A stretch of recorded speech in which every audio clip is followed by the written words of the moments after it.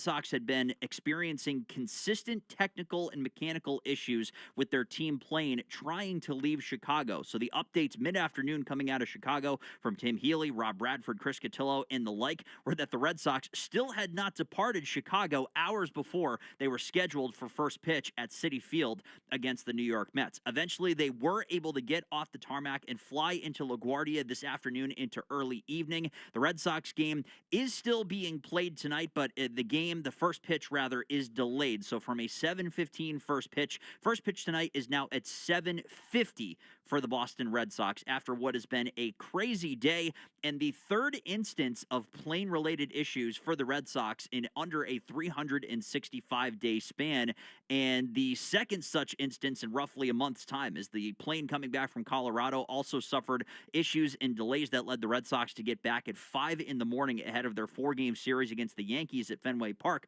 Funny enough, that led the Red Sox to sweep the Yankees in a 4-game series as part of what has been a turnaround. So again, no longer 7:15 first pitch due to the Red Sox travel-related issues today. 7:50 p.m. is when first pitch will happen. So we'll keep it with you here on the Red Sox Radio Network throughout the course of the extended pregame show before ultimately getting you out to a tired but ready to roll Will Fleming and Mike Monaco. They have the call tonight a little bit later than originally scheduled, but the Red Sox looking to build on a 6-game win streak tonight for game 92 of the season. Their 6-game win streak has brought them up to 43-48 on the season, tied for third with the Blue Jays in the division. Both teams are a game and a half clear of Baltimore, who sits in 5th place entering play tonight. They're also just 2.5 games out of the wild card entering play, so a playoff spot is getting to become in their grasp. Tonight, they take on the New York Mets in the first of a 3-game series at Citi Field. It's been a rough go for the Mets, who play game 95 of their season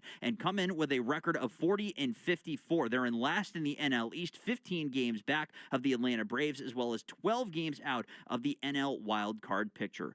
On tonight's show, we'll get you prepped for tonight's game. We'll check in at some point with Will Fleming and Mike Monaco, who are getting themselves settled. But in the meantime, we'll bring you lineups and a starting pitching matchup, a lock of the game, a look at the out-of-town scoreboard, and an updated look at the standings, plus so much more, as the Red Sox have also had another addition to the All-Star team that we'll talk about later on. But first, let's bounce back to yesterday afternoon as Boston went for their second straight series sweep. They did so with Patrick Sandoval on the mound for the first time as a member of the Red Sox. It was also his first start in the big leagues since June 21st of 2024, and he gave you just about everything you could ask for a guy coming back from injury. After throwing 23 2/3 innings in the minors as part of his rehab assignment and finishing with an ERA of 3.42, Sandoval went 4 1/3 yesterday, scattering 5 hits and a single run, walking 1 and striking out 5. He threw 65 pitches in his return and gave the Red Sox a chance to win again. After scoring 33 runs in their previous 5 games, the Red Sox offense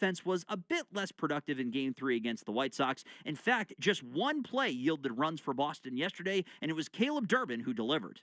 K throws, Durbin swings and drives one high and deep into left field, at the track, at the wall. See ya later. Durbin goes deep. You are an insane person. Your Mafre feeling pays off again, and it is 2-0 Red Sox. Well, at some point you're going to stop being surprised.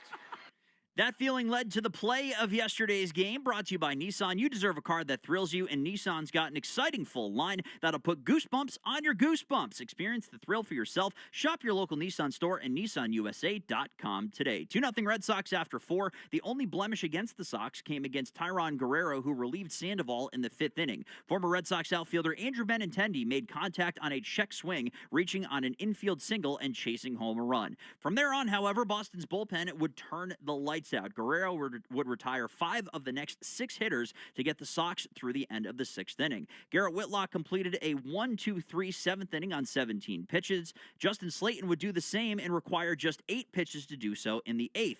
And in the 9th, Aroldis Chapman would require just 9 pitches to sit the White Sox down in order in the 9th, an inning which included another Cedar Rafaela web gem. Rafaela's grab had a whopping 5% catch probability. Per Tyler Milliken on Twitter, Rafaela is tied for the second most 5-star catches in 2026 with Pete Crow Armstrong. 5-star catches are defined as grabs with a catch probability between 0 and 25%. So basically, Cedon Rafaela is among the best in the league at making near impossible plays. Chapman's clean frame in the 9th capped off his 19th save of the season and Boston's 6th win in a row. That brings us to tonight, and tonight's opening take is brought to you by Fruity Rainbow 5-Hour Energy. Sip the fruity, candy-coated chaos. As mentioned before, the Red Sox are on a roll since June 19th. Their team OPS in that span is 17th in the league at .725, which is a modest total, but a sizable improvement over their 25th ranked OPS from the beginning of the season through June the 18th against the Blue Jays. Then there's the pitching staff. Their .272 team ERA since June 19th is the best in baseball. That's right, number 1 in the land. That number is buoyed by a starting rotation ERA of 2.03, by far the best in the sport in that span. By comparison, Detroit is second in that category with a starting staff of 2.44. They have simply been the best starting unit in the league by a mile. All the while, the defense has stayed strong. Boston is 3rd in the league in fielding run value this year with 24 outs above average. Their .988 fielding percentage is tied for 6th best in the league, a far cry from the 30th ranked fielding percentage they had a year ago. So all of the elements of the game clicking for Chad Tracy as this season has gone along. Let's get to tonight's pitching matchup, which is brought to you by Town Fair Tire. For the best prices on tires, nobody beats Town Fair Tire, nobody. For the Red Sox, it is right-hander Sonny Gray, and what more can you say about Gray as a member of the Red Sox? 16 games, all starts for Sonny this year, a 10-1 record, and a .261 ERA. That's 23 walks to 82 strikeouts in 89 2/3 innings of work. His ERA has dropped to a career low. .267 was his previous high as a rookie in 2013 with Oakland, and amazingly enough, that's a team that doesn't even exist where they are anymore, so that is how good he has been and the longevity that he has shown in his career. In 5 May starts, he was 4-0 with a 2 ERA. Then in 5 June starts, he was 3-0 with a 2.14 ERA, so he's extending this over multiple months. Last time out on July 4th against the Angels, 6 innings, 4 hits and a run, 2 walks and 7 strikeouts, took just 70 pitches, so certainly some room to improve for Sonny Gray, and with the bullpen being taxed before today and after today, a big one coming up for the Red Sox veteran. On the other side, the Mets go with their youngster Nolan McLean, 24 years old right-hander, who was a 3rd-round pick for the Mets in 2023. Made his MLB debut last year and was very good, 5-1 with a 2.06 ERA in 48 innings. This year in 18 games, all starts, a 6-5 record, a 3.73 ERA, 37 walks to 118 Ks. He had a 6.10 ERA in May, but improved dramatically in 5 June starts with a 2.79 ERA. Last time out for McLean was on July 5th against the Braves in Atlanta. He went 6 innings, giving up 5 hits and 3 runs, 2 of which were earned with 1 walk and 5 strikeouts. He picked up the win. He leads the Mets in wins and strikeouts, but his 12-hit batsman leads the National League, a day where Wilson Contreras probably would have had his handful if he was available for the Red Sox. McLean will throw tonight's first pitch. Now it's 7:50, and first pitch is brought to you by Jeffrey Glassman Injury Lawyers, Boston's go-to injury attorney for over 30 years. If you've been hurt in a car or work accident, you got to get Glassman. Call all 7s at 617-777-7777. You can watch along with the Red Sox pregame show on Twitch. Just follow WEEI, brought to you by Subaru of New England. Subaru summer is finally here. Details at SubaruofNewEngland.com. Coming up next, we'll send it out live to the booth at Citi Field and talk to our own Mike Monaco. I'm Dan Ball. This is the Mass Mutual pregame show. Talk to Mass Mutual today. Feel comfortable about tomorrow. I'm Anna Garcia, host of True Crime News, the podcast. Every week, we bring you in-depth coverage on cases making headlines, as well as those that go under the radar. Tune in for murders that defy explanation, mystery seeking exploration, and shocking secrets that will leave you breathless. Each week, we honor the victims by going beyond the salacious in our search for justice. Crime never stops, and neither do we. Listen to True Crime News, available now on the Odyssey app or wherever you get your podcasts. How would you like to win a trip to the shores of Cape Cod to meet Mumford & Sons and see them perform live at a private party at the Odyssey Beach House with 2-night hotel and airfare for 2, while also giving back to children in conflict, protecting, educating, supporting, and empowering displaced and war affected children and youth around the world? Hello, it's Mumford & Sons. We will play live for you at the Odyssey Beach House. Can't wait. Just visit fandiem.com/Mumford to donate now to support children in conflict for your chance to win. That's fandiem.com/Mumford. That's FANDIEM.com/Mumford. It's baseball season in New England. Sox fans emerge from hiding, their instincts roused by a call. Hot dogs here? They roost between Lansdowne and Jersey Street, their primitive chants heard from miles. Let's go, Red Sox! Colorful creatures, aren't they? To witness these traditions is truly remarkable. Sox fan traditions are in bloom, and so is our devotion. Mass Mutual, official partner of the Red Sox. Learn more at massmutual.com/Red Sox. You're listening to the Shaws and Star Market WEEI Red Sox Radio Network. Welcome back to the Mass Mutual pregame show. Talk to Mass Mutual today. Feel comfortable about tomorrow. I'm Dan Ball. Thanks for joining us tonight. Final series before the All-Star break begins for the Red Sox as they take on the Mets. Sonny Gray against Nolan McLean, a delayed first pitch this evening coming up at 7:50. And don't forget, in 15 minutes, Will Fleming will sit down with Chad Tracy. Just a few things to talk about with Chad, who on WEEI is brought to you by your New England Ford dealers. Ford puts quality first, and now they're first in quality. Ford, the official vehicle of Major League Baseball and that dirty water. Now, time to send it live to the booth at Citi Field, where we're joined by one of the busiest men in broadcasting that I know or have ever heard of, Mike Monaco. Welcome back to the Red Sox booth. Dan, it's great to be back. It's always good to be talking Red Sox and covering this team, especially when they're playing like they are right now. And I think I have to bear a pretty heavy cross today because, you know, Will's coming in here on the team plane from Chicago, and we know how that went. I'm sure you've been talking about it. I just got to fly in today from Boston, no issue. I didn't have half the travel issues that this team had. Well, lucky you, first and foremost, and you will be the one that's refilling the coffee for Will Fleming as the day goes along today. But can you just paint us a picture from your perspective as you're coming in? What did you hear throughout the day? What's kind of been the last couple hours from your perspective? Yeah, it's certainly been an interesting, I guess, 20 hours or so for the team. Yeah. You know, I got the text even though I wasn't with the team actually yesterday, but I'm still part of the automated text we get of, you know, when the buses are going to leave the ballpark after a game when you're on the road trip. So the buses, I think we're going to leave the ballpark in Chicago at 4:55 p.m. After the game yesterday, they were going to head to Midway, get on a flight, and fly into New York. And that's the plan. You sleep or staying in the city and take a bus over today and do game one of this series. And yeah, just certainly didn't play out anything close to that. They end up sitting around on the tarmac in Chicago. I think at first it was weather, then it was mechanical. Peyton Tolley was detailing it for us down in the dugout pregame that something about the towing apparatus basically that pulls the plane back. Jeez. Something with the towing broke, and that, you know, delayed things longer. You factor that with the weather, and then they're deciding, oh, can they get a new plane there or not? You go through all of that. Eventually, they make the call, okay, we're going to go back into the city, find a couple of hotels for the traveling party to stay in. Chad Tracy just said down in the dugout he was very grateful that Mark Cacciatore, traveling secretary and company, could make that happen on short notice so that they could get some sleep, probably get to bed around 1:30, 2 a.m. or so. Another bus this morning to head back to the airport, and then a separate mechanical issue on the same aircraft today. So then they sit around for about 3 hours today. Eventually they get on the plane. They fly here. They land around 4:40 p.m. Eastern time. In this case, they flew into LaGuardia, which is right next to Citi Field, basically. So that was one benefit of it. And, yeah, about 5:05 p.m. Walk into the ballpark today. So guys are starting to make their way out onto the field right now. Some guys throwing, taking ground balls, that sort of thing.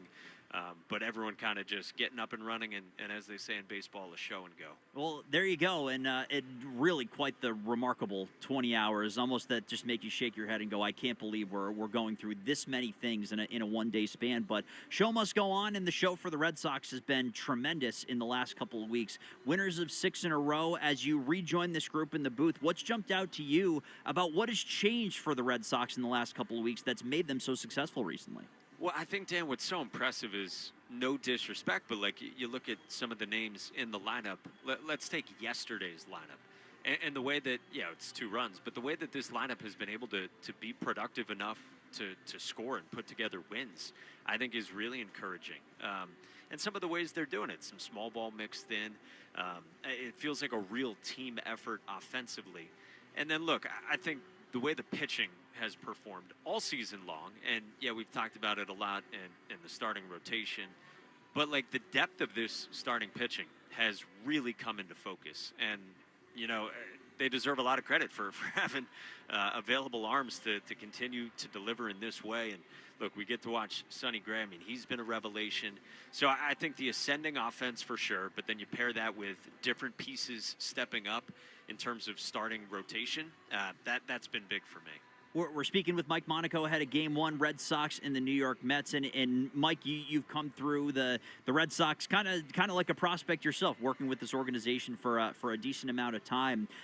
What was your perspective of Chad Tracy and any past dealings with him before this year? And then why has Chad Tracy maybe been the right guy for the situation that the Red Sox have this year?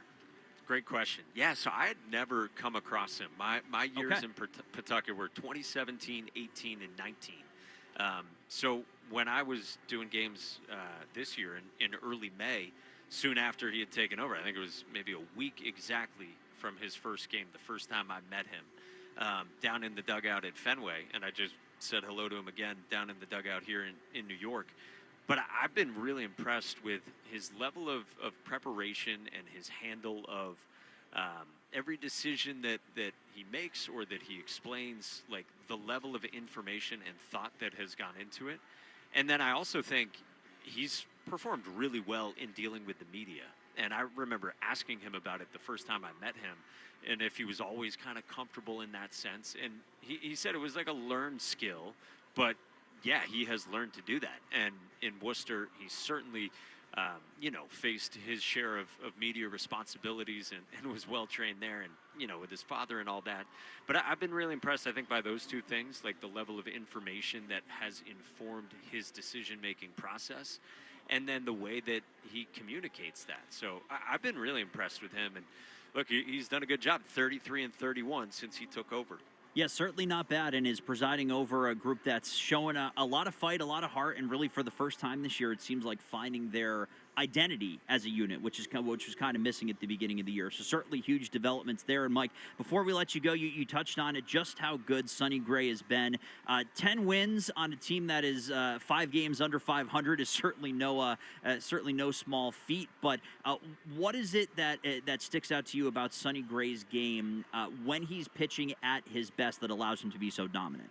Well, I mean, he has this amazing gift to spin the baseball. And we see it with his sweeper and his curveball, and he said it this year, I could spin the ball on the moon. And that's like the trait, that's the gift, that's the superpower that he has that's really impressive. But, man, like the mind, you listen to his teammates or former teammates talk about him and how smart he is and the high intellect that he brings to every start. I think that's really impressive. Peyton Tully just had a great line down in the dugout when we were visiting with him. He's like, there is no one else you would rather start tonight's game under these travel circumstances than Sonny Gray. Sonny Gray did fly in with the team. Sometimes the way the schedule goes, the starting pitcher for the next day, maybe if it's a night game the day before, the starting pitcher sometimes would fly ahead. In this case, that didn't happen with Sonny Gray. But, as Peyton Tully said, this guy is so prepared to be the one to go today under adverse circumstances. So, I've just been impressed with the whole picture, but the intellect paired with the ability to spin a baseball. And, he's third in the American League in ERA, only behind Cam Schlittler and Dylan Cease, that 2.61 ERA. He's been really impressive. Mike, I'm gonna brag about your resume for just a moment before we let you go. Venue that you more appreciated calling a sporting event at: the grass courts of Wimbledon or Fenway Park? It's got to be Fenway, just for my pull to it. And, even if I weren't a Red Sox fan growing up, I think I'd still say that because of how big a baseball fan I am. Nothing against tennis. We sit in the shadow of Arthur Ashe Stadium here at the site of the U.S. Open, but baseball's in my blood, and certainly the Red Sox are. So nothing against the fine folks at the All England Club, but give me Fenway any day. Great answer, and always appreciate the answer and the insight there from you, Mike. Have a great game today. Who knows what is coming both from the team and from your broadcast partners. So good luck with both, and we'll talk again soon. Dan, thanks, man. That is Mike Monaco. He and Will Fleming will have the call tonight. And again, if you missed it, the Red Sox, due to a myriad of travel-related issues, have a start time that is delayed tonight. It was originally 7:15 against the Mets, now 7:50. First pitch, still Sonny Gray against Nolan McLean on the mound. We've got plenty more preview coming up here on the Mass Mutual pregame show. But up next, Will Fleming did get the chance to sit down with Chad Tracy. That is certainly one you won't want to miss, and it's presented, as always, by your New England Ford dealers. I'm Dan Ball, and this is the Mass Mutual pregame show. Talk to Mass Mutual today. Feel comfortable about tomorrow. History That Doesn't Suck is a legit, hard-hitting American history podcast told through entertaining stories. History That Doesn't Suck, an Odyssey podcast, available wherever you get your podcasts. In a world hungry for change, nonprofit impact matters more than ever. Yet you're asked to do more with less. What if you could do more with more? That's the promise of Bloomerang, the giving platform built for purpose. Fundraising, CRM, and volunteer insights are integrated to reveal opportunity and generosity, so you can make more connections with more funds raised for more impact. Now that's more like it. Learn how you can do more with more at bloomerang.com. Hey, it's Greg, and some of my favorite nights have great music, great vibes, and of course, Keno. The Mass State Lottery supports your favorite sports pubs, restaurants, and the community one Keno game at a time. So grab your friends, fill out that bet slip, and snag a seat to watch your numbers pop while cheering on the hometown team. With Keno, every night is a home run. Must be 18 or older to play. Please play responsibly.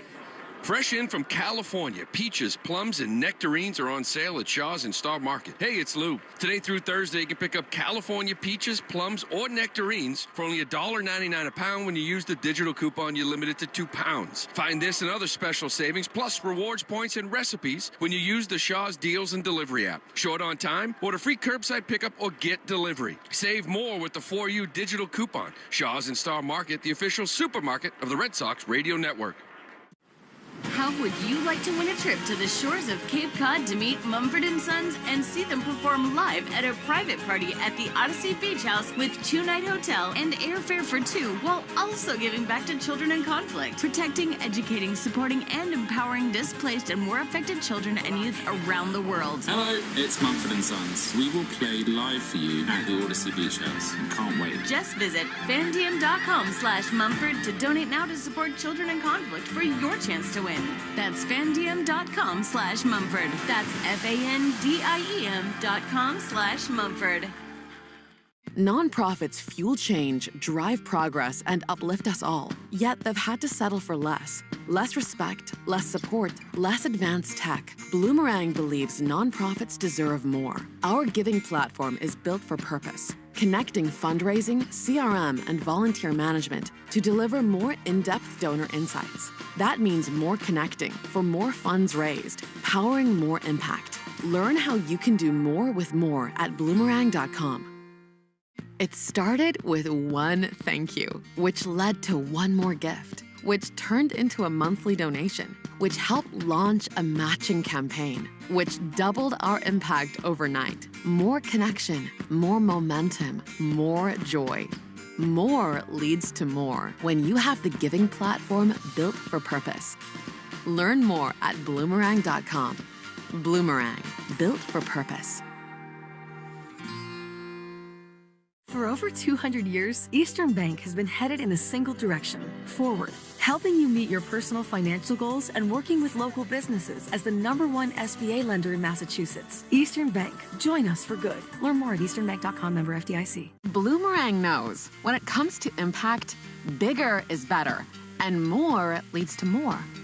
We help nonprofits think bigger and do more with fundraising, CRM, and volunteer insights all connected, raising the bar on what's possible. For nonprofits of all sizes, that's huge. Let's see how big you can go with the giving platform built for purpose. Learn how you can do more with more at bloomerang.com. Hey y'all, Poodle and Maddie here from Reality Gaze. Grab your favorite thong because for the first time, we're heading to the villa for the new season of Love Island USA. I can't wait to watch Ariana babysit these shiny, oiled-up adults who I'm pretty sure aren't there for the right reasons. From the home-wrecking bombshells to the absolute wreckage of movie night. Pull up a daybed and join us every Wednesday for all the Love Island USA drama. Find Reality Gaze wherever you get your podcasts. You can't predict the future, but you can prepare for it. Arizona State University is building degrees for what's ahead, taught by world-class faculty who are shaping our future. Explore over 350 programs offered online at asuonline.asu.edu. Milo's Money Days are here, and we're making it rain for rewards members. For the first time ever, when you make a purchase of $200 or more through July 12th, you'll get up to $30 back in extra Milo's money. Not a member yet? Join for free today, because members get more at Lowe's. Milo's Money Award varies based on status. Members in Gold get 30, Silver get 20, and Bronze get 10. Milo's Money valid for 30 days. Restrictions and more terms at Lowe's.com/Milo's Money Days. And the match is about to begin. Most of the team is out with COVID-19, so there'll be some substitutes tonight. What's this? We have an unexpected guest on the field. It's a dog. Well, they could do with extra players. She's going for the ball. Are front paws hands or feet? Soccer season is full of surprises, and COVID-19 could be one of them. If you test positive, prescription medications may help. Ask your doctor if they're right for you. Learn more at PfizerForAll.com. Sponsored by Pfizer. Want to listen to WEEI on the go? Just download the Odyssey app. Now, back to Red Sox baseball on WEEI. Back here on the Mass Mutual pregame show, talk to Mass Mutual today. Feel comfortable about tomorrow. Thanks for joining us tonight. Final series before the All-Star break begins for the Red Sox as they take on the New York Mets. Sonny Gray against Nolan McLean. First pitch tonight moved from 7:15 to 7:50. Got to say that one slowly, due to Red Sox travel-related delays that saw them get in just about an hour ago. So they are slowly getting out on the field, as Mike Monaco mentioned, and getting ready for the game here tonight. Some good news for the Red Sox, and it seems like the good news has been rolling in as it pertains not to travel, but to the American League All-Star Game. Outfielder Cedon Rafaela has been named to the AL All-Star team, replacing Aaron Judge, injured Yankees outfielders. This is the first All-Star selection of Rafaela's career since debuting in 2023. So now it is the fourth Red Sox member of the roster to join the American League All-Star roster, and you have to go back to 2021 to find the last time that the Red Sox had four All-Star nominees. Now, the one thing that's kind of up in the air is we're still waiting for an update on Ranger Suarez in that regard. But again, Contreras, Chapman, and Suarez, now Rafaela joining that. What an accomplishment it's been for Cedon. But we were waiting just a moment because before every game, we interview Red Sox interim manager Chad Tracy, and Chad Tracy on WEEI is brought to you by your New England Ford dealers. Ford puts quality first, and now they're first in quality. Ford, the official vehicle of Major League Baseball, and that dirty water. You are not going to want to miss with this one, folks, because alongside Chad Tracy, here's our own Will Fleming. At last, Red Sox make it to New York, and we're here with the manager, Chad Tracy. Yet another really tough travel day. We're not going to get too much into that, Chad, but one thing I am really interested in, it sucked, plain and simple. We were sitting on planes forever. There's two things I want to say. One, it's the kind of day where the people who support this team deserve a lot of credit for the juggling that goes on. You can't fix whether airplanes break or not, but scrambling to get hotel rooms and buses and do laundry right up to the start of the game, I think that both Catch and Tommy should get a lot of credit today. Oh, man, incredible job. To get, I don't know how many hotel rooms he had to get. It's a lot. And to get that many hotel rooms at two hotels somewhat close to each other on no notice, nice hotels, too, was top-notch work. At the very least, got out of there and was able to get everybody into a bed and get some sleep last night while we waited. And then, like you said, getting, buses here, motorcade set up to get us here quickly, bags here, running through laundry now to make sure everybody's got the laundry they need. That is probably, I would imagine, a traveling secretary's worst nightmare, and they killed it, getting at least everything they could do to make it smooth as possible. The other part that interests me is it happened when he got back from Colorado, and it's just happened now for a month or so. When your team faces even a little bit of adversity out of their control, they have a certain grit to them. Do you expect that tonight? Yeah, I do. I think it was obviously it's not fun to be confined to one area for 10 hours over a 2-day span and not be able to go anywhere. But we'll be ready. We'll be ready to go. Was there ever a thought, given the fact that you get caught without, the day game, you don't follow your starter ahead, was there ever a thought to maybe pushing Sonny back? Obviously, we talk about all those things, right? Quite frankly, I didn't talk to him myself. I think they even mentioned, but I don't think Sonny was having any of that.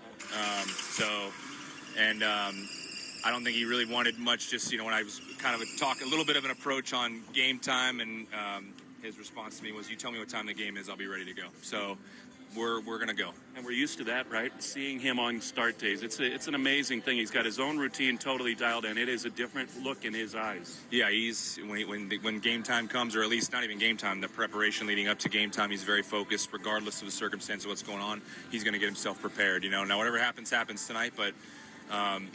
We're going to go play a game, and we're not going to make any excuses. We're going to go out there and try to win the game. Well, the one moment of levity the entire day, the last 2 days, was, about 11:15 in the morning. A voice came over the intercom, and it said, I've got an announcement. And it was you telling the guys that Cedon had been named to the All-Star team, which is such a deserved honor and was a really cool moment.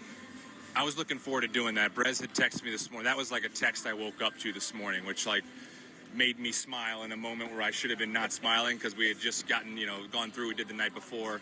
And so I knew that news and told some of the staff on the staff bus and said, we're going to announce this in front of the team on the plane when we get there. And the guys went crazy for him, which is awesome. And you could see Rafa put his head in his hands. And I don't know, it looked like there was maybe some tears coming. He was very emotional, excited.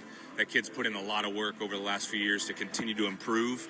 And I think it's cool to see his improvements on the offensive side, but for me, to on a national stage in that game, to be able to go out there and run around center field and people get to see him, watch him play center field, he deserves it, man. It's a really cool moment. No doubt about that. And shouldn't tonight's starting pitcher be next? Shouldn't Sonny Gray be in Philly? Yes, he should.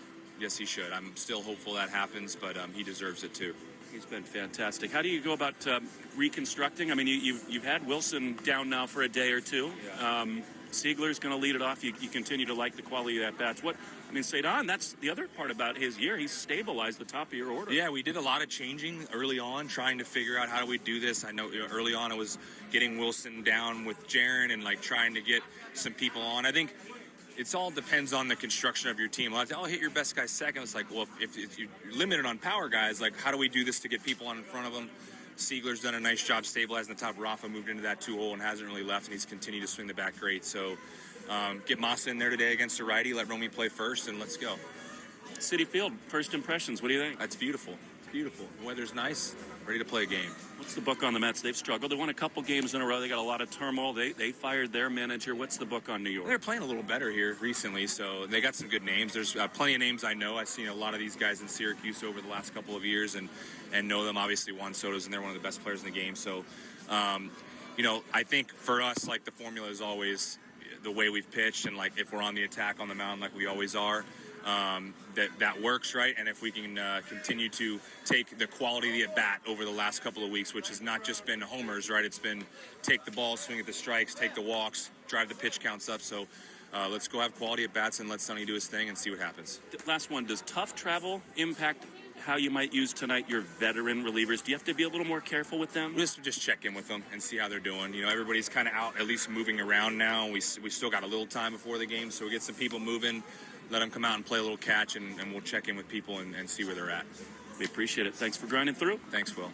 Tell you what, spirits still seem high for the Red Sox interim managers. They get ready for the final 3 games of the first half. Just to clarify something, we mentioned Cedon Rafaela, an all-star for the Boston Red Sox. The other replacement that was announced, it's Rafaela for Judge and for Ranger Suarez, who again will not be attending as he deals with an injury. Nick Martinez, right-hander for the Tampa Bay Rays, has replaced Suarez on the roster. So no update on Sonny Gray as of right now, but certainly deserving and looking to add to his all-star resume here this evening against the New York Mets. You can watch along with the Red Sox pregame show on Twitch. Just follow WEEI. Brought to you by Subaru of New England. Subaru summer is finally here. Details at SubaruofNewEngland.com. We know that Bradfo is still getting settled in on most normal non-travel impacted nights. The Baseball Isn't Boring 2-Minute Grill with Rob Bradford is presented by McFarland Energy, the region's most dependable provider of home heating oil, including BioHeat, as well as expert HVAC services at McFarlandEnergy.com. Pregame.com. Could have used more dependable and reliable flights for the Red Sox coming in to New York this evening, but luckily McFarland is dependable when it comes to home heating oil and energy. Plenty more to come here ahead of the Red Sox and the Mets. His first pitch is 1 hour away, 7:50 instead of 7:15. I'm Dan Ball. This is the Mass Mutual Pregame Show. Talk to Mass Mutual today. Feel comfortable about tomorrow. In a world hungry for change, nonprofit impact matters more than ever.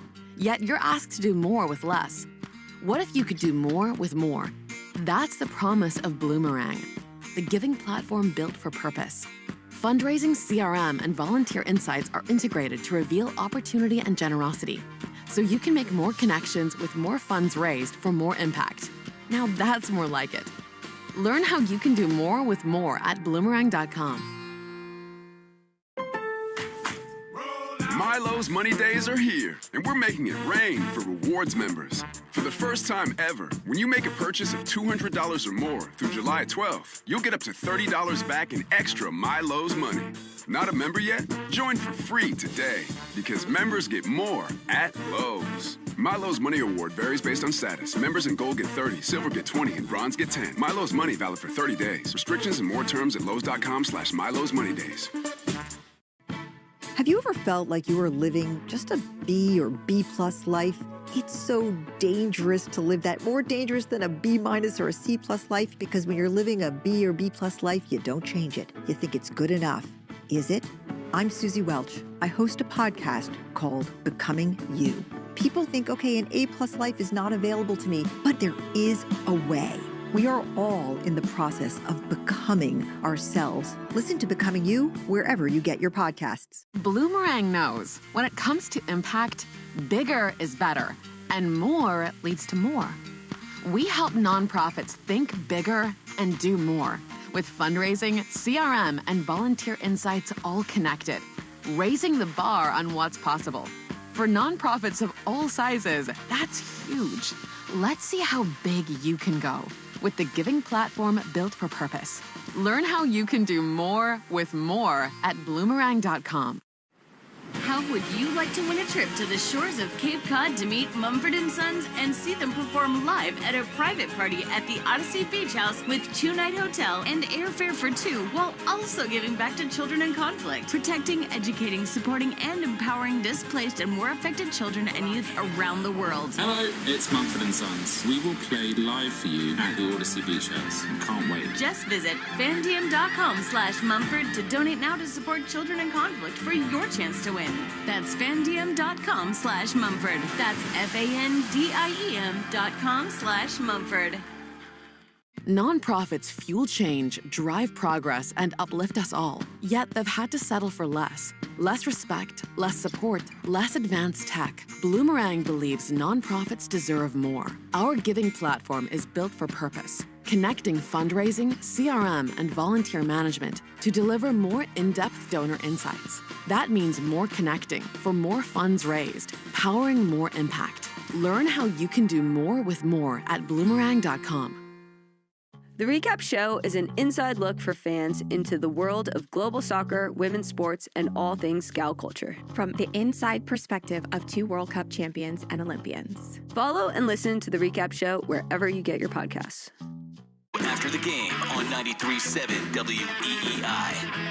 Back here on the Mass Mutual Pregame Show, talk to Mass Mutual today. Feel comfortable about tomorrow. I'm Dan Ball. Thanks so much for joining us. Red Sox and the New York Mets tonight. 7:50 is your first pitch this evening due to Red Sox travel-related issues, but it is still Sonny Gray against Nolan McLean, the veteran against the youngster on the mound. Should be a lot of fun to watch this pitching matchup tonight. And they are dealing with tonight's starting lineups, brought to you by Morgan & Morgan, America's largest injury law firm. Let's meet tonight's players. First for the Red Sox, led by Chad Tracy. The Sox with a record of 43-48 coming in tonight. They lead off with Anthony Siegler. He is at second base. Cedon Rafaela, the newest minted all-star for the Red Sox. He is in center field hitting second, with Wilyer Abreu in right field hitting third. No Wilson Contreras once again as he serves the suspension. So Romy Gonzalez is at first base. He's in the cleanup spot tonight. With Masataka Yoshida back in the lineup, he is the DH this evening hitting fifth. Caleb Durbin at third base hitting sixth, with Jaron Duran in left field hitting seventh. Connor Wong is your catcher hitting eighth, and Sung Sung-Chae Chang is at shortstop, and he is batting ninth. Meanwhile, for the New York Mets, another team that is working under an interim manager after Carlos Mendoza was let go, the New York Mets senior VP of player development, Andy Green, took over. The Mets a record of 40-54 on the season. They lead off with A.J. Ewing. He is in center field. Juan Soto in left field hitting second, with Francisco Lindor at shortstop hitting third. Carson Benj is in right field. He's in the cleanup spot with Jorge Polanco, the DH. He is hitting fifth. Jared Young is at first base hitting sixth, with Francisco Alvarez, the catcher, hitting seventh. Brett Beatty is at third base hitting eighth, and Zach Short is at second base, and he is batting ninth. Again, Bradfo getting himself settled in for the evening, but now would be the time normally for a grab and go, which is presented by the Bees Knees Benefits app.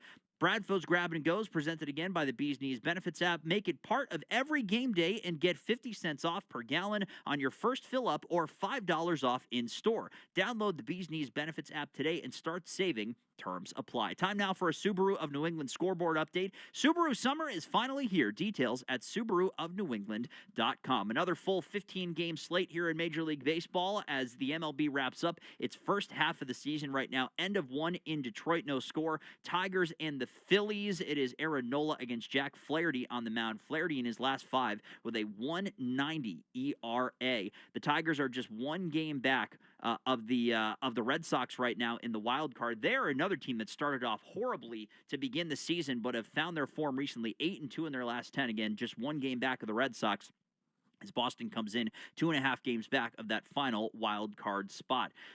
Rest of the game still getting underway right now. We do have a couple of games that are delayed with weather-related issues, including the Brewers and the Pirates. They are delayed right now. Brandon Sproat, Braxton Ashcraft, the pitching matchup in that one. Also delayed, it's the Yankees on the road taking on the Washington Nationals. Ryan Weathers, Carson Palmquist, battle of the Southpaws in that one. The Yankees 4 games back of the Rays after splitting their series in Tampa Bay over the last 4 games.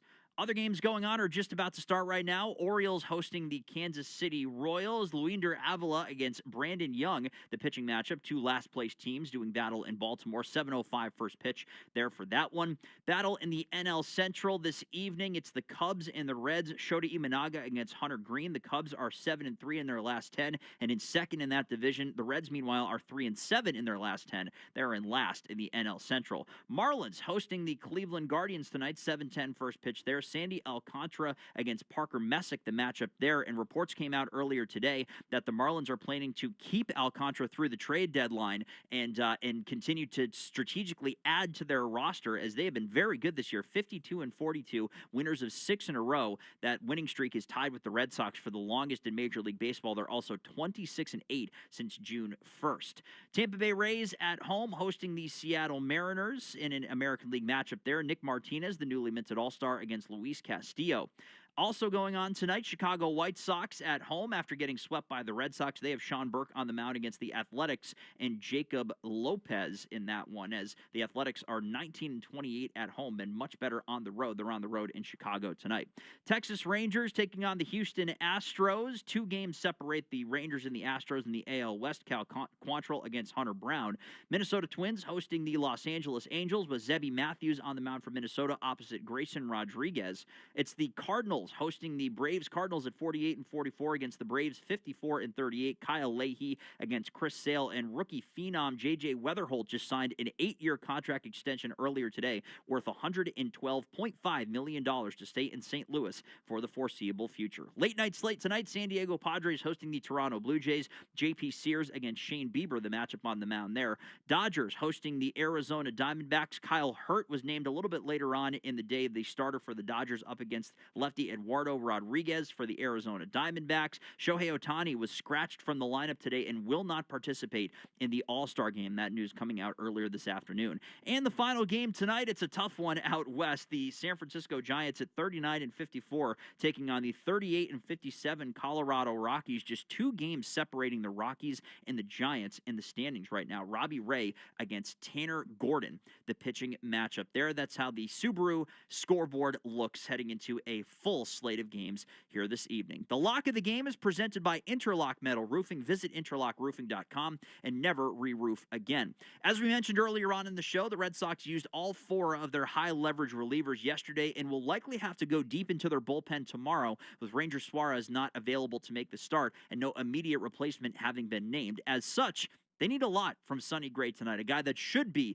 a member of the All-Star team. They need him to eat innings, and I am going to be betting on that fact. Gray's outs recorded prop was set at 17.5.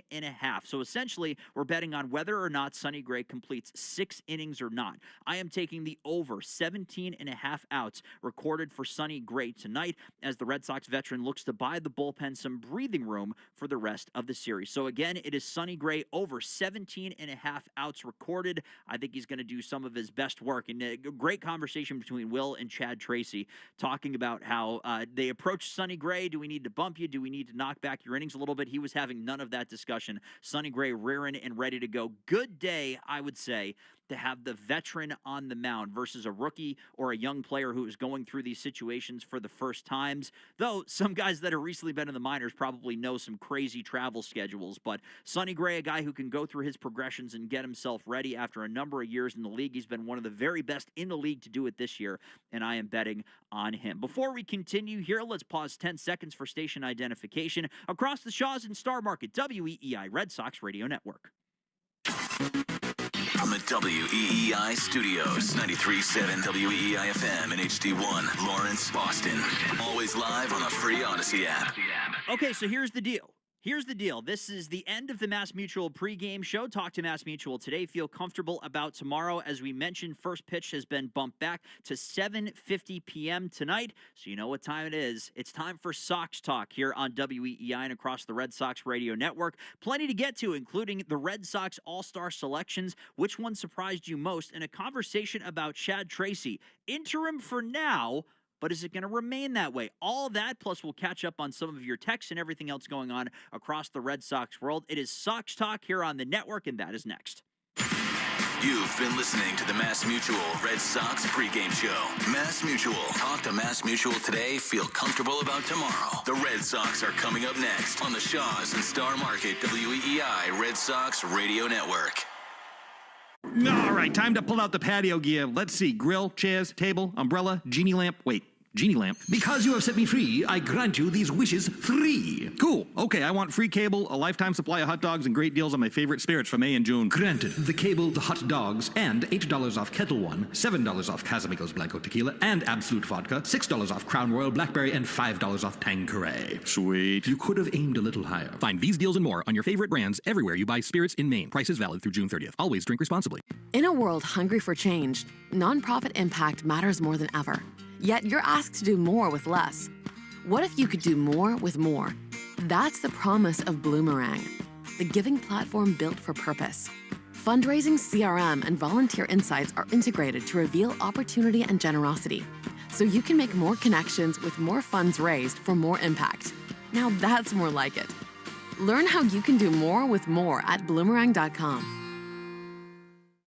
Are you looking for a podcast about pro football that doesn't put you to sleep with an avalanche of analytics or insult your fandom with brainless hot takes? Well, hi.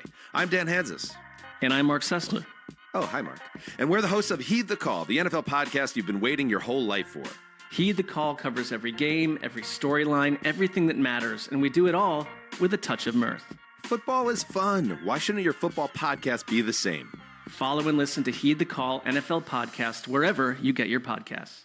Is reviewing life insurance on your to-do list? Now's the perfect time to add it. A friend recently told me that securing life insurance sooner rather than later can help you lock in lower rates for years to come. So I bumped this up on my list and got it done. I called SelectQuote and couldn't believe how easy and affordable life insurance is. I'm 40 and got a $500,000 policy for $16 a month. My husband's also 40 and his $500,000 policy was only $18 a month. Plus, with SelectQuote's same-day coverage. There was no medical exam required, and we were covered by the time we hung up. Knowing I have this checked off my list feels amazing, but the peace of mind knowing my family is protected feels even better. Call SelectQuote at 1-800-329-1010. That's 1-800-329-1010. Or go to SelectQuote.com to get your free quote today. That's 1-800-329-1010. Details on example rate at SelectQuote.com. How would you like to win a trip to the shores of Cape Cod to meet Mumford & Sons and see them perform live at a private party at the Odyssey Beach House with 2-night hotel and airfare for 2, while also giving back to children in conflict, protecting, educating, supporting, and empowering displaced and war affected children and youth around the world? Hello, it's Mumford & Sons. We will play live for you at the Odyssey Beach House. Can't wait. Just visit fandiem.com/Mumford to donate now to support children in conflict for your chance to win. That's fandiem.com/Mumford. That's FANDIEM.com/Mumford. Minties. Introducing new Minties Fresh Bites treats for dogs. Each bite-sized chew contains 5 natural breath fresheners and has just 7.5 calories. Shop Minties Fresh Bites online or at your favorite local pet retailer. History That Doesn't Suck is a legit, hard-hitting American history podcast told through entertaining stories. Join me, Professor Greg Jackson, for History That Doesn't Suck, an Odyssey podcast. Available on Apple Podcasts, Spotify, or wherever you get your podcasts. Ah, summer, the smell of sunscreen, backyard barbecues, and... Wait a minute. Why does your bathroom smell like that? Summer fun can be tough on your plumbing. Between extra house guests, cookouts, and the kids home from school, your drains are working overtime. That's why you need Drains by James. From expert drain cleaning and pipelining, they'll keep your pipes flowing all summer long. Because at Drains by James, they give a poop about your pipes.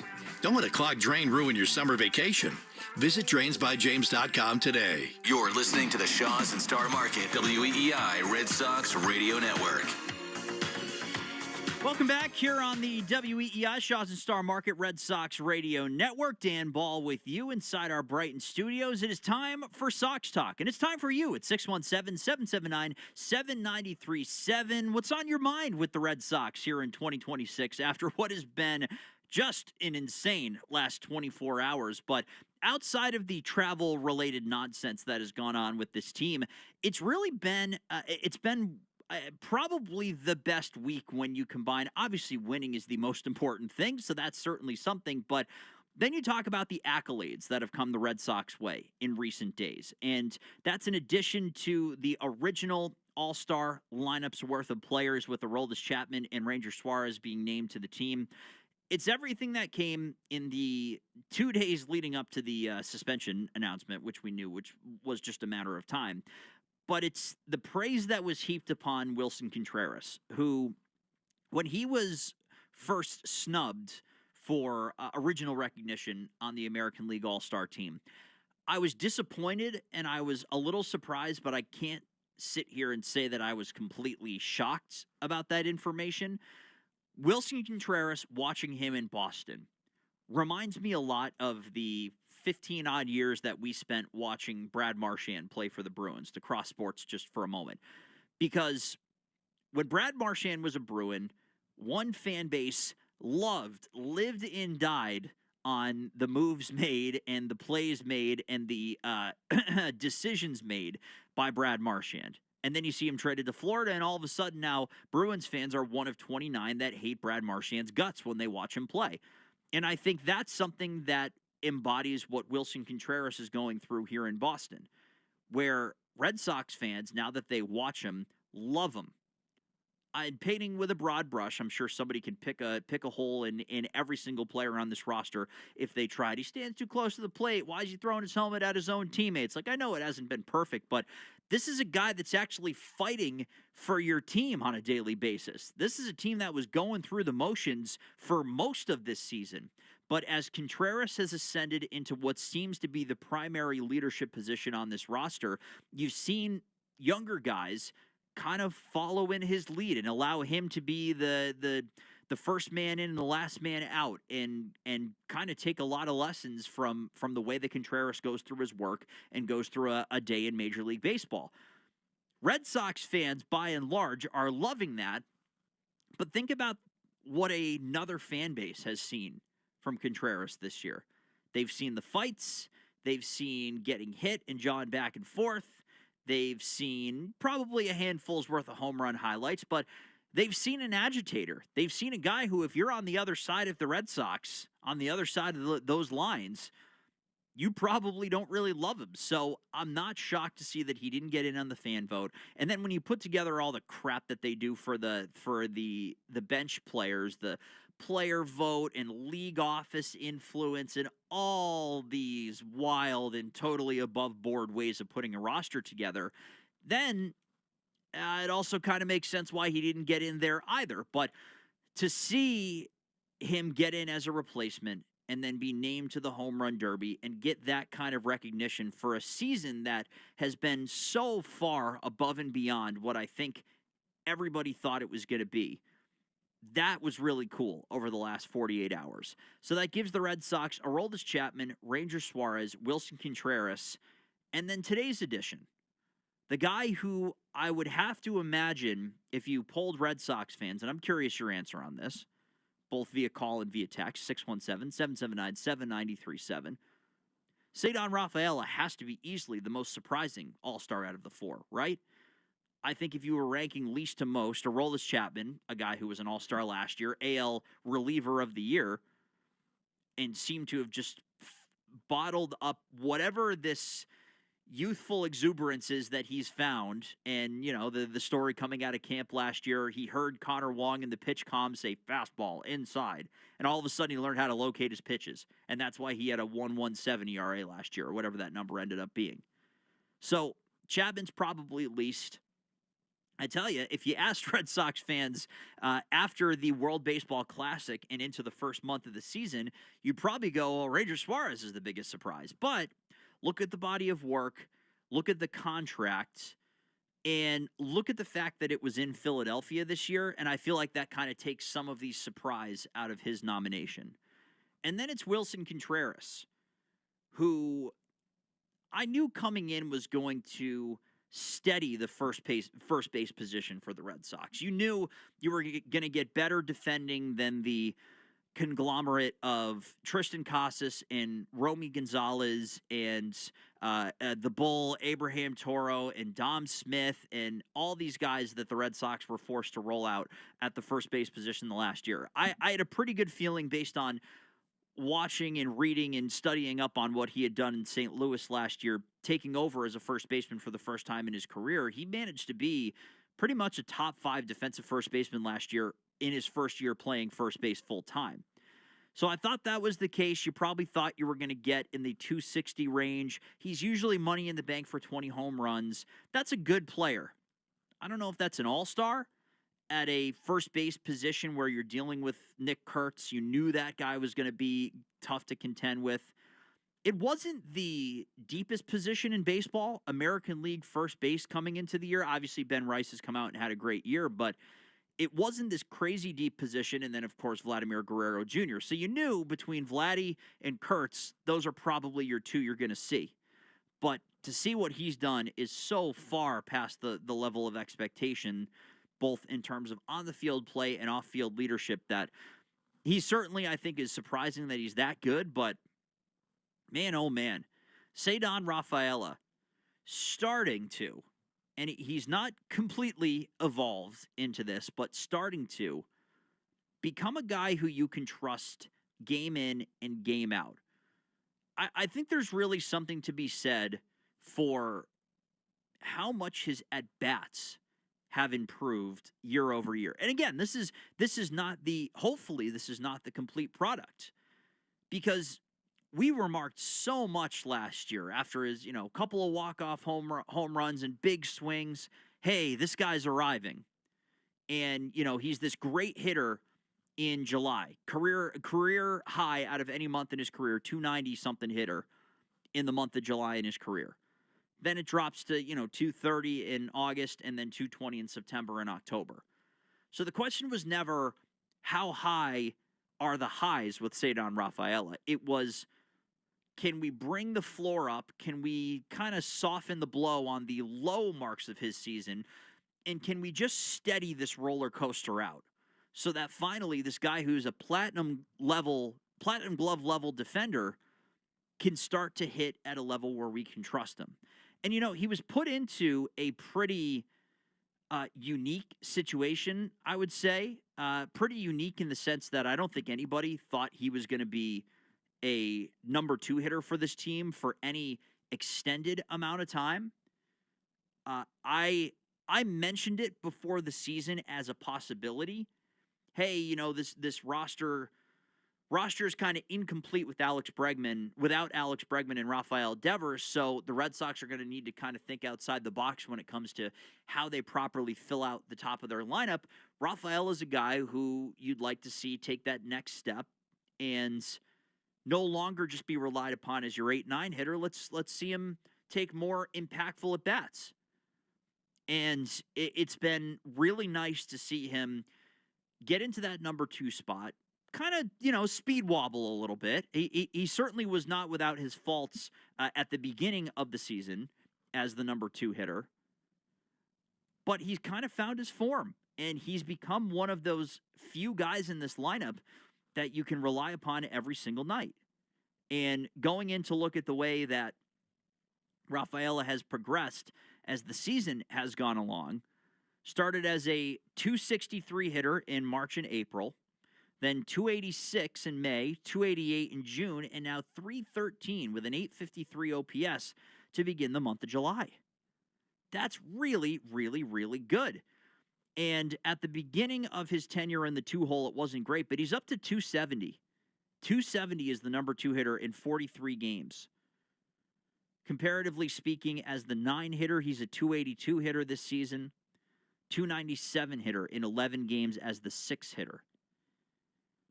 But wouldn't you take 270? A full season's worth of Ceddanne Rafaela in center field, knowing the defense that he provides. 270 as your 2 hitter? Doesn't that change so much about this team's roster construction moving forward? It takes Roman Anthony and Wilyer Abreu and Wilson Contreras, and it gives them that final piece that kind of gels that top of the lineup together.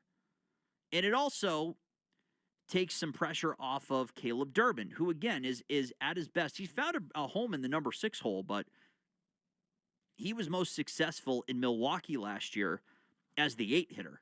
That was really where he kind of wedged himself in and led to his, NL Rookie of the Year finalist season as a 255-ish hitter. So you didn't want it to be Caleb Durbin. You can't really rely on Jarren Duran to be a top half of the lineup hitter any longer. And you're kind of rotating guys in from there. Romy, Masataka Yoshida, your catcher position, whoever the hell's playing shortstop on any given night. There's too much rotation going on there. So to settle on Rafaela as your 2 hitter has been such a revelation and a really quietly important part of this offense starting to gel is the fact that he has settled that position down. That you at least know every night, 2, 3, 4, and now with Romy Gonzalez back, 5. Okay, I can set that and leave it and kind of build my way around it.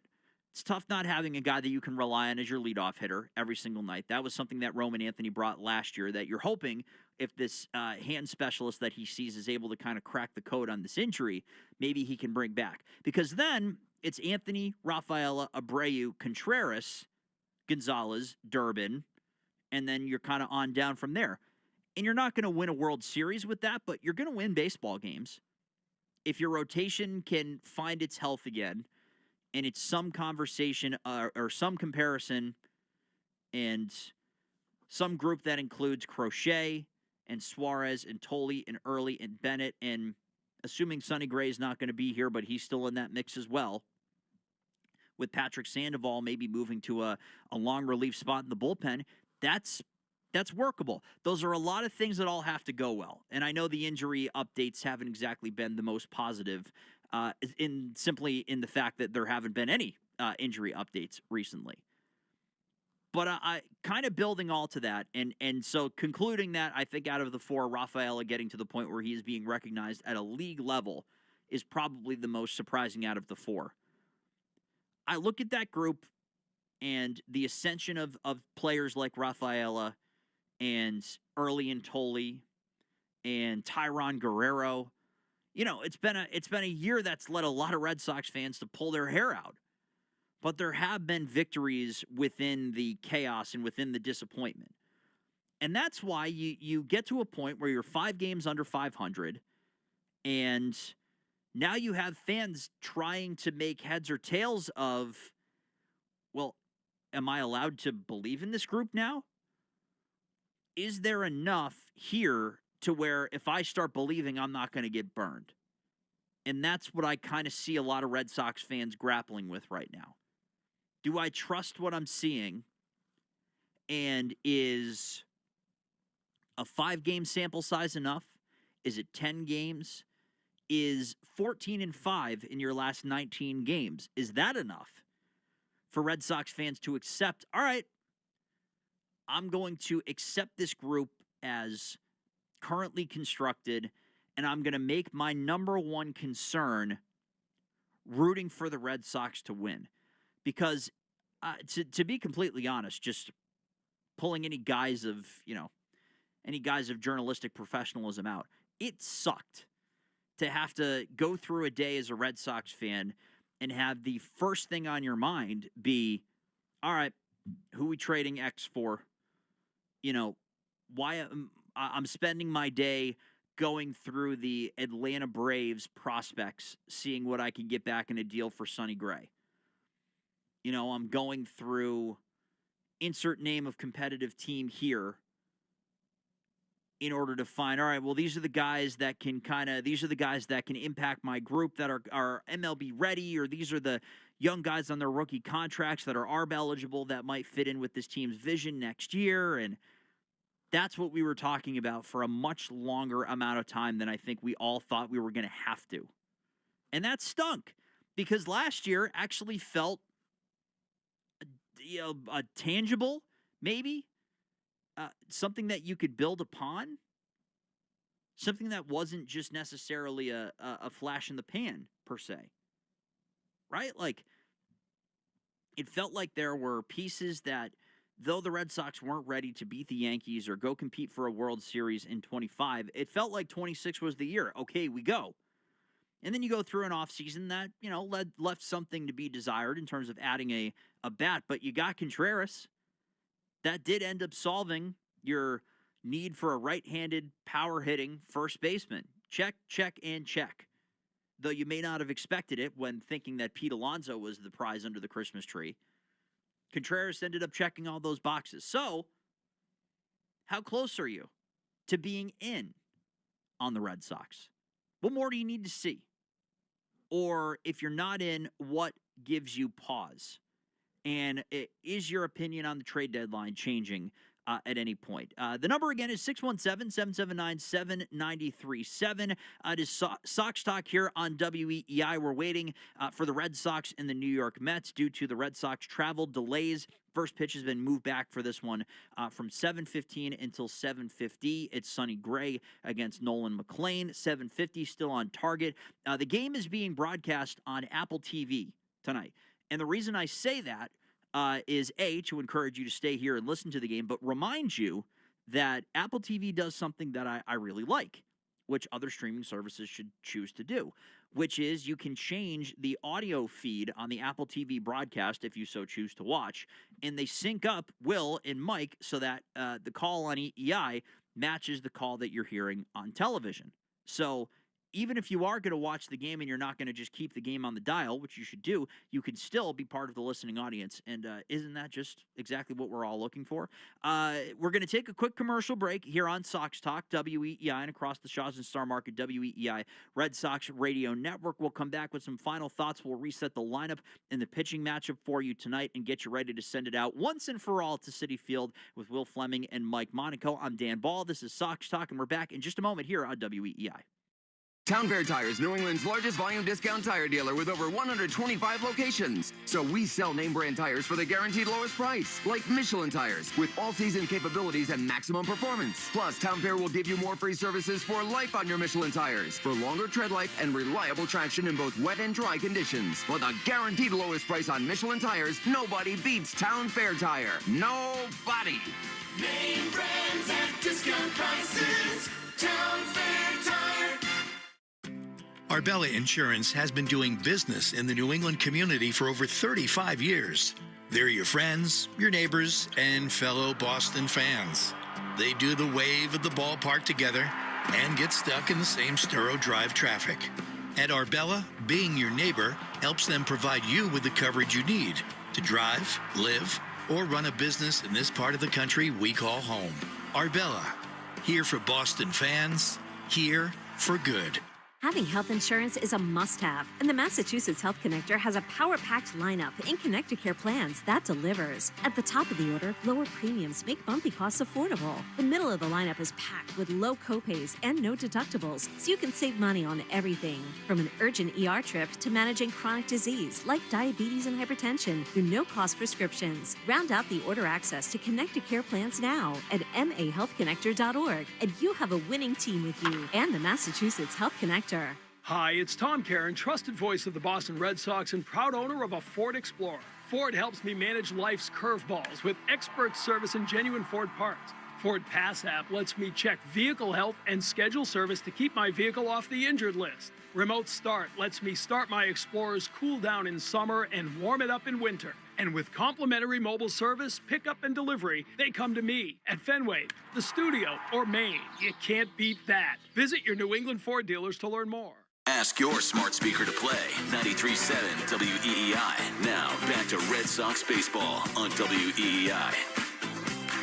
Back here on the Shawson Star Market WEEI Red Sox Radio Network, it is Sox Talk. I am Dan Ball. It's the Red Sox and the New York Mets tonight, the final series of a first half that when the Red Sox lost to the Blue Jays in June and dropped to 14 games under 500, I don't think any of us necessarily had going the way that it has. But an updated look at where the standings sit right now. So the Rays, after splitting with the Yankees over the last 4 days, maintain their 4-game lead in the American League East. It's then the Blue Jays and the Red Sox in a tie for third in the division right now, and the Red Sox have 2 games in hand. So Blue Jays 44 and 49, Red Sox 43 and 48, both 11 games back in the division, 2.5 games back in the wild card right now. Blue Jays winners of 2 in a row. The Red Sox winners of 6 in a row, tied for the biggest winning streak in baseball with the Miami Marlins, a team that you probably could have taken at least 10 guesses and you wouldn't have gotten to the Marlins. And then there's the Orioles, 43 and 51. So they have 3 games in hand, or the Red Sox have 3 games in hand on the Orioles, as Baltimore has 3 more losses than them. They're a game and a half back of both Boston and Toronto. So that's where it is in the division right now. Wild card wise, your 3 division leaders are the Rays, the White Sox, and the Rangers. Then it's the Yankees, the Cleveland Guardians, and the Yankees have a 3.5 game lead on the Guardians for the top spot in the wild card. Then it's the Mariners, who are 1 game back of Cleveland. Yankees, Guardians, Mariners, your 3 teams that are in the wild card right now. The Red Sox right now have 2 teams in front of them and then 1 team that they're tied with in the wild card that really, except for 2 teams in the American League, is still largely up for grabs. So it's the Twins, the Astros, and then the Blue Jays and the Red Sox. That's the group right there. Twins are a game out of the wild card. The Astros are a game and a half out, and then Toronto and Boston are both 2.5 games out of the wild card. Detroit is a game behind the 2 of them at 3.5. It's Baltimore just 4 games out, and then the Athletics at 5.5 games out. But they are 1-9 in their last 10. They've lost 6 in a row. They have a -84 run differential. So it looks like the Athletics might be on their way out of the picture right now. And by the way, and this is a quick pause and just conjecture coming from me, if the Athletics are looking to sell Brent Rooker Hello, my name is Dan Ball. I'm hosting the Red Sox pregame show right now, and I would like you to be a member of the Boston Red Sox, but we'll leave that conversation there. So the Red Sox, again, tied with the Blue Jays, 2.5 games back of the Mariners for that final spot in the American League wild card, and they have made up a great deal of ground, to say the least, in the last couple of weeks. Just to look at the NL real quick while we have a moment, it is the Dodgers, the Brewers, and the Braves. They are the 3 division leaders right now. Then it's Chicago, Philadelphia, and there's Miami, that third and final spot in the wild card. They are tied right now with Philly. Both teams are 10 games over 500. So that's a great commentary there on where these two leagues sit right now. Your final AL wild card spot is held by Seattle with a 47-47 record. The 2 teams that are tied for the final wild card spot in the National League, 52-42, 10 games over.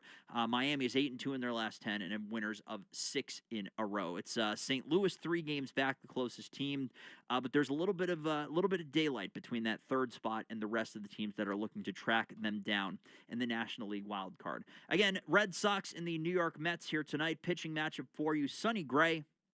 16 games, all starts, a 10-1 record, a 2.61 ERA, 23 walks to 82 strikeouts, and 89 2/3 innings of work. In May, he pitched 5 times, won 4 of those outings, 4-0 record, and an ERA of exactly 2.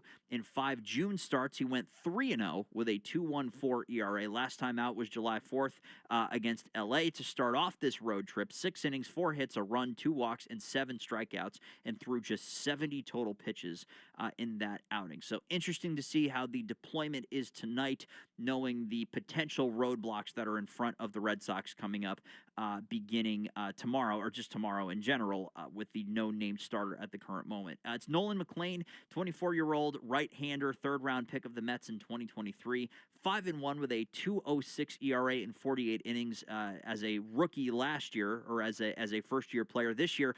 18 games, all starts. He's largely been the best that the Mets have had in their rotation, leads them in wins and strikeouts. The ERA is close to the team lead, but when you put in some of those other metrics, he really has been the best. 3.73 ERA, 37 walks, 118 strikeouts. Last time out against Atlanta on July 5th. 6 innings, 5 hits, 3 runs. 2 of them were earned with 1 walk and 5 strikeouts. Did pick up the win. Has hit 12 hitters so far this year. He leads the National League with 12 hit batsmen so far this season. So a little bit of a strange oddity to what has been a pretty darn good season for Nolan McLean in what has been a lost season for the New York Mets, who you just kind of have to feel for their fans in a certain breath. I know those who lived through 1986 are going, I'm never going to feel bad for the Mets in my entire life, and I understand that perspective, and I don't mean to offend, but when the Mets got bought by Steve Cohen and then they ended up hiring David Stearns out of Milwaukee, it seemed as though all the stars were aligning, right? Like, it seemed as though, all right, the Mets that we all make fun of and point and laugh at are probably, we thought, going to be left behind simply because this infrastructure that they're building out is too good. It's too competitive. They're building a pitching lab. They're redoing their minor league system. They're bringing in all this payroll, signing Juan Soto, bringing in Francisco Lindor and kind of making him the face of the franchise, and transitioning away from the DeGrom and Scherzer and Verlander years into redoing it with Freddie Peralta and Clay Holmes and Sean Manaea. Like, they've gone through a wicked roster churn, and they are worse than they've ever been. And it's kind of remarkable. And now they're this weird hodgepodge. And you heard in the lineup, and I'll read it one more time just in case you're just joining us for the Red Sox and the Mets. A.J. Ewing, who's another young player just kind of coming onto the scene. Juan Soto, Francisco Lindor. Those are supposed to be your 2 franchise pillars. Carson Bench, Jorge Polanco, Jared Young, Francisco Alvarez, Brett Beatty, and Zach Short. That is a bad baseball lineup with 2 really highly paid players hitting second and third in it. And it really is kind of remarkable how the roster has fallen into this level of disrepair, given how much the Mets have worked to try to improve and change everything about their DNA. And it was really, really fascinating to watch this offseason the decisions that the Mets chose to make. Jeff McNeil, Brandon Nimmo, among these career Mets, guys that predate all of these changes shipped out of town with, I'm assuming the expressed idea and the expressed consent of, we're making this Francisco Lindor and Juan Soto's team.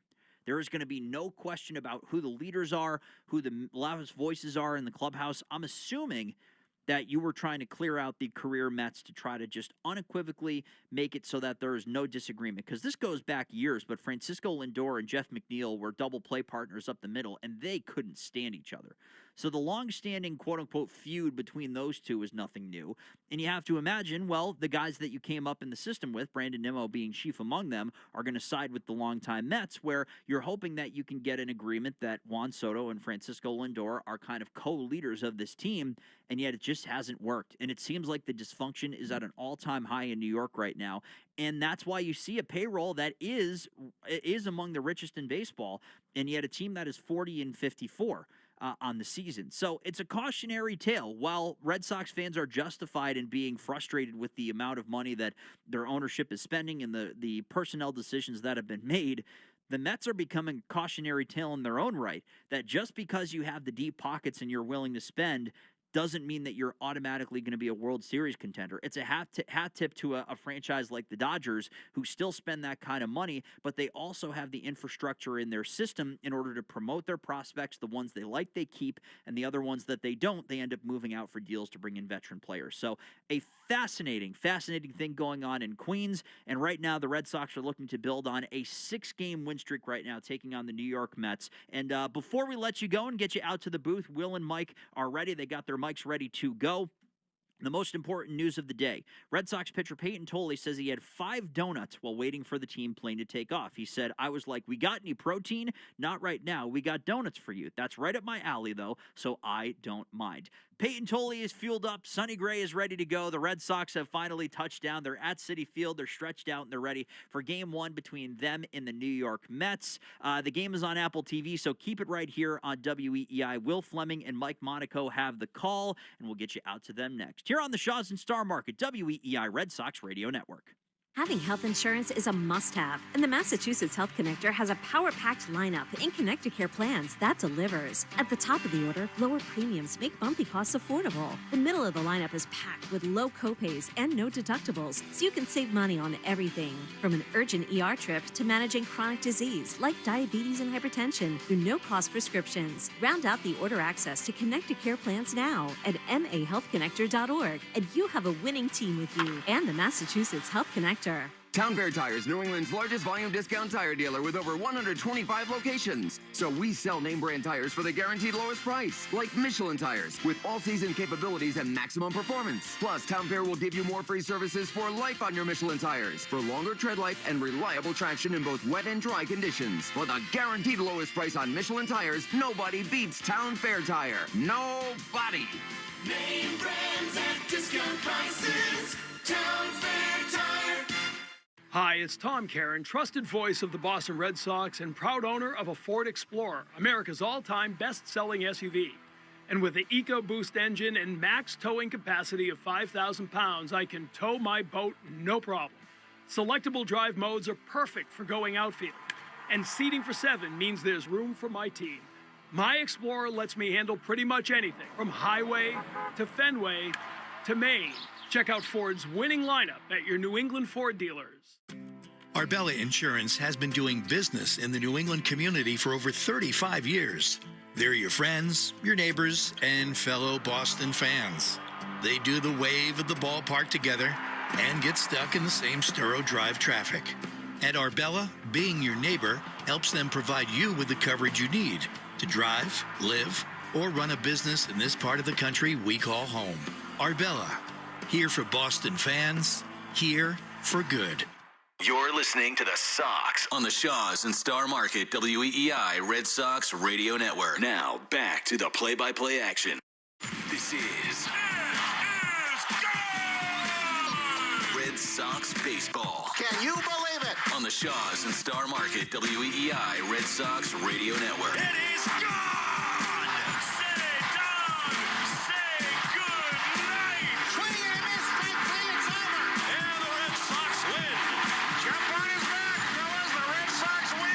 Red Sox on WEEI are brought to you by Shaw's and Star Market, the official supermarket of the Red Sox radio network. Citgo.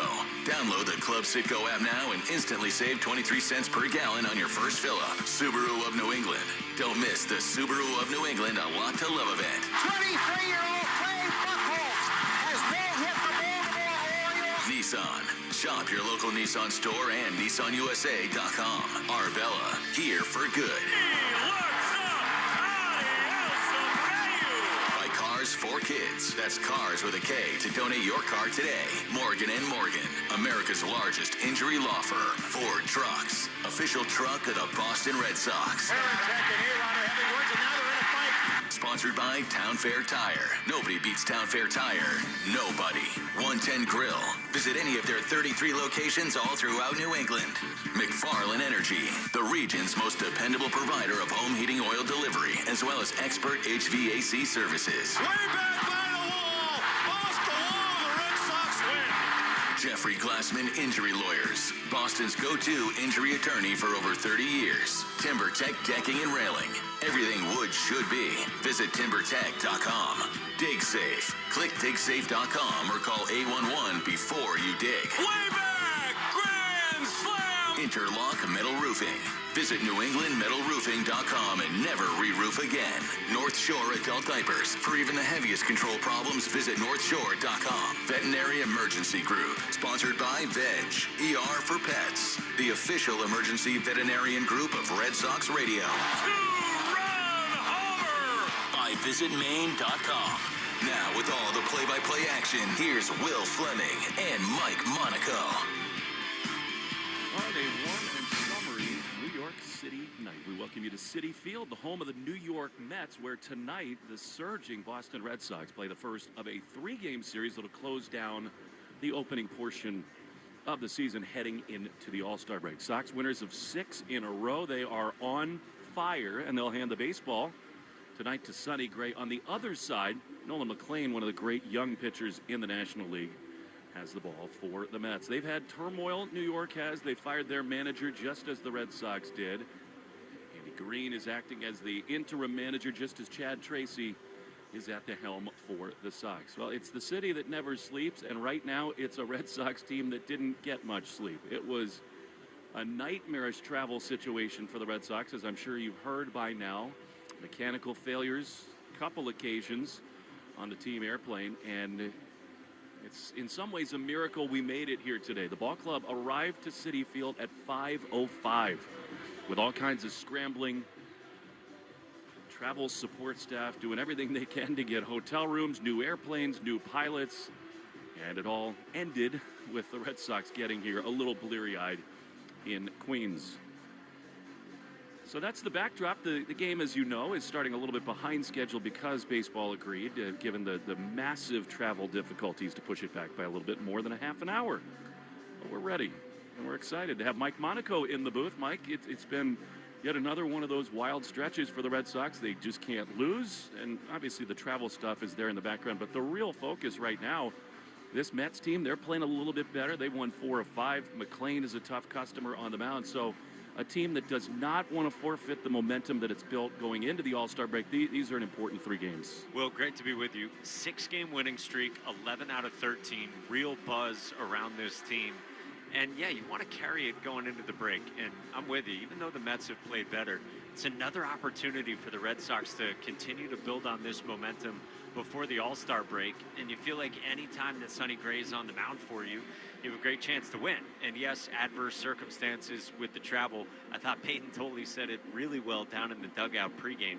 If there is anyone who you would like to be your starting pitcher after the travel that you went through today, it's Sonny Gray. So you know what you're going to get with him. You said it, definitely a tough customer in Nolan McLean. We saw what he's capable of at the World Baseball Classic. But yeah, let's see if the Red Sox, through planes, trains, and automobiles, can keep it rolling. I love what Chad Tracy said to me before the game. I asked him, because the travel was wild, and normally when you go from one city to another, not always with a day game, but you usually send your starting pitcher ahead. Red Sox did not do that because it was a day game in Chicago and it didn't feel the need to.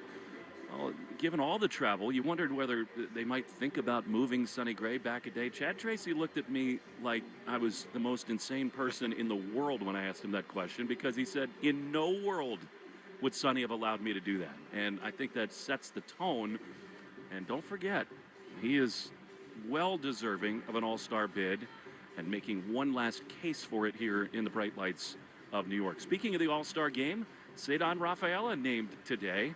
It was a really kind of the only cool moment of the morning on the airplane. Chad came on the intercom and he said, guys, I've got a very important announcement. And he said, I just talked to Major League Baseball and Cedon, you're going to the all-star game. It was really cool. Cedon was moved by it, and it was kind of an uplifting moment on an otherwise sort of difficult day.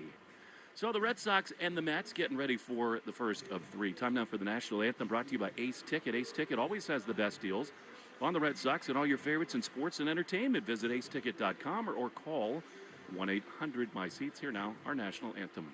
Oh, say, can you see by the dawn's early light what so proudly we hailed at the twilight's last gleaming, whose broad stripes and bright stars through the perilous fight o'er the ramparts we watched were so gallantly streaming, and the rocket's red glare, the bombs bursting in air, gave proof through the night that our flag was still there. Oh, say does that star-spangled banner yet wave o'er the land of the free and the home of the brave? It's hot, it's muggy, it's New York City. Red Sox and the Mets. Two teams that have been through the ringer a little bit this season, never dull in either of these markets, and I think there are some real parallels. Though the one main difference, Mike, as we set the scene for this weekend series with the Mets, is that they do not lack star power. I mean, there are all kinds of reports in town that Soto and Lindor do not have a good relationship, that perhaps the Mets might have to split the two of them up. Both would be totally appealing, but I don't think Lindor is... He's clearly the likelier guy to be moved. I don't think Soto's going anywhere. He is yet again having another spectacular season here in New York, despite all the rumors. But they certainly have some guys that go on the top of the marquee. Yeah, they really do. They're never going to lack that here, at least under this ownership. What an odd year for them. I mean, they get off to a brutal start. You keep waiting for the sword to fall on Carlos Mendoza. He lasted 81 games before they made the move to Andy Green. Andy Green was the team's senior vice president of player development. So he comes into the dugout, of course, has managerial experience, but just an odd year for the Mets. It has not gone well. But yeah, you still have Soto in the 2 spot. You've got Lindor batting third. And I'm excited to watch Nolan McLean pitch tonight. And the Red Sox are hopefully going to get to him. But, man, he's a real talented young pitcher. He's been on a rocket ship these last couple of years. So they do have some star power here on a Friday night in New York. Well, and of course, the difference is the National League is so much better than the American League, and their division is good, that digging a hole is much harder to get out of. Yeah, they got star power, and they got some young rookies who can run all over the place. So a test for Sonny and the catchers all weekend long to try to contain both the power and the speed of the New York Mets. All right, Jose David Flores is out. Mike, how about tonight's starting lineups? The Morgan & Morgan starting lineups brought to you by America's largest injury law firm. Let's meet tonight's players. For the Mets, A.J. Ewing leads off in center field. He's been a revelation for New York. Juan Soto bats second. He's in left. Francisco Lindor has battled injury before the season started and then during the year as well. He's the shortstop in the 3 spot. Right fielder Carson Bench is the cleanup hitter. Veteran DH Jorge Polanco bats 5th. The left-hand hitting first baseman Jared Young bats 6th. Catcher Francisco Alvarez is in the 7th spot. Brett Beatty plays 3rd and bats 8th. And in the 9th spot, it's the second baseman, Zach Short. For the Red Sox, Anthony Siegler is in the leadoff spot again. He's at second base, followed by the newly minted all-star Cedon Rafaela, as Will told you, with Rafaela in center. Wilyer Abreu bats third and roams in right. Romy Gonzalez is the cleanup hitter at first base. Masataka Yoshida is the DH, getting a start in the 5th spot against the right-hand starter, Nolan McLean. Caleb Durbin hit another home run yesterday, 2-run shot in that 2-1 win for the Sox in Chicago. He's at third, batting 6th. Jarren Duran's in left in the 7th spot. The 8th hitter is the catcher, Connor Wong. And in the 9th spot, the shortstop, Sung Chae Chang, to round out the group. There are your starting lineups, brought to you by Morgan & Morgan, America's largest injury law firm. Let's get you today's Mafre feeling, brought to you by Mafre Insurance. I'm going to go with Wilyer Abreu against a righty who throws good breaking balls in Nolan McLean, but that's been the most damage for him. Give me a Wilyer home run. I'm going to try to channel my inner Will Middlebrooks. It's a lot of pressure. He's had so much success doing it, including yesterday calling that Caleb Durbin home run. So let's see. That's Mafre Insurance. Peace of mind. That's the Mafre feeling. Visit MafreInsurance.com. Nolan McLean toes the rubber in a black jersey top with Mets in royal blue outlined in the orange. The jersey number 26 on the lower left side of his chest. Big red-haired mustache growing for the young right-hander who was a two-way talent in college. The Mets drafted him as a two-way guy and then decided that pitching was the obvious path for him to stardom. He was on a rocket ship, as we told you last year, climbing in the Mets organization, and he has been very solid for the Mets to start this year. He's going up against this Sox team that is rolling right now. They're 43-48 overall, 2.5 games back at the start of play today of a wild card spot. We told you they've won 11 of 13, and they're on a season-best 6-game winning streak.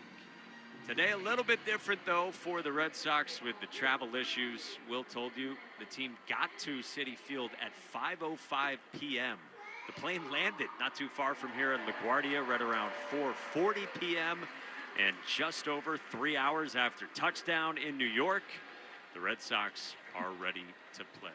A show and go, as they call it in baseball, to open up this series in Queens. Anthony Siegler walks up to the left-hand batter's box. He gives a pat on the behind of the catcher, Francisco Alvarez. Pushes around some dirt in the left-hand box, ready to face Nolan McLean. And for the play-by-play, here's the voice of the Boston Red Sox, Will Fleming. I'll show and go anywhere with you, Mike. Great to have you back. Here's Siegler, who really has been almost an inspiration for this Red Sox team. Batting from the left side against McLean, who has such good stuff. And the first pitch fouled back. Anthony never seems deterred to get things going. Started 7:51 p.m. 82 degrees time and temp, brought to you by Plymouth Rock. 283 with a homer for Siegler, who looks at a pitch outside.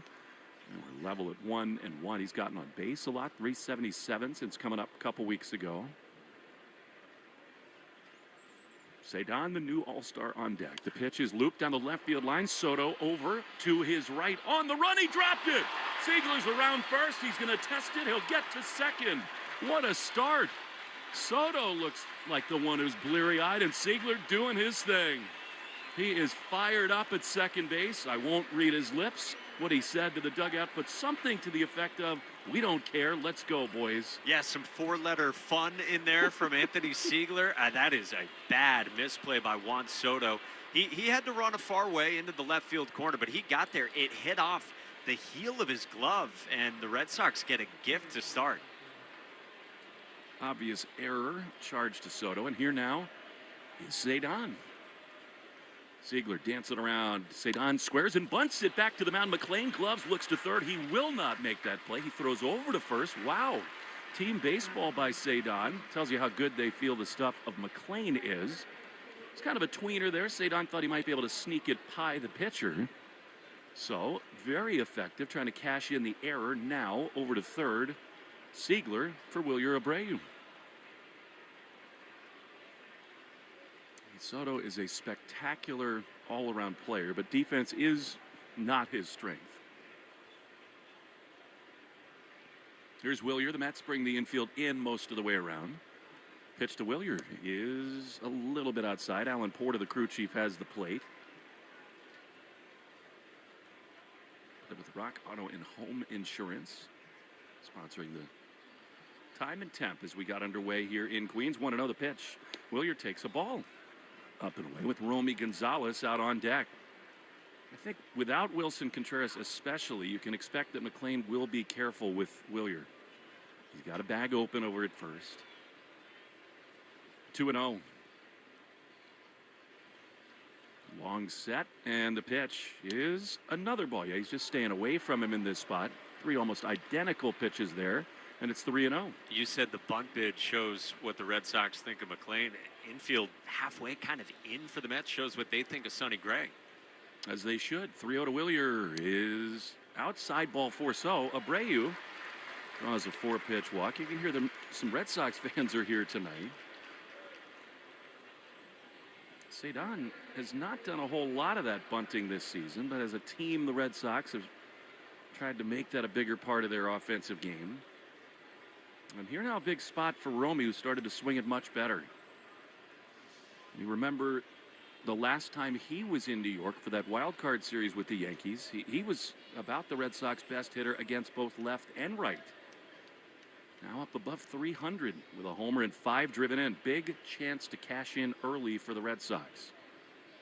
We all know how important it can be for them to score first. Romy waits. So does McLean. He throws, and Gonzalez takes one right there. A fastball over the heart of the plate, inner half. And that is strike 1. National TV game on Apple. He waited 36 minutes or so along with us for the first pitch. What a chance right away for Romy. Pitch. Romy swings and fouls it back, and just like that, he's in an 0-2 hole. Young at first, short at second. What does that sound? Lindor at shortstop with Beatty at third. As you know, Soto in left, Ewing in center, and Carson Benj in right with Francisco Alvarez behind the dish. Well, you know, McLean is looking for a strikeout here, and he has been great at that in his young career. 0-2. Pitch is a curveball fouled off on the third base side. He gets a ton of rotation on that pitch, almost more than anybody in the game. Romy did well to hang on. 118 strikeouts this year in 101 innings. How many young right-handed star pitchers can the Mets breed? 0-2 is outside. Good take by Romy. I mean, it's just one after the next. Whether it's Harvey, Syndergaard, this guy looks every bit the part. Crowd not yet into this game. I think stunned maybe by the error that opened it up. 1-2 to Romy. First and third, the Sox lead. Here's the pitch, and it is fouled straight back. Man, he had a pitch to hit right there. It was elevated just enough that Romy couldn't get barreled to it, and it stays 1-2. Yeah, that fastball has so much life to it.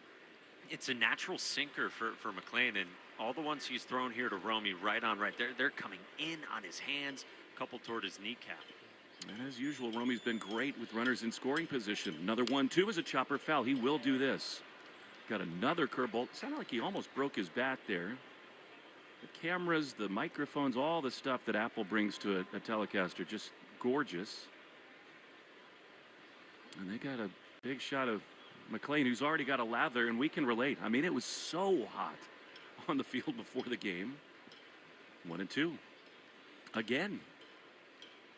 Pitch to Romy is up and away. Really good patience.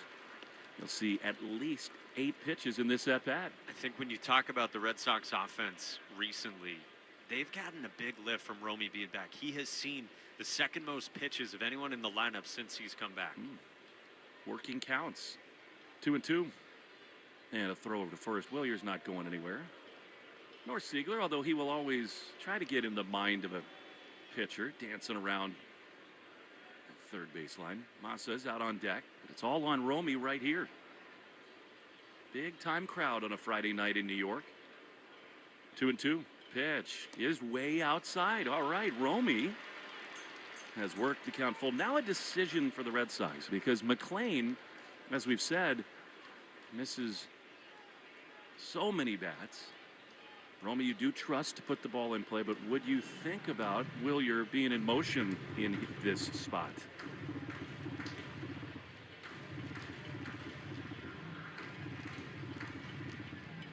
Three balls, two strikes. What an epic battle with Romy and McLean. McLean not on the same page with Alvarez. Now he has the one he wants.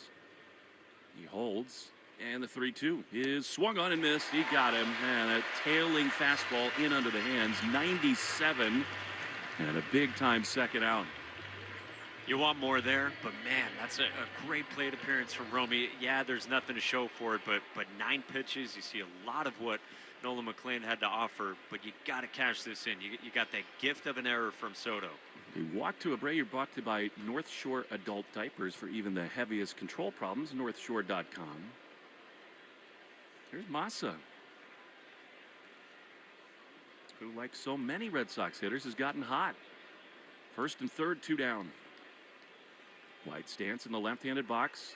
Wilyer thinks about running. He does not. They were maybe trying to pull a little fast one there between first and third, but the pitch was a strike anyway. Wilyer retreats. Siegler did not come down the line. Who knows, maybe some crossed wires there. It's 0-1. Massa 8 for his last 18 over a 5-game hitting streak.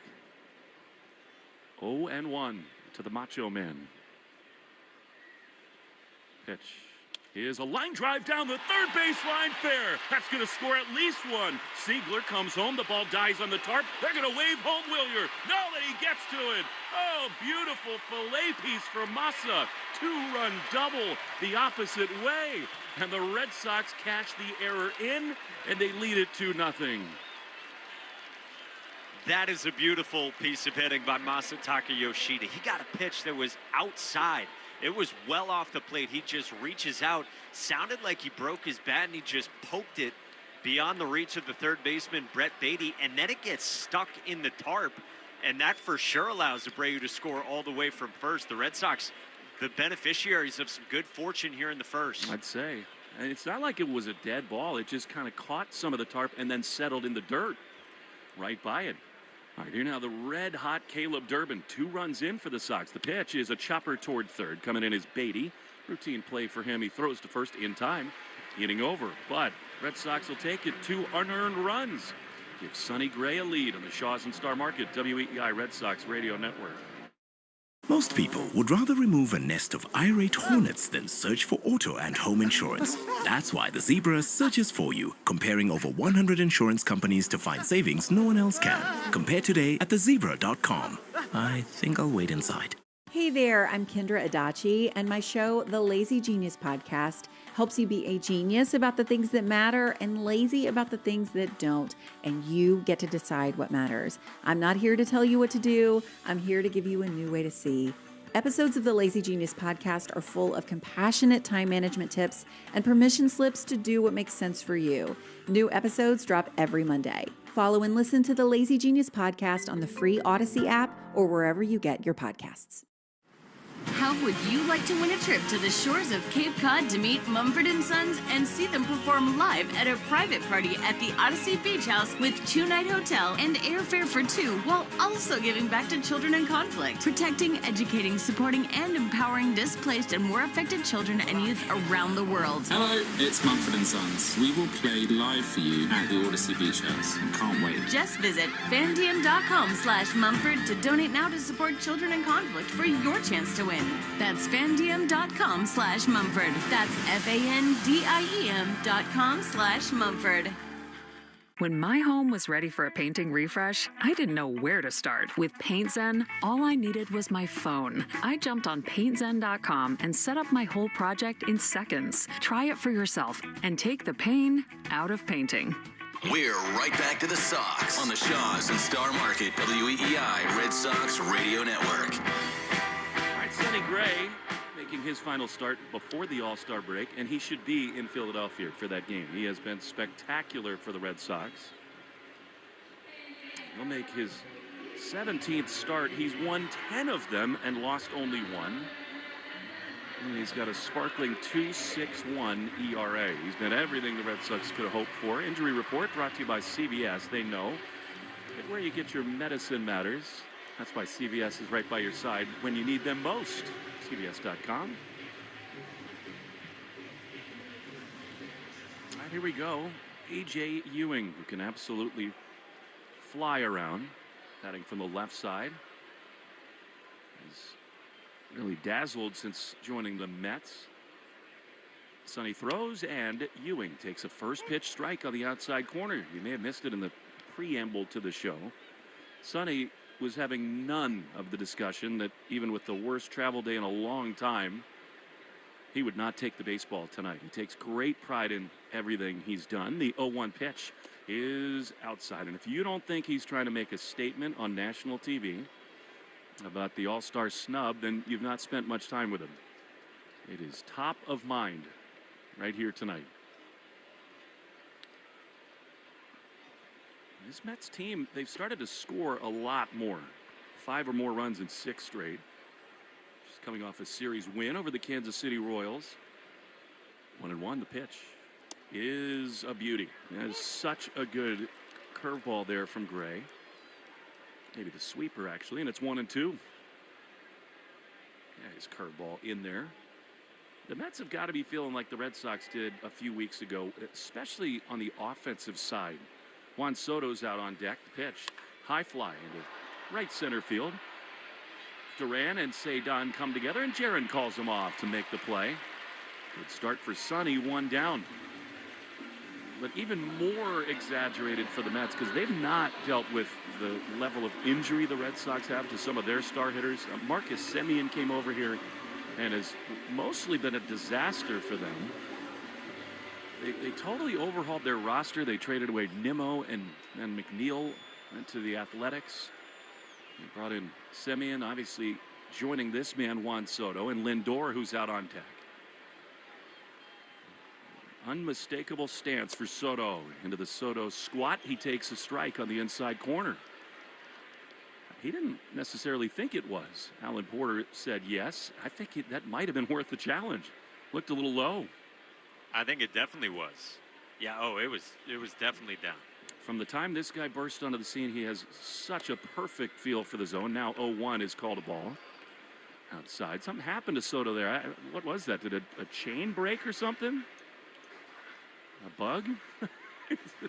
Fussing with his jersey. Wild gesticulating. A eventful inning for Juan Soto so far. I'd Drops say. a ball in left. A ball stuck right around the tarp. Didn't challenge, and then something flew into his jersey. You know, it's another time where he's got more than 20 home runs ahead of the All-Star break. Tremendous season. Again, here he fouls one off on the first base side. 50 runs batted, and you can just book it. His on base is going to be above 400 every year. He is the modern-day Ted Williams in that way. Yeah, it's incredible. I mean, he came up with that strike zone discipline, and every year he is such a lock for a fantastic offensive season. He's going to the All-Star game. The 1-2 is a grounder foul outside of first. Romy's over there. Siegler at second. Sun-Chae Chang, the shortstop, with Durbin so good at third. Cedon in center. In right. Jaron Duran out in left.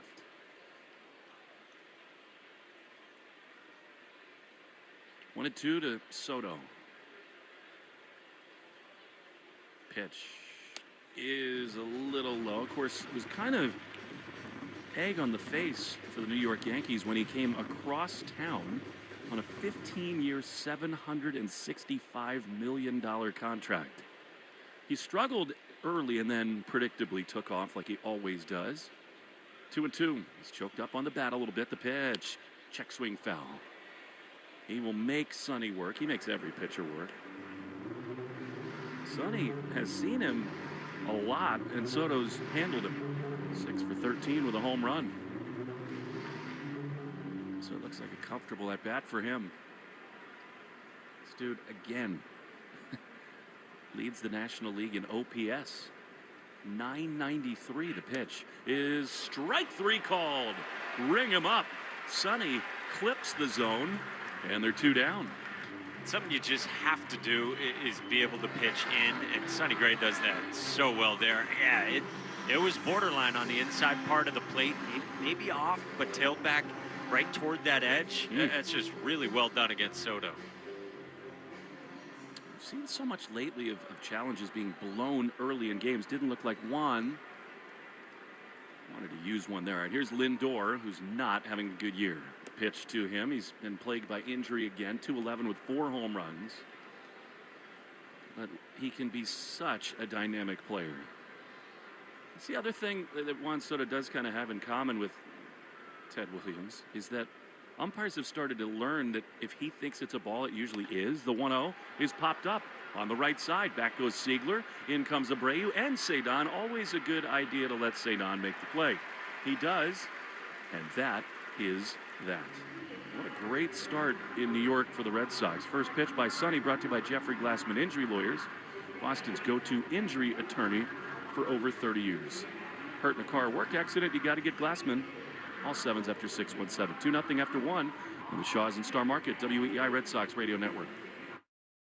Warehouse careers packed with potential. Uline is hiring now at its new Plainfield Fulfillment Center. Warehouse pay starts from $26 per hour and up, plus a $5,000 hiring bonus. And your full health insurance coverage and 401k match start on day 1. Named by employees to the Forbes list of best large employers 3 years in a row. Join a company with stability and success you can count on. Apply now at uline.jobs/CT. That's uline.jobs.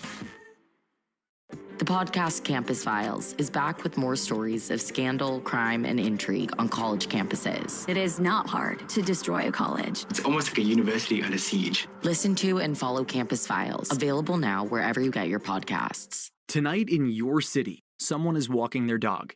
Someone is crossing the street to their car. Someone's kid is riding a bike home.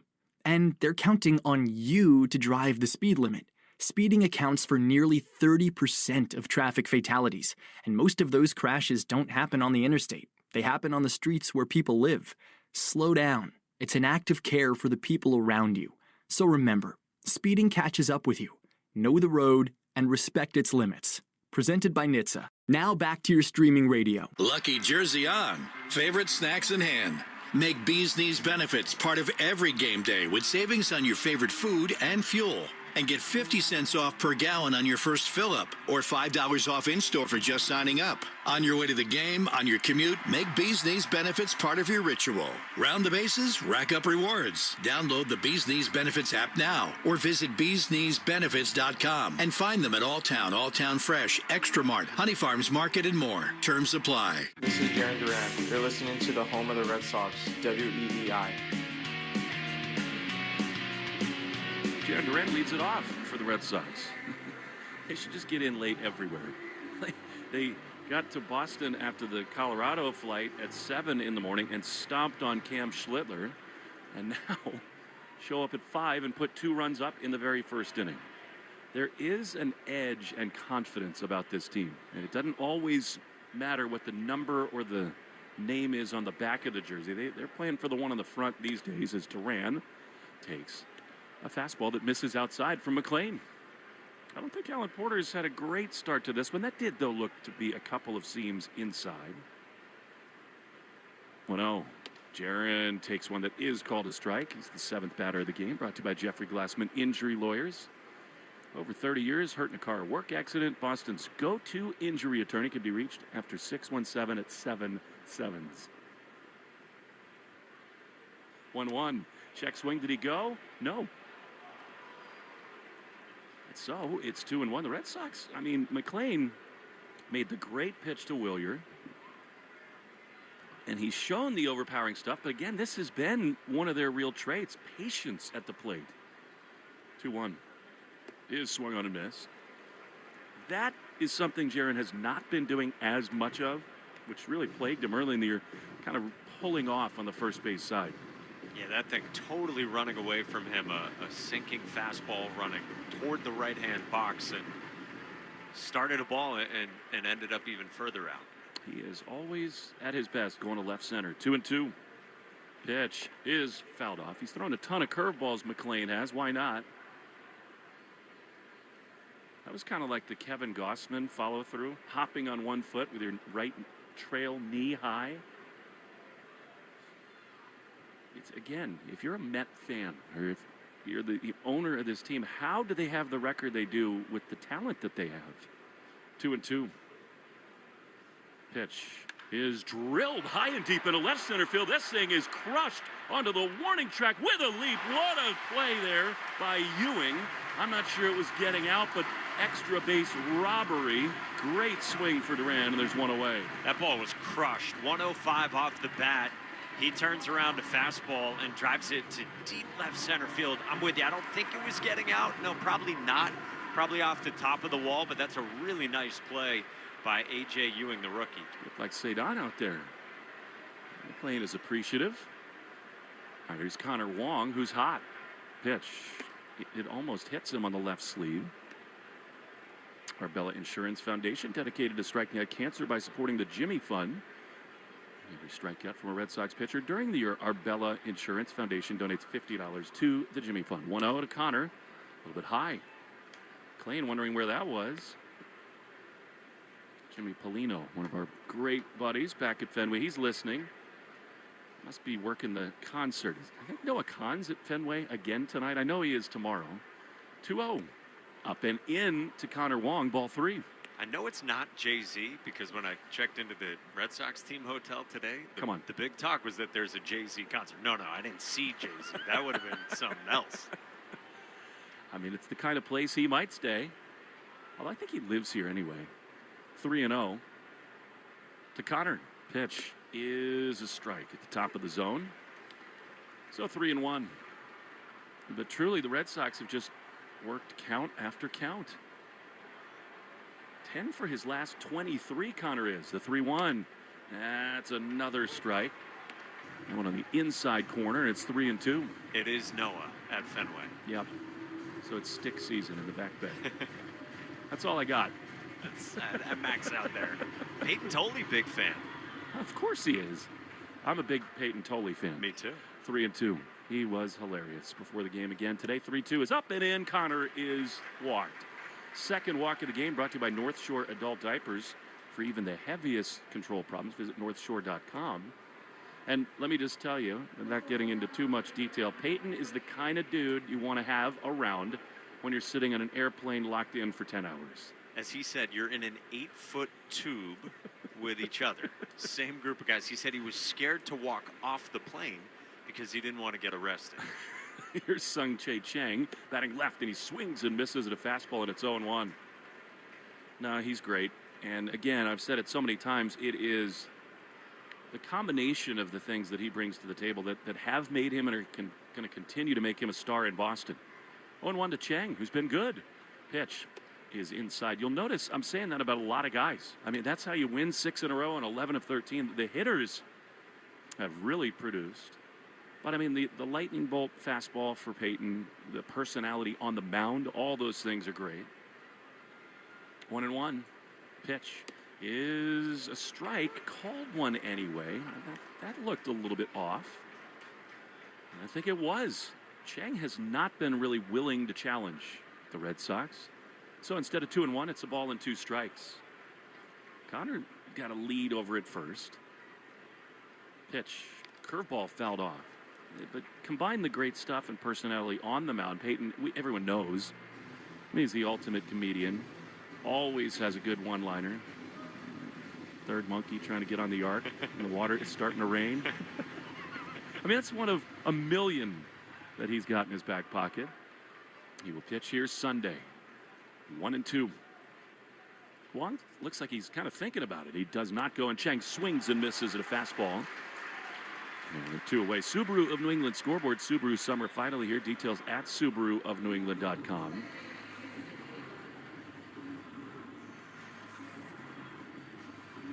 Get you the Yankee score here in a moment. Been a tough slog for them.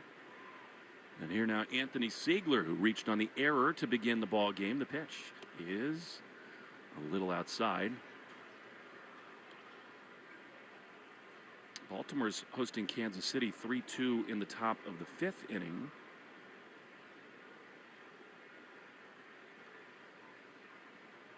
Ziegler 279. Wide stance. The pitch. Ooh, swing and a foul. He took a mighty rip. The Nats are hosting the Yankees, and they're in a rain delay in D.C. I like all the rain to move out of there before I spend a lot of my All-Star break in the nation's capital. Apparently the Yanks scheduled to start at 8:45. 1-1 to Ziegler. I think Wong's going to test it here. The pitch is outside and a curveball. And Connor, this season with 2 steals, he's always a threat to do it. Got a good knack for it. I think it catches teams off guard. McLean is pretty quick to the plate, and he alters his cadence really well. 2-1 pitch is a foul off the front foot of Ziegler. Second inning brought to you by Amvuttra, Vutrisiran. Ask your doctor about Amvuttra and visit amvuttra.com, amvuttra.com to learn more today.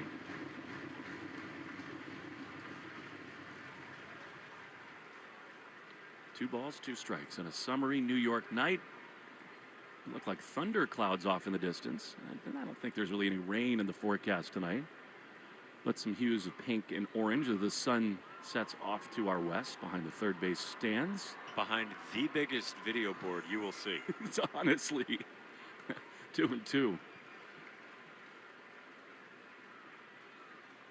Connor runs. The pitch is strike 3 called, though. I think he had the bag stolen, but inning over. Red Sox go to the bottom of the second. Sonny, his big face will be up on that massive video board when we return. 2-0 Sox on the Shaw's and Star Market, WEI Red Sox Radio Network. Minties. Introducing new Minties Fresh Bites treats for dogs. Each bite-sized chew contains 5 natural breath fresheners and has just 7.5 calories. Shop Minties Fresh Bites online or at your favorite local pet retailer. How We Made Your Mother is a rewatch podcast that looks back episode by episode at the hit TV show How I Met Your Mother. It's hosted by me, Josh Radnor, along with series co-creator and my friend Craig Thomas. Follow How We Made Your Mother wherever you get your podcasts. Work has never been simple. Not building cities, not landing rockets, not keeping customers happy. The good stuff takes context, coordination, and a little controlled chaos. So why are B2B teams like yours still stuck in tools built for simple tickets? Real customer work moves across teams, systems, histories, and handoffs. Front brings it together, so teams can keep context clear, handoffs clean, and work moving. Front, built for B2B complexity. Learn more at complexity.front.com. How would you like to win a trip to the shores of Cape Cod to meet Mumford & Sons and see them perform live at a private party at the Odyssey Beach House with 2-night hotel and airfare for 2, while also giving back to children in conflict, protecting, educating, supporting, and empowering displaced and war affected children and youth around the world? Hello, it's Mumford & Sons. We will play live for you at the Odyssey Beach House. Can't wait. Just visit fandiem.com/Mumford to donate now to support children in conflict for your chance to win. That's fandiem.com/Mumford. That's FANDIEM.com/Mumford. Ken and Ted, weekday afternoons 2 to 6. Now, back to the Shaw's and Star Market, WEI Red Sox Radio Network.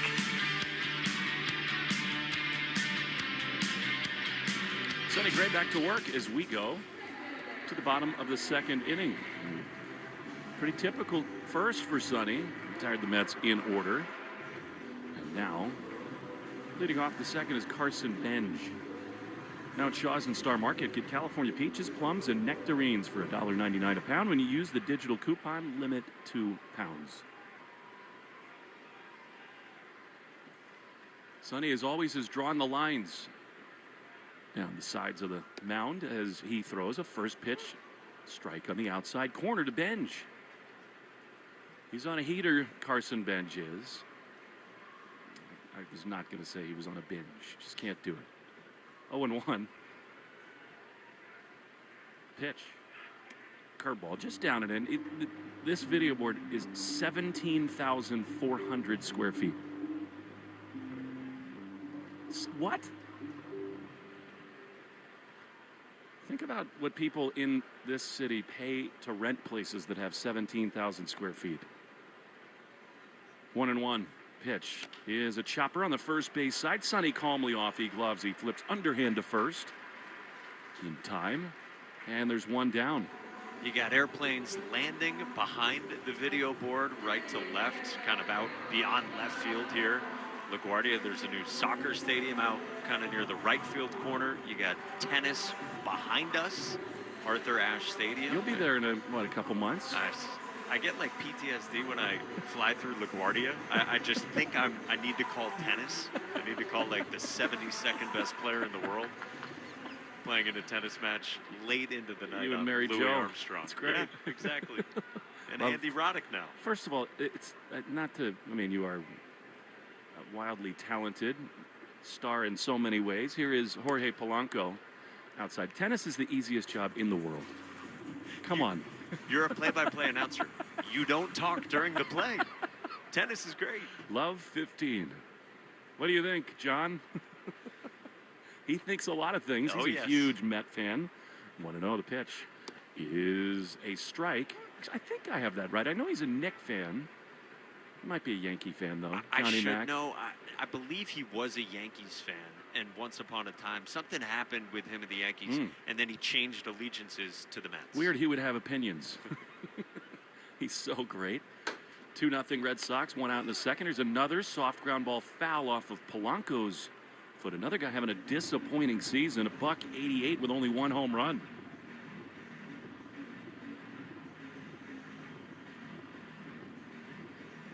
You've probably done matches with both McEnroe brothers at once. You know, I've never worked with Patrick McEnroe. Oh. Because he does play-by-play sometimes. Mhm.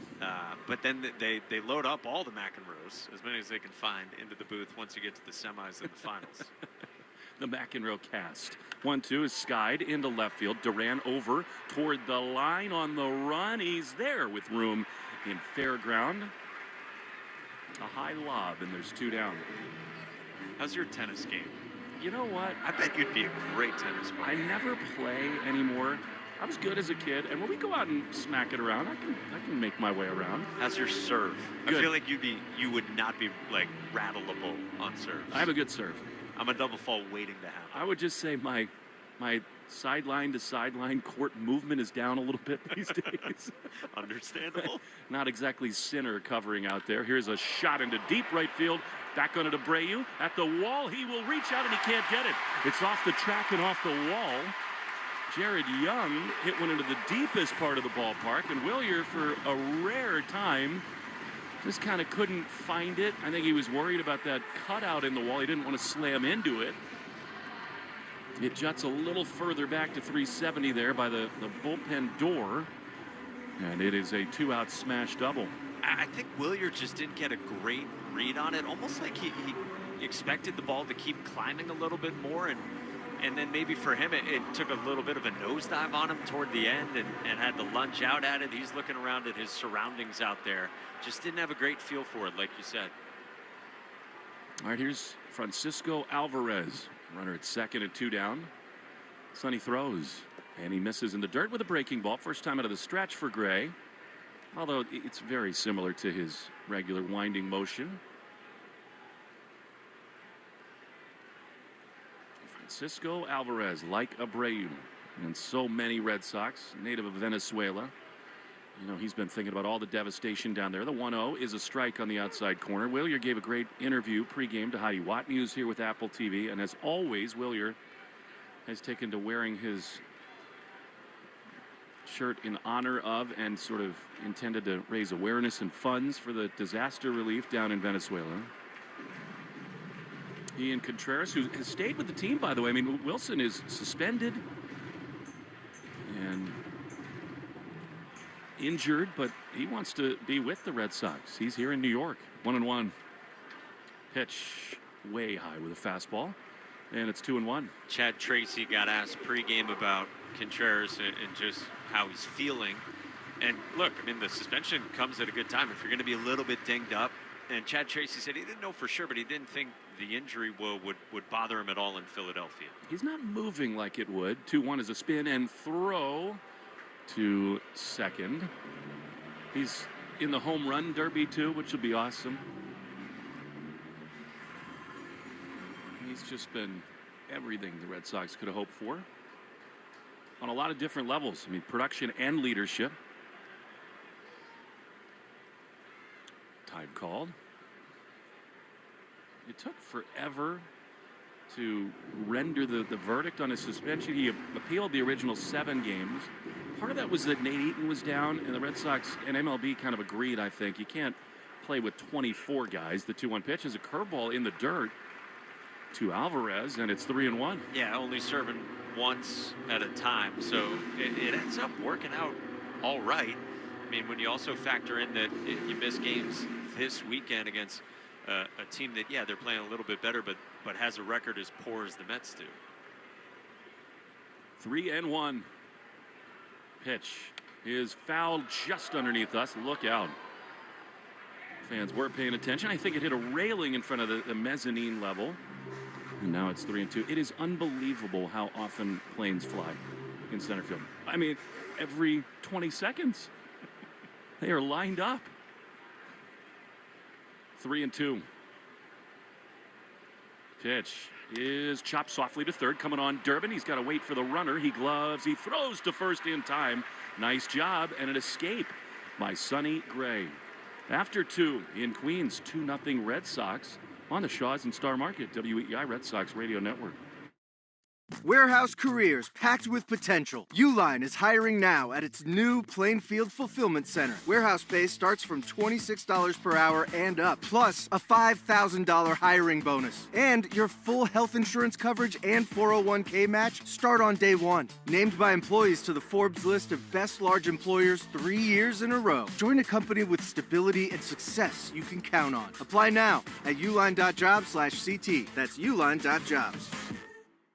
Life can feel overwhelming, but on my podcast, From the Heart with Rachel Brathen, we're in it together. Every Friday brings you a new story. Listen to From the Heart with Rachel Brathen wherever you get your podcasts.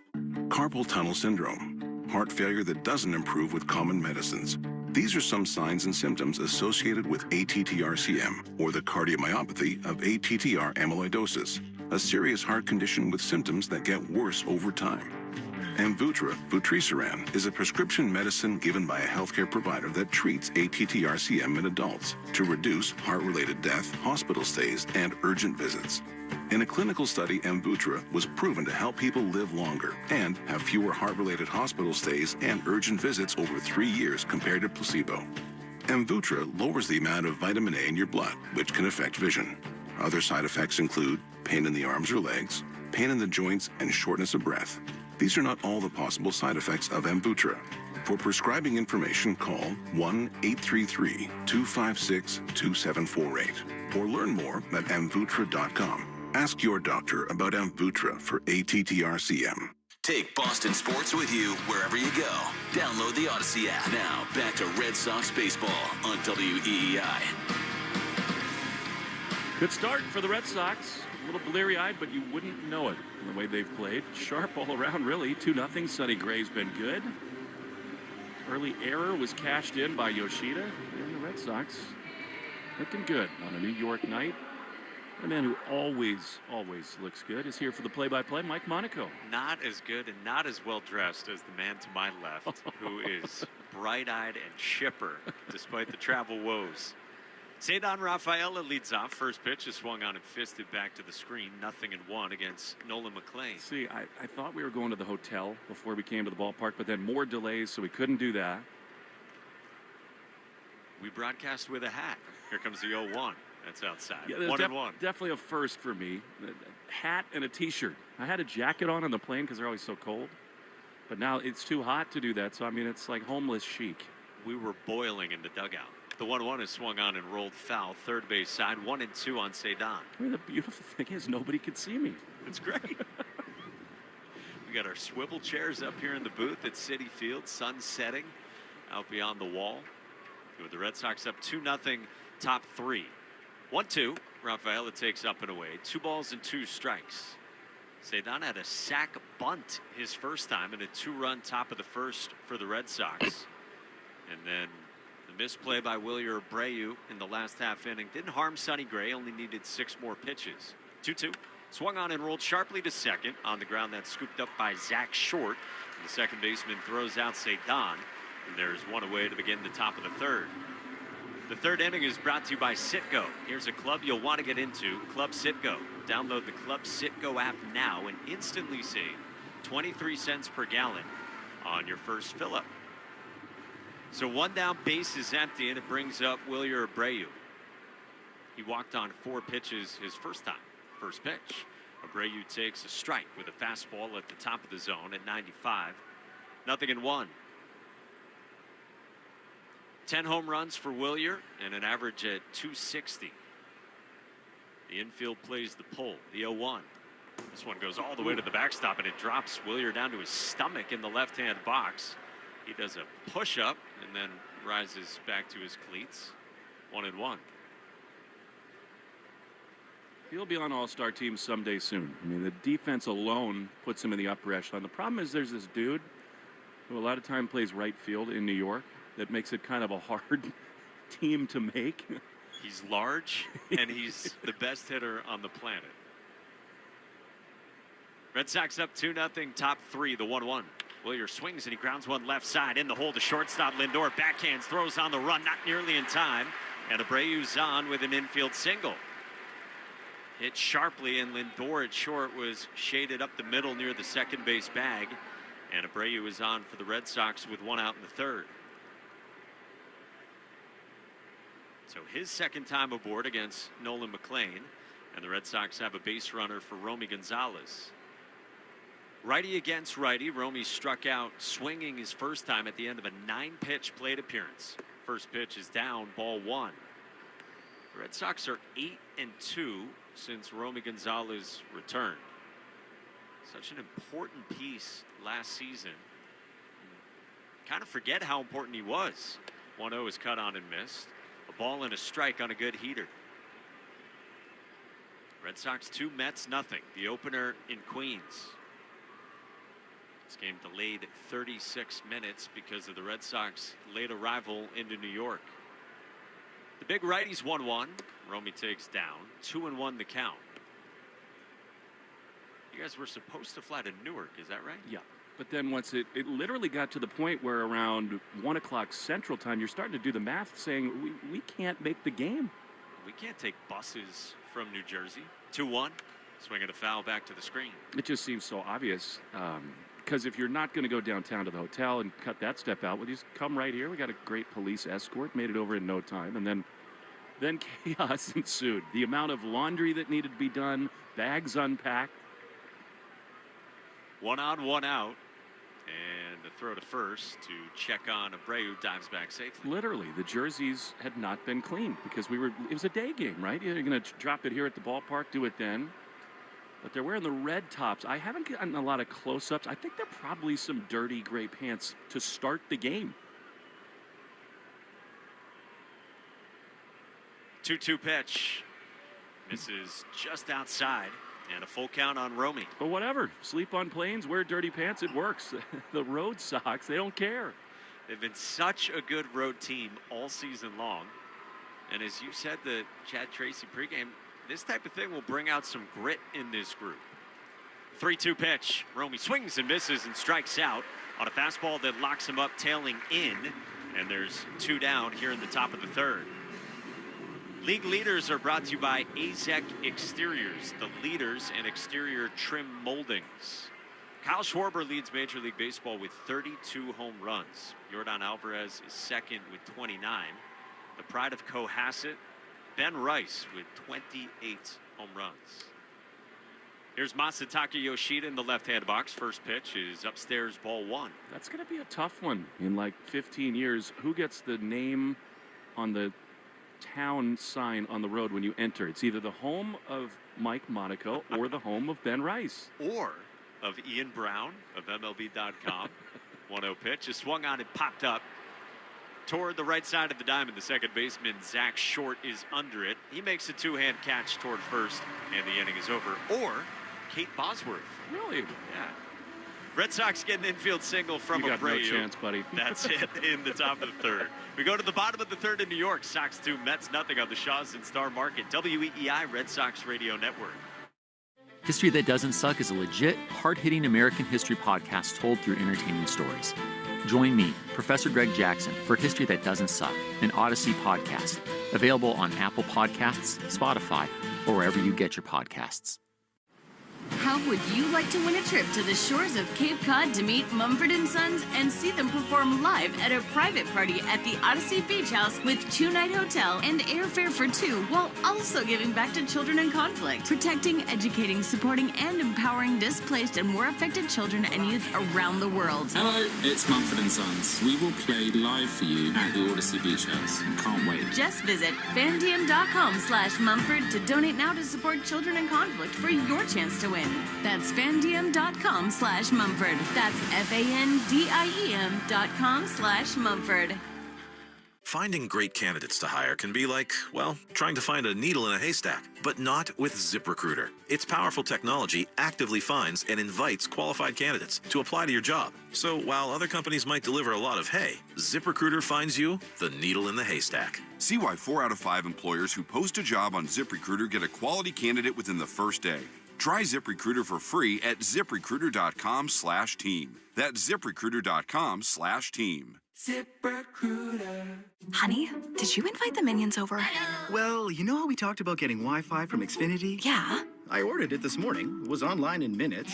Then they showed up. So they just came over to use the Wi-Fi? For what? Better not to know. Get online in minutes with same-day Wi-Fi from Xfinity. Plus, lock in your price for 5 years and see Minions and Monsters only in theaters. Xfinity. Imagine that. Restrictions apply. Not available in all areas. Learn more at xfinity.com/same-day Wi-Fi. Hey, it's Sonny Gray. This is the home of the Red Sox, WEEI. The Red Sox on WEEI is brought to you by your New England Ford dealers. Ford puts quality first, and now they're first in quality. Ford, the official vehicle of Major League Baseball, and that dirty water. Bottom of the third inning from Citi Field in the opener between the Red Sox and Mets, and the Sox lead New York 2-0. Sonny Gray goes to work against 8, 9, and 1, starting with Brett Beatty. The righty to the left-hand hitting third baseman in the first pitch. It's a breaking ball snapped in for a strike, 0-1. Just one base runner so far for the Mets against Gray. There's the double from Jared Young to right last inning that Wilyer Abreu didn't get a great read on. But Sonny Gray ended the inning right after. His 0-1 is down, a ball and a strike on Beatty. Brett Beatty, a former top 15 draft pick of the Mets out of high school, has continued to struggle with the bat this year. .219 average and only 3 home runs. Sonny Gray saddles up on the rubber. Bright red jersey top. The kick in the 1-1. Swinging a line drive into center field. A base hit for Brett Beatty. Rafaela cuts it off in right center. And Beatty's aboard with a leadoff single to begin the bottom of the third inning. Sonny Gray has been awesome for the Red Sox this year. Not an all-star, at least yet, for the Red Sox this year, but he has been 3 times in his career. 36-year-old who tonight is making his 17th start of the season. He goes right on right here with the 9-man in the Mets order, the second baseman, Zach Short. Red Sox up 2-0 in the third. First pitch is outside, ball 1. I think what's been cool about it this year is that he's done it in kind of a different way. He missed so many bats the last couple of years, 200-plus strikeouts. I mean, he's been fine with that, but the swing and miss rate, what they call whiff, it is down this season, and still he's dealing. 2.61 ERA. The 1-0 is cut on and missed, 1-1 on Short. I feel like on your 17 monitors, you've got access to some stat stuff that is a little unfair. I mean, is this national TV access to all these things? I do, but I'm struggling to navigate it right now. But if you have any questions on Sonny Gray, I'll get you those in a moment. The 1-1. Swinging a foul back to the screen, 1-2. Like, it's not just number. You got, like, heat maps and pie charts. So I don't know how to use any of the heat maps. Middlebrooks, like, translates them for me. He is a savant with those things. They just look like Jackson Pollock to me. I don't really understand heat maps. I never know if it's from the catcher or the pitcher's view. 1 on, nobody out, the 1-2. Short checks his swing and tips it foul to the screen behind the plate. Like the basic ones I get, right, where it shows where a pitcher throws certain pitches or where a hitter is, in a hot zone. But the ones that I just don't get at all are where it's like the movement on pitches. Yeah. Above average, below average, just give me that. The pitch is down and away. The runner goes, and Brett Beatty dives in headlong at second without a throw from Wong. So it's a stolen bag, and Beatty moves into scoring position with nobody out in the last of the third. Red Sox 2, Mets nothing, and 2 balls and 2 strikes the count on Zach Short. Gray comes set, waist high. The kick in the 2-2. Fastball down and away. 3-2 on the 9-man Short. Yeah, these numbers I have up in front of me, they do say that Sonny Gray gets a ton of chase. So you said that the swing and miss is down, but he is getting guys to expand the zone. Man at second, 3-2. Short takes down. No chase from Short there. It's a walk to the 9-man, and the first 2 have reached from the bottom of the Mets lineup. Yeah, that's an unforced error given what's looming next. So Beatty singles, Short walks back to the top for A.J. Ewing. Red Sox 2, Mets nothing, last of the third. Ewing is a 21-year-old rookie who has provided a spark. 7 home runs. You mentioned the speed. He's got 9 stolen bases. And OPS above average, shall we say. 2 sack bunts this year. I'm not sure you do it, though, because then you leave a base open for Soto. Corners in first pitch. He does bunt, but it goes foul. Third base side, 0-1. Plus, with his speed, I mean, he's thinking if I just put it in a good spot, we just load the bases. And yep, Juan Soto is on deck, and then Francisco Lindor after that. Red Sox up 2-0 on the Mets in the last of the third. Brett Beatty's at second. Zach Short is at first. Caleb Durbin at third comes in another step. The 0-1. No square that time, and the pitch is up and away. 1-1.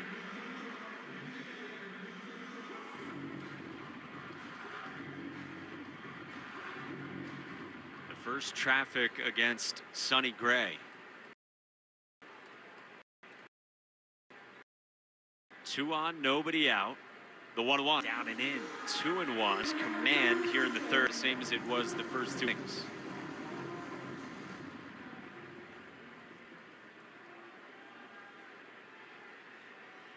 Ewing pinwheels the 2-tone bat, grips it over the left shoulder. Wong sets up on one knee. Gray's 2-1. Swinging a hot shot on the ground at second. Siegler backhands, flips to second for 1. The turn is not in time to double up the fast-running Ewing. Cheng tried to hurry the throw at Short as quickly as he could, but couldn't double up A.J. Ewing. So the Red Sox settle for 1, and now the Mets have him at the corners with 1 down. And here comes Juan Soto.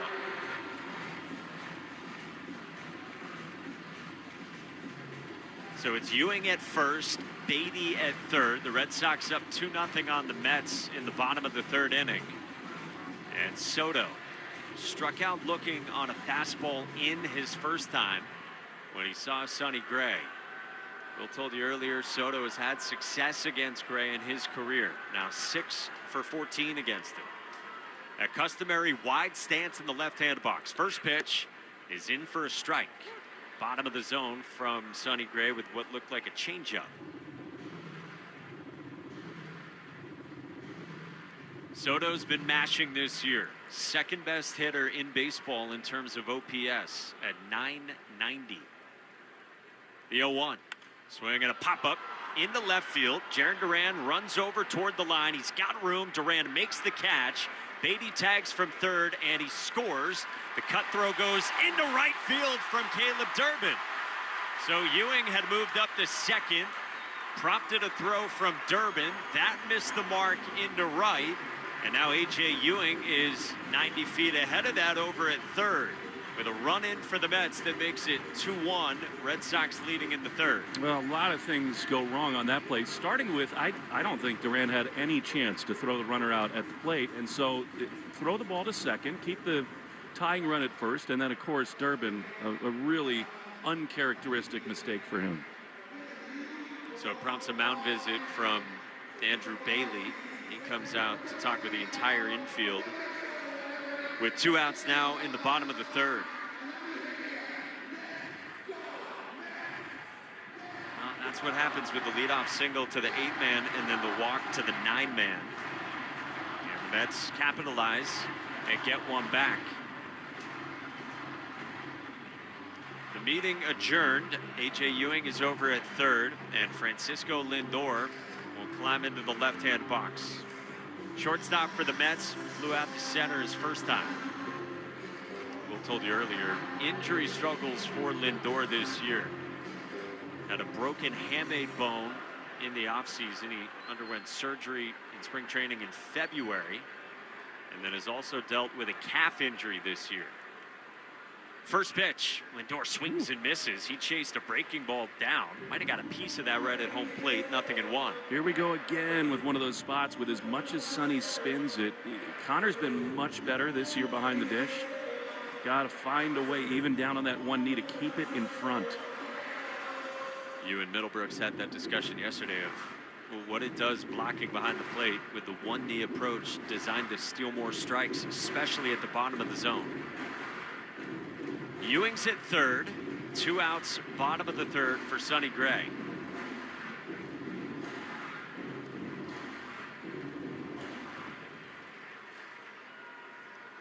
Gray dangles the right arm. Now he has his side. He comes set waist high. The 0-1.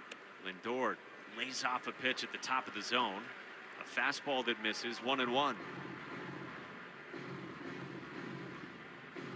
Red hot Red Sox trying to keep it rolling in this opener at Citi Field. Lindor rests the bat on the left shoulder. Gray winds the 1-1. Swing and a pop-up in the left at Jarren Duran, flat-footed. He's under it.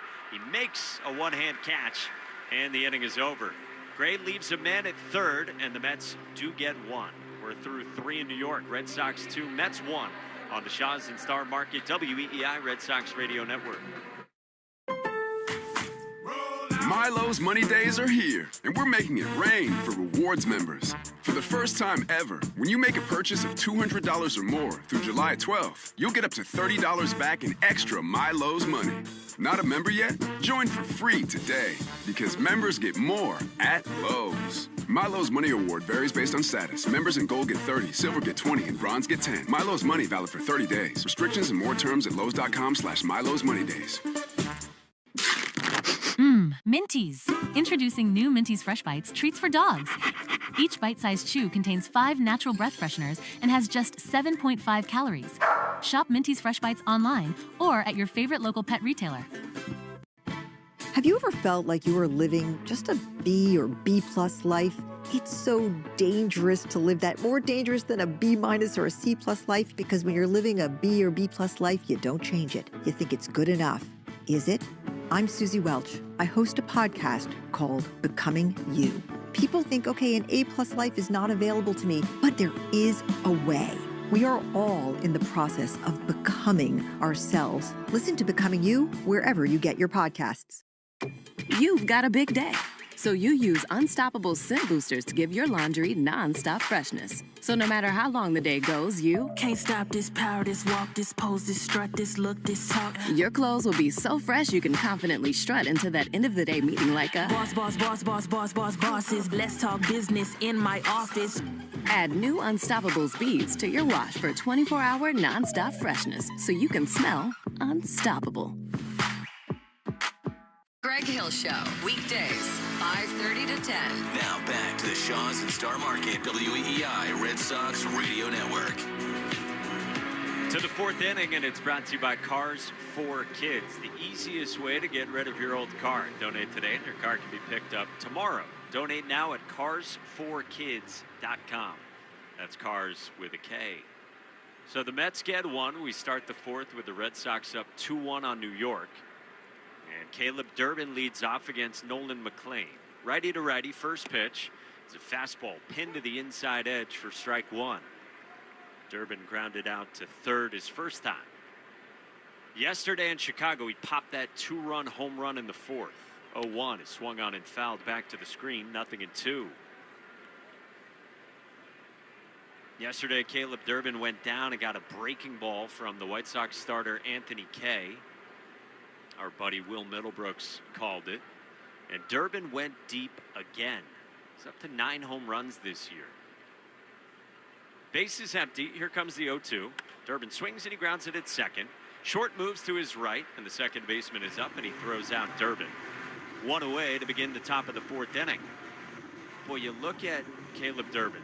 Since the team went to Cleveland, that was back in late May, Durbin's got a .911 OPS, a .290 average, 8 of those 9 home runs this season. He's done that in a 35-game span. He has really turned around his season. Sox up 2-1 here in the fourth, and now Jarren Duran. First pitch is a fastball up high, ball 1. Jarren struck it well his first time. He laced one at 105 miles an hour off his bat to lead off the second. But A.J. Ewing went back from center and made a nice catch. 1-0 is swung on and popped up foul behind the plate. A ball and a strike on Duran. That was good contact to see from Jarren Duran. Speaking of yesterday, Jarren made a great catch late in the game. Bottom of the 8th inning in left field. A fine sliding catch. The 1-1 curls in for a strike with a breaking ball. It's 1-2 on Jarren. It was a good win yesterday for the Red Sox to close out the series against the White Sox, to finish the sweep before eventually coming here to New York. 2-1 Sox top 4. McLean's 1-2.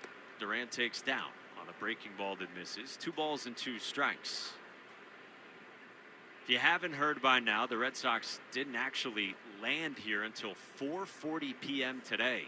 Got to the ballpark at 5:05 p.m. The big right-hander Nolan McLean peers in. He goes into the windup. 2-2. That's outside, a full count. We just had the 110th pitch of the game, brought to you by 110 Grill. Gluten-free dining done right. Visit any of their 33 locations all throughout New England. 1 out, base is empty. 3-2. Durant swings and misses and strikes out. Chased a fastball up the ladder at 97 from McLean. He's punched out 4, and there's 2 out for the Red Sox in the top of the 4th.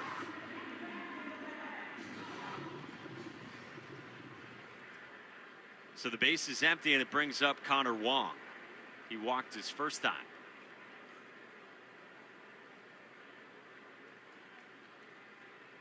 McLean winds, first pitch. Wong swings and he pops one up behind the plate. Alvarez, the catcher, jogs back, but that'll reach the seats. 2 runs on 2 hits, 1 error for the Red Sox. 1 run on 2 hits, 1 error for the Mets. That box score is brought to you by the Mass State Lottery and Keno. It's a vibe and a home run. Nolan McLean's into the windup, the 0-1. That hits Connor Wong up and in off the back of his left arm. Does have some protection there that he unstraps now and jogs down to first. And the Red Sox have a 2-out base runner. And Wong's been aboard with a couple of free passes issued by McLean. So base runner with 2 outs for Sung-Chae Cheng. Yeah, so just an odd day for the Red Sox. Woke up in a couple different hotels in Chicago today and got in late. First pitch is cut on and missed, 0-1. Peyton Tolley was down in the third base Red Sox dugout pregame, and he was saying that it wasn't the normal selection of food with the flight troubles. He said he crushed 5 donuts before the flight took off. 0-1 is swung on and fouled back, 0-2 on Chang. So not the norm for the Red Sox travel party today. But they did get here, just a brief delay with the Mets and Major League Baseball and the Red Sox all agreeing to push back the start time a bit. And now here, top of the 4th, Red Sox up 2-1. Man at first, 2 outs, the 0-2. Cheng lays off a pitch up and away. Sonny Gray, as Will told you earlier, did not want to hear anything from Chad Tracy about contingency plans for his start day. He said, just tell me when we're starting. I'm good to go. A throw to first, and Wong dives back safely.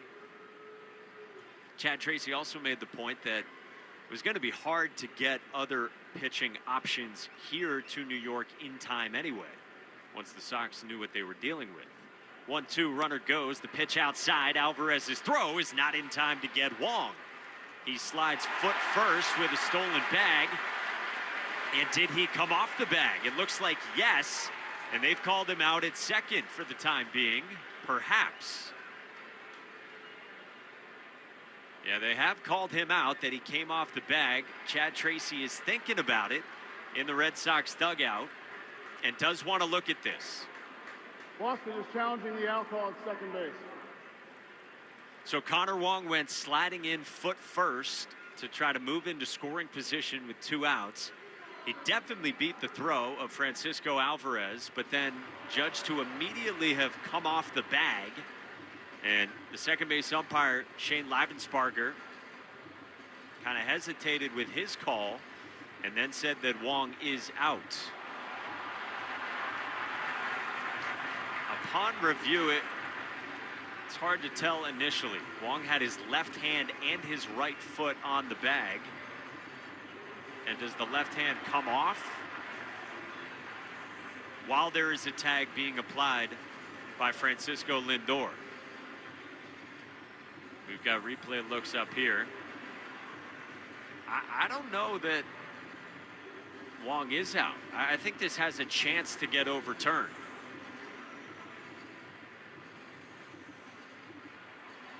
Initially, Lindor slaps the tag on the right leg of Wong. Wong's right foot comes off the base, but in that time, I think Wong has his left hand on the second base bag.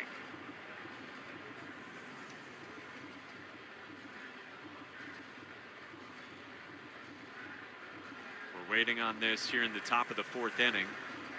It would either end the inning or put him in scoring position with Sung-Chae Chang still batting.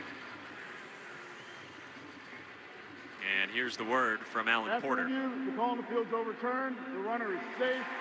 Boston will retain their challenge.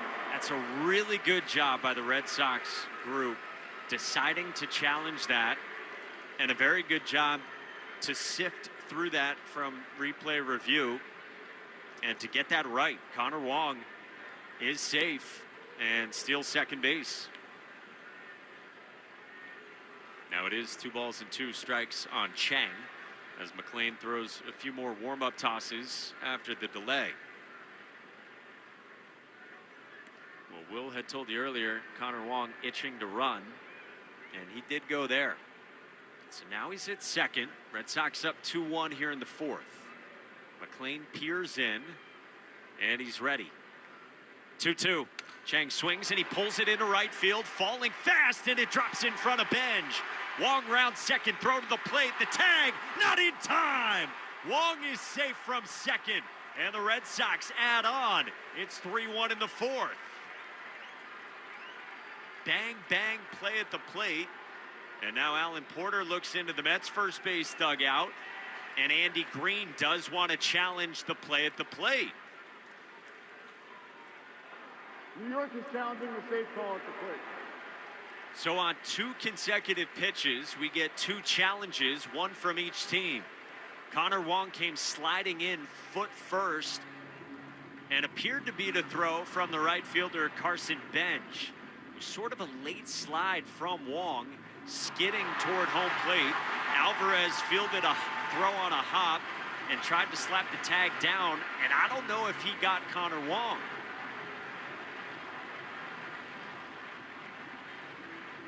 Well, while we have a moment, let's pause 10 seconds for station ID on the Shaw's and Star Market WEEI Red Sox Radio Network.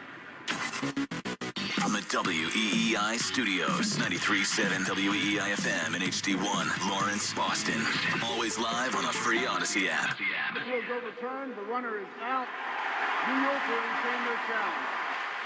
Those are the words from the home plate umpire and crew chief Alan Porter The Mets challenge is now successful, and Carson Bench throws out Connor Wong at the plate, and the tag just applied to the back of Wong by Francisco Alvarez. So the inning is over. We go to the bottom of the fourth, and the Red Sox still lead the Mets 2-1 on the Shaw's and Star Market WEEI Red Sox Radio Network. Understanding power requires more than headlines.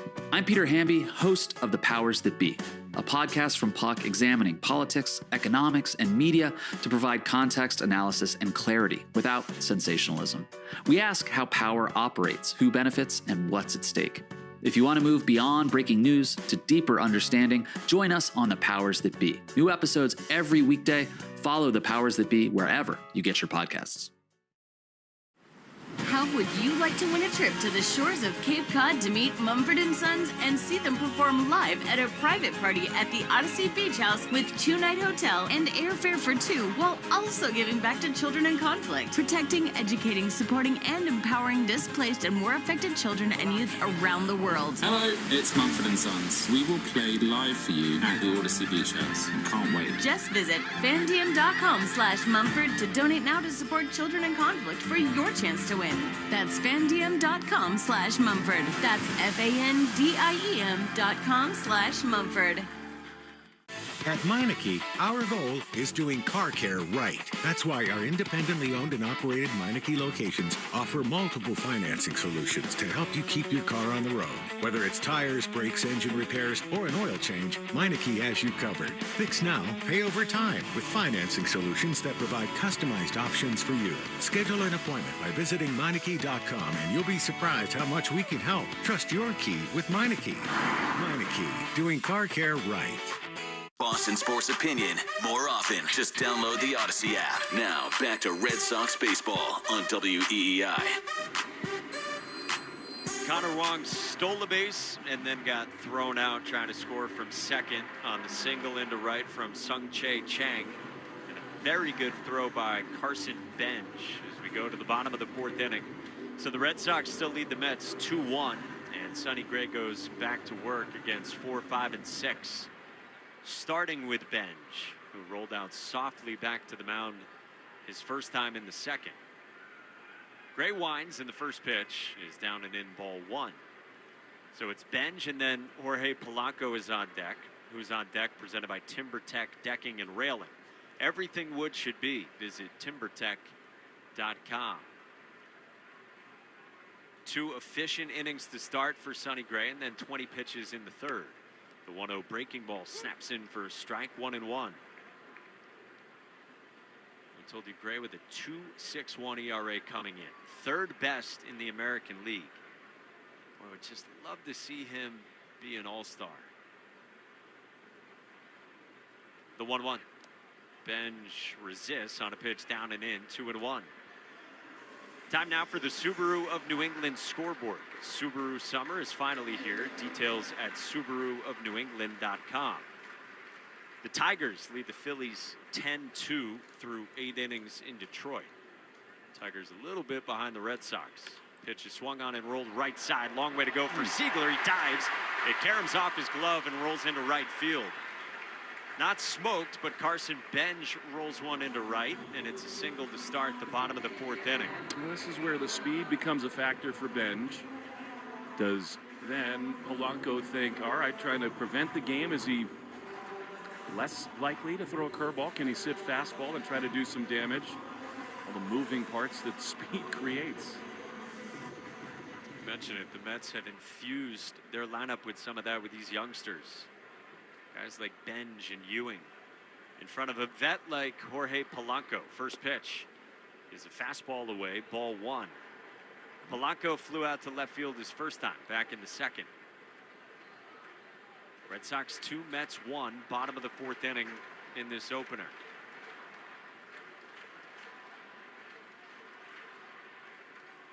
1-0. Polanco takes a strike on the outside part of the plate with a fastball that makes it 1-1. Again, not to make the whole thing about the travel, but I think this becomes an interesting sequence and time for Sonny. He's thrown a bunch of pitches. It's hot after the long night.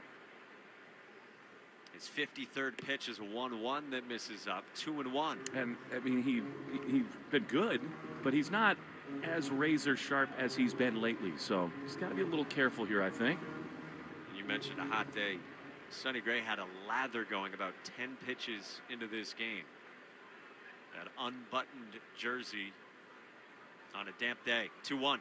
Swinging a high fly ball into shallow left. Jarren Duran coasts in from left. He's under it. He makes a shoulder high catch. And there's one away in the bottom of the 4th inning. Carson Benj holds it first.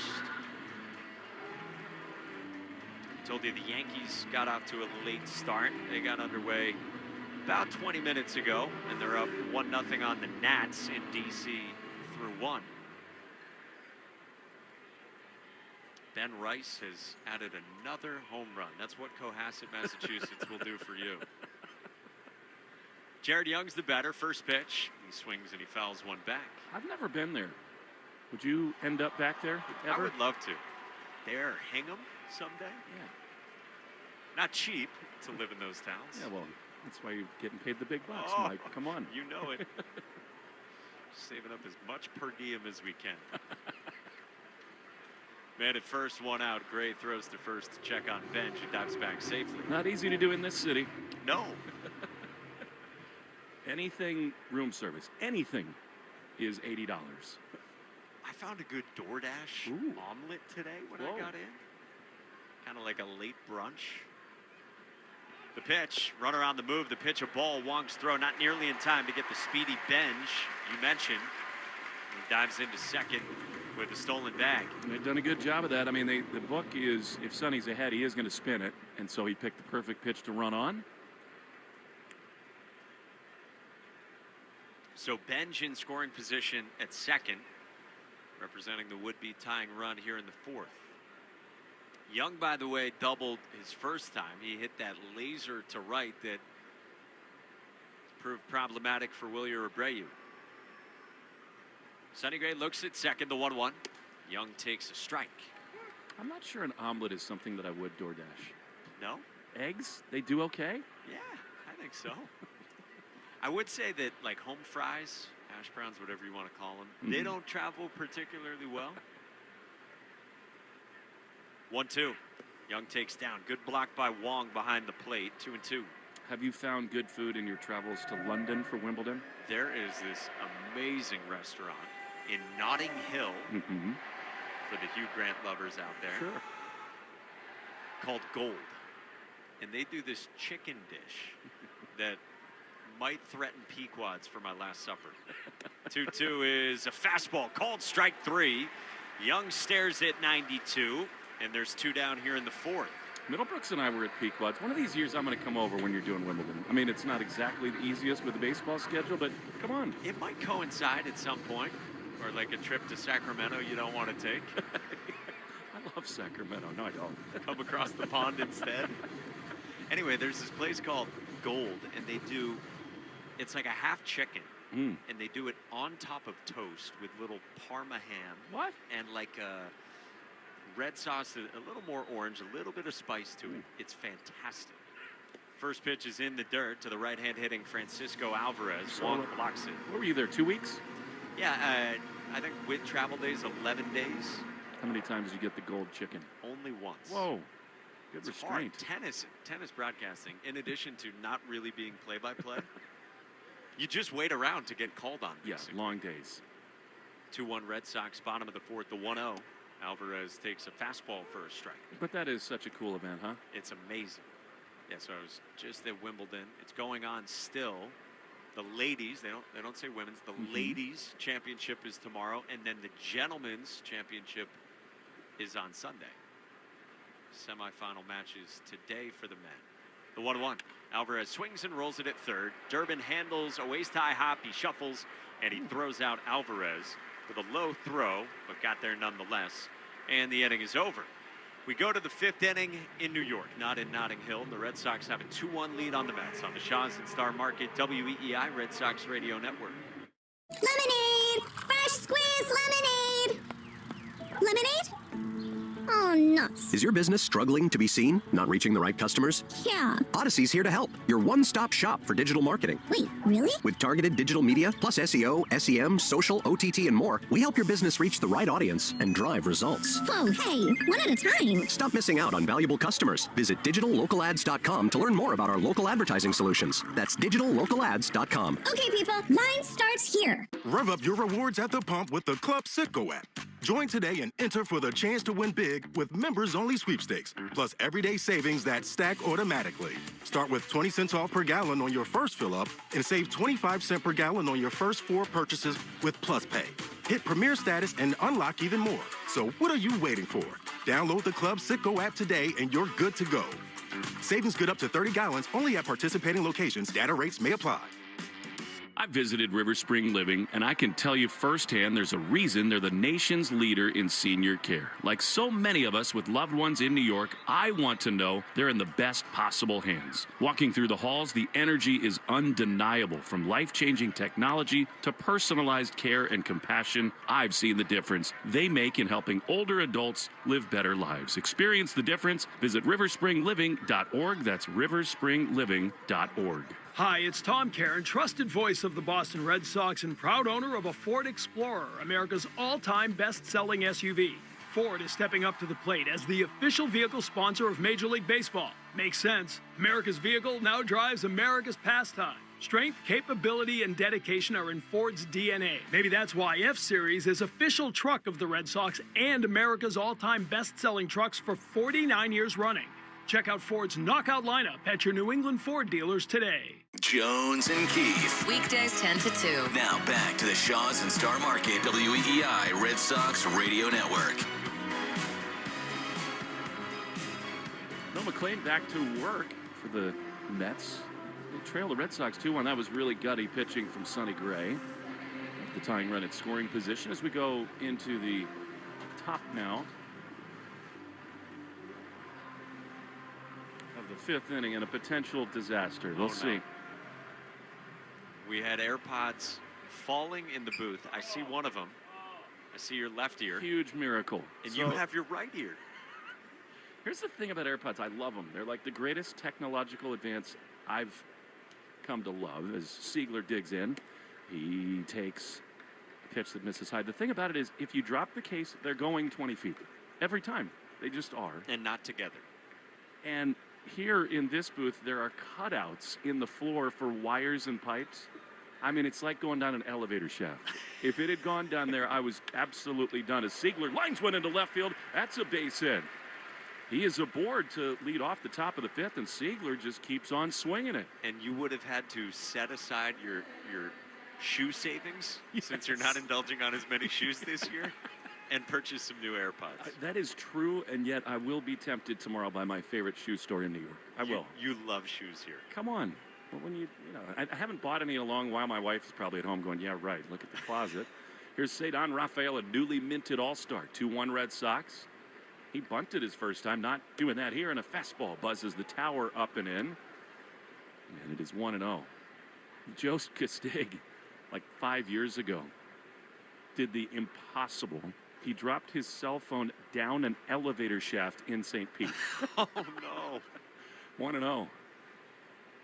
Pitch is called a strike. Cedon wants to challenge. That looked like it was near the outside. It's going to be a strike, though. He is not good at that for whatever reason. He's had a brilliant season.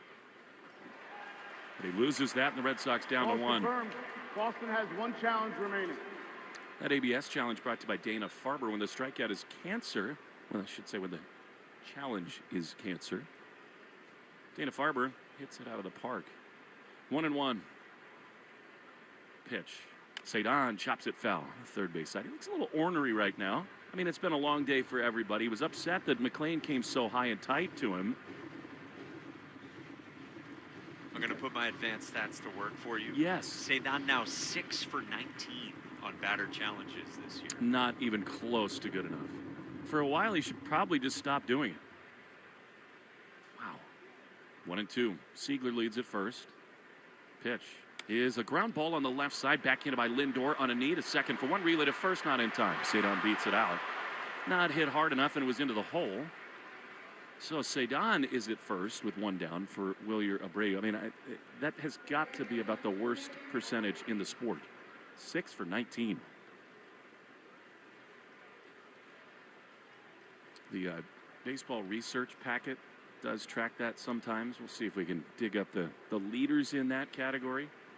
I know Salvi Perez as a catcher has got to still be the best, but among hitters, that is such a poor percentage.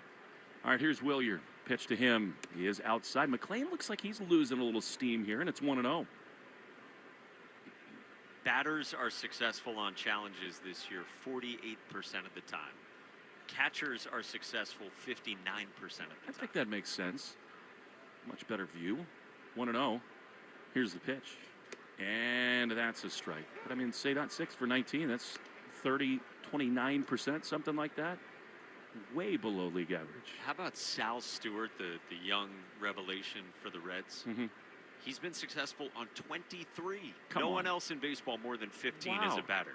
1-1 to Wilyer. Pitch is ripped high and deep into right field. Back at the warning track at the wall. It's off the top of the wall. Cedon is going to come to second. He will be held at third. A laser beam double for Wilyer. And the Red Sox are cooking here in the top of the fifth. Oh, your pick to click was so close. It really does get deeper in that part of right field. Oh, man. That ball was destroyed. 111 off the bat from Wilyer. He got a changeup that just kind of hung a little too much. Middle. And you're right. He didn't miss it by much. I was ready to take a Middlebrooks victory lap. Hit off the fencing out there. Deep and right. You're right. It juts out. All right, here's another huge spot for Romy. The game has found him today. The pitch is a curveball up and in. I mean, Romy came up in the first inning with 2 on and struck out. And then after Abreu's one-out hit in the third, he also fanned. Infield in again for the Mets. 2-1 Sox, big chance. Pitch is skied into right field, back toward the corner. It is plenty deep enough, and in foul ground, it is dropped. Did he drop it on purpose, or did it just bounce out of play? I think just really hard play coming over toward the sidewall. Benj running hard toward the wall, and that ball was tailing away from him. And I don't know if his glove made contact with it, maybe off the end of his glove. I mean, I'll tell you what, I think that's kind of a bad break for the Red Sox. I mean, who knows what Romy will do, but easily Cedon is scoring if that ball is caught. But then again, he's thinking about driving them both in. That was a good swing. 85 pitches thrown by McLean. 1-1. Infield stays in. Pitch is lined foul. First base side. He's got that swing back, that inside out one hand follow through, and he loves that in these spots. 2 strike counts with runners aboard. I was going to say, it looks like he's a little more comfortable being late on McLean's offerings, those sinkers coming in. Second and third, Red Sox lead. A ball and 2 strikes. The pitch is strike 3 called. Can't take one that close. Not in that spot. McLean has made some big pitches, none bigger than that. And now 2 down for Massa. I mean, that's 98. That is painted sort of up and away. And you're right. I mean, it catches a fair bit of the plate. That's a great spot from McLean. I mean, it's easy to say from up here, that velocity. That's such a tough pitch to do anything with. All right, here's Massa, who got him in the first, and he takes a breaking ball in there for strike 1. They have somewhat protected McLean's arm. He has thrown over 100 pitches, let's see, 6 times this year. At 88 right now. 2-1 Red Sox lead. Massa trying to pad it. Runners at second and third. Pitch is grounded on the right side. It's backhanded over there by Young. He flips underhand. And what a wasted opportunity that is for the Red Sox. Second and third, 1 out. They do not score. Sonny Gray back to the mound with a 1-run lead on the Shaws and Star Market. WEI Red Sox Radio Network. At the Zebra, we save you money on auto insurance. Like Jessica, who saved hundreds. Small weekend, here I come. The Zebra monitors your insurance and alerts you of savings. Find out how much you can save at thezebra.com. Savings will vary, not all will save. It is not hard to destroy a college. Last season, the podcast Campus Files brought you stories of fraternity drug rings, stolen body parts, campus cults, and more. And now Campus Files is back for another season. There's a guy screaming into his phone. He's like, I just saw Charlie Kirk get assassinated right in front of me. Every week is a new episode and a new story. It was so chaotic. It's almost like a university under siege. Listen to and follow Campus Files, available now wherever you get your podcasts. How would you like to win a trip to the shores of Cape Cod to meet Mumford & Sons and see them perform live at a private party at the Odyssey Beach House with 2-night hotel and airfare for 2, while also giving back to children in conflict, protecting, educating, supporting, and empowering displaced and war affected children and youth around the world? Hello, it's Mumford & Sons. We will play live for you at the Odyssey Beach House. Can't wait. Just visit fandiem.com/Mumford to donate now to support children in conflict for your chance to win. That's fandiem.com/Mumford. That's FANDIEM.com/Mumford.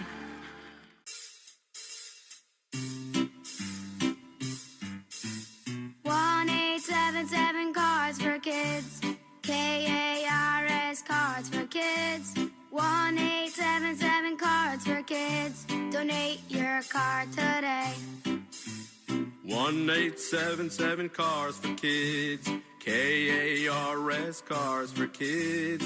1-877 Cars for Kids. Donate your car today. Ready to get rid of that old car? Donate it to Cars for Kids. Call 877 Cars for Kids to speak to a friendly live agent. Donation is super easy, and your car can be picked up as soon as tomorrow. Go to carsforkids.org now or call 877 Cars for Kids to donate your car today. 1-877 Cars for Kids. KARS Cars for Kids. 1-877 Cars for Kids. Did you know you can donate real estate too? Go to carsforkids.org. That's cars with a K. You're listening to live play-by-play action of the Boston Red Sox on the Shaws and Star Market WEEI Red Sox Radio Network. All right, bottom 5, Red Sox 2, Mets 1. Sonny Gray back to work. And he's trying to avoid a repeat of what happened in the 3rd inning when Brett Beatty led off with a hit. And then he walked Zach Short, who's due up second. A nice job limiting the damage, but you need to do a little more work against the bottom of the order here.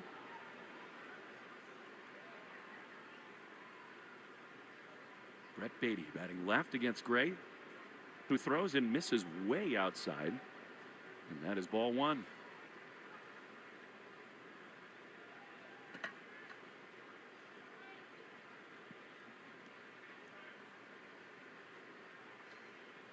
Gray into that abbreviated wind, comes home, he throws, and he misses again, falling behind.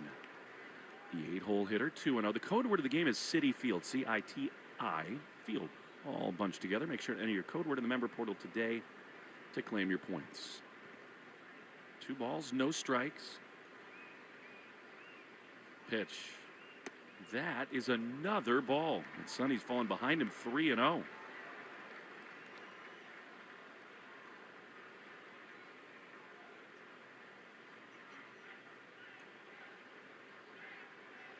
Need a strike here. Short waiting out on deck. Infield a little bit over to pull as Sonny does exactly that. Pumps it in there. And it's 3-1. Really neat job by the Mets honoring the late, great Davey Johnson, who sends bad memories through Red Sox minds, but truly one of the innovative managers of all time. Great player in his own right. 3-1 is smashed into center field, but everything that doesn't go over the wall basically gets caught by Cedon. He glides back, makes the grab, and there's 1 away. I had the great pleasure of meeting Davey Johnson later in his life. He was working in the Washington Nationals system. And even at an advanced age, he passed away last September. I'm just always thinking 3-4 steps ahead. Mookie Wilson is on the Apple telecast. Speaking of bad memories for the Red Sox. Oh. All right, here's Zach Short, right-handed hitter. And a pitch. Misses outside, ball 1. He's not throwing as many first pitch strikes tonight, Sonny. Overall, he has thrown 68 in the ball game. Here is a foul. Back to the screen. And it's 1-1. Of course, every time you see Mookie, you think about Bill Buckner and all that he went through. I mean, there's so many other moments and plays in that inning that really determined the outcome. Most of all, the wild pitch. 1-1. Here it is. Sonny just misses outside. And, of course, Bill Buckner should not have been in the game. John McNamara really mismanaged that late inning situation, both the bullpen and the defense. I mean, all year, especially late in the season with the injury, Buckner had been taken out in those spots. 2-1. Pitch is swung on and missed. Really good slider there from Sonny, maybe the cutter, and it's 2-2. But the beautiful thing about 04 and 07 and 13 and 18 is those, they still hurt, but not quite the same. Mookie Wilson was a really good player. 2-2. Pitch is strike 3 called right at the top of the zone, and Sonny, in spite of not throwing first pitch strikes, retires the first 2. He's got 4 strikeouts now. Another 2 down. You said it had to be different than when he faced 8, 9, and 1 in the 3rd inning. Good way to do it. Get the strikeout as short. Fastball top of the zone. Probably not what he was trying to do, but works out nonetheless. Well, and either way, this becomes another big one. Ewing can fly, but most of all, you want to face Juan Soto with the bases empty, preferably to begin an inning. 2-1 Red Sox, bottom 5, and here is the fleet of foot A.J. Ewing, and he takes a strike on the outside corner. Bottom of the zone there. Good one from Sonny. 0-1. He just battles, Sonny Gray does. No matter what he has on a given night. Fierce, fierce competitor. 0-1 is another good one on the outside corner. It's important that Sonny gives a little more length in this game. And the reason why is that the Red Sox have not announced who will start tomorrow. They know, I'm sure, although it does depend on what happens here tonight.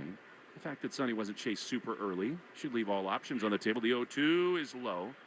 I mean, the easiest answer would have been Brian Bayo. I don't think they're going to do that. It would have been so easy to just say, yeah, we lost Ranger and we're without Connolly early, but bring Bayo back up. He has not really been that sharp down at AAA. 1-2. Pitch is on the ground to the right side through a base hit. Well, he will see Soto with a runner aboard. Ewing and his speed are on. I think that the Red Sox, I mean, obviously when they sent Bayo down, it was so much about mindset in the first inning and overcoming adversity. But talking to people who've been paying attention, not enough first pitch strikes. The first innings have been a little bit better, but they really don't think that it's been razor sharp. All right, here we go. Big time spot. Soto in, and he takes the ball inside. Soto called out on strikes his first time and then hit a sac fly to left. Produced the Mets' only run. It's 2-1. Check of the game score brought to you by Veg ER for Pets, the official emergency vet group of the Red Sox radio network. 1-0 the pitch outside. He looks a little more labored than he usually does, Sonny, and I'm sure the heat and humidity, the long travel have a lot to do with that. Yeah, it doesn't feel like it's been pinpoint, and yet kind of come out and grind and give you everything he's got. This is what you expect from him. 2-0. Here's the pitch, and it is perfect. I mean, you just cannot throw it better than that. That is so good from Gray. A little bender on the outside corner. Soto could do nothing with that, and it is 2-1.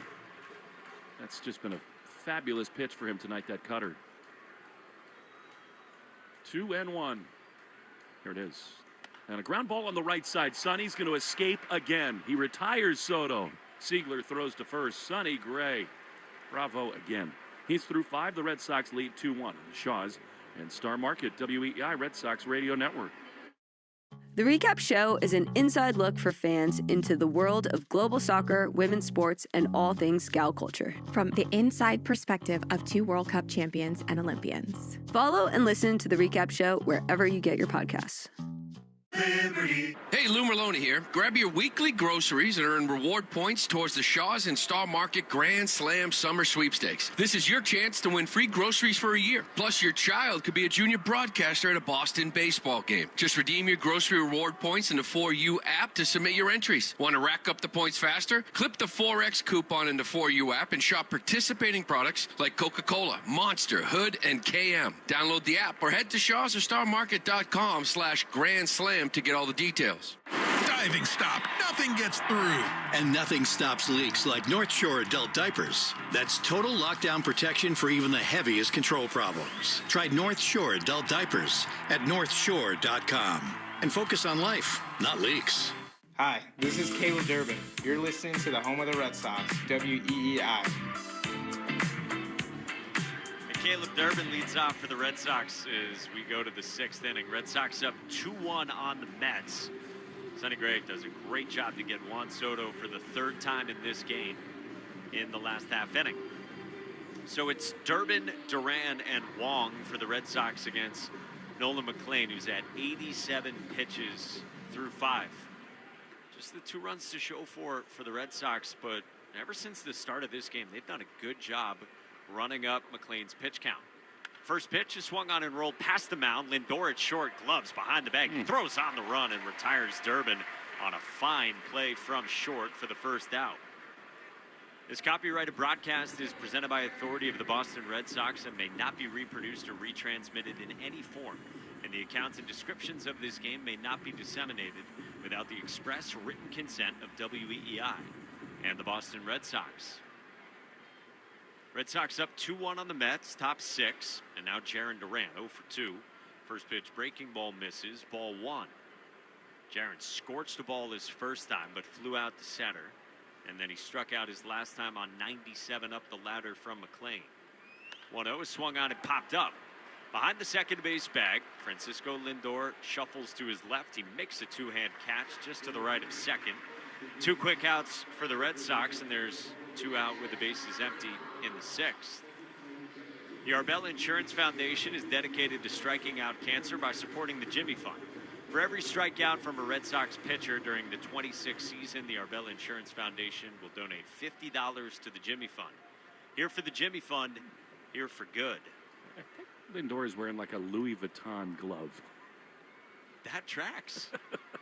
Base is empty, and the first pitch is strike 1 to Connor Wong. When he is on, he is so smooth. He's got the bright orange cleats on as well beneath the all dark socks. 2-1 Red Sox, the 0-1. Wong lays off a pitch down and away, 1-1.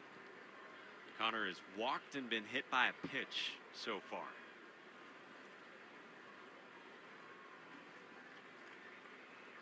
Here's the 1-1. Wong takes a strike, let her high with a fastball. Sonny Gray, by the way, at 80 pitches, so you can get more length out of him. The Bullpen Report is brought to you by Interlock Metal Roofing. Visit interlockroofing.com and never re-roof again.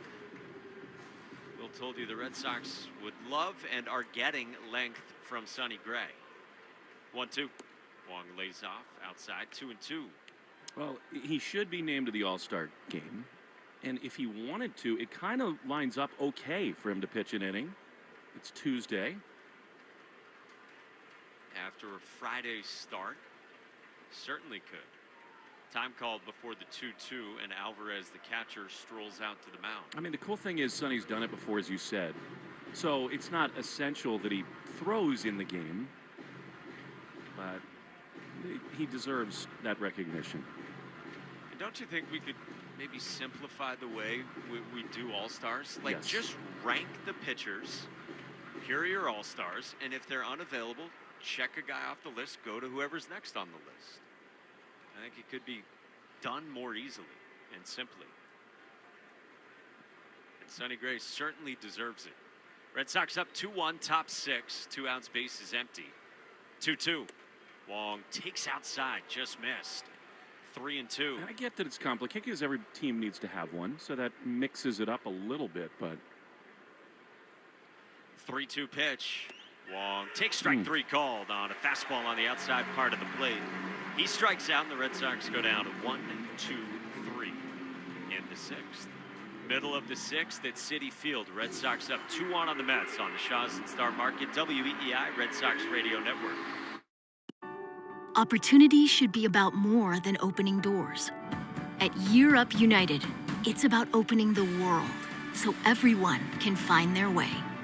Here, you can learn in-demand skills while earning a weekly stipend working with industry-leading companies. Companies that are looking for someone like you. And with an opportunity like that, there's nowhere to go but up.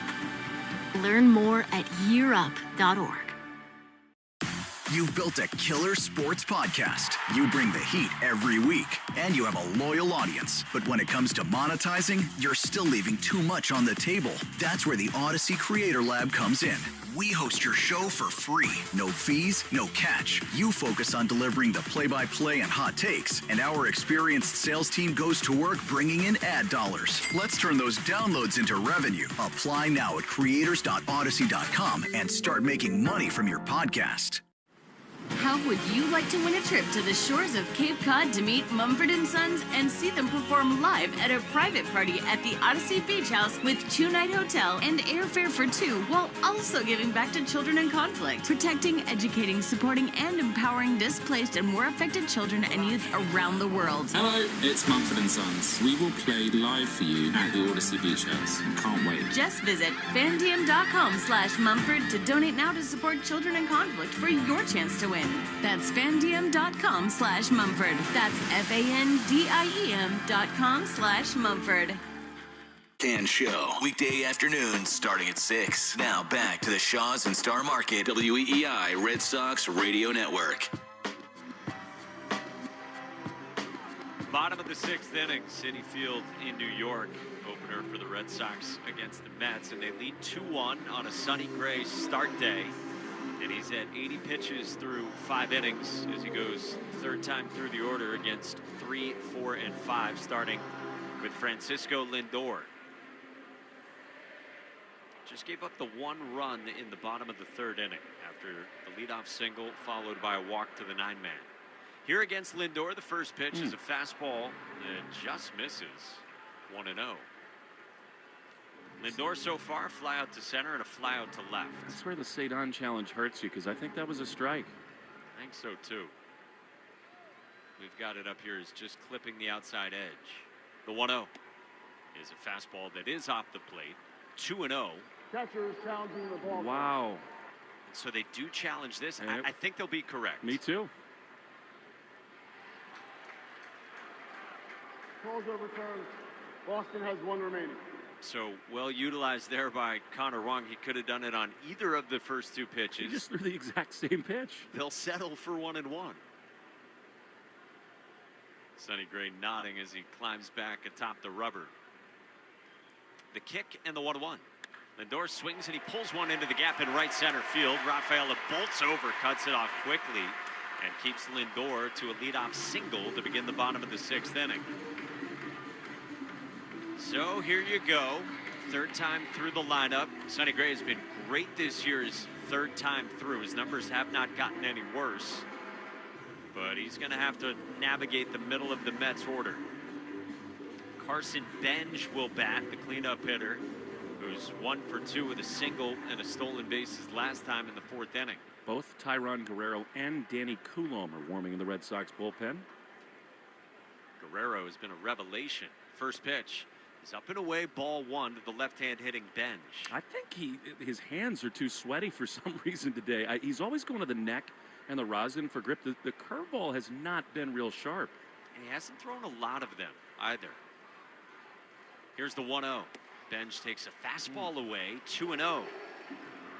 It's almost 10 p.m. here at Citi Field. It's still 80 degrees right now. Feels a little bit warmer, and it is a ton of humidity in the air.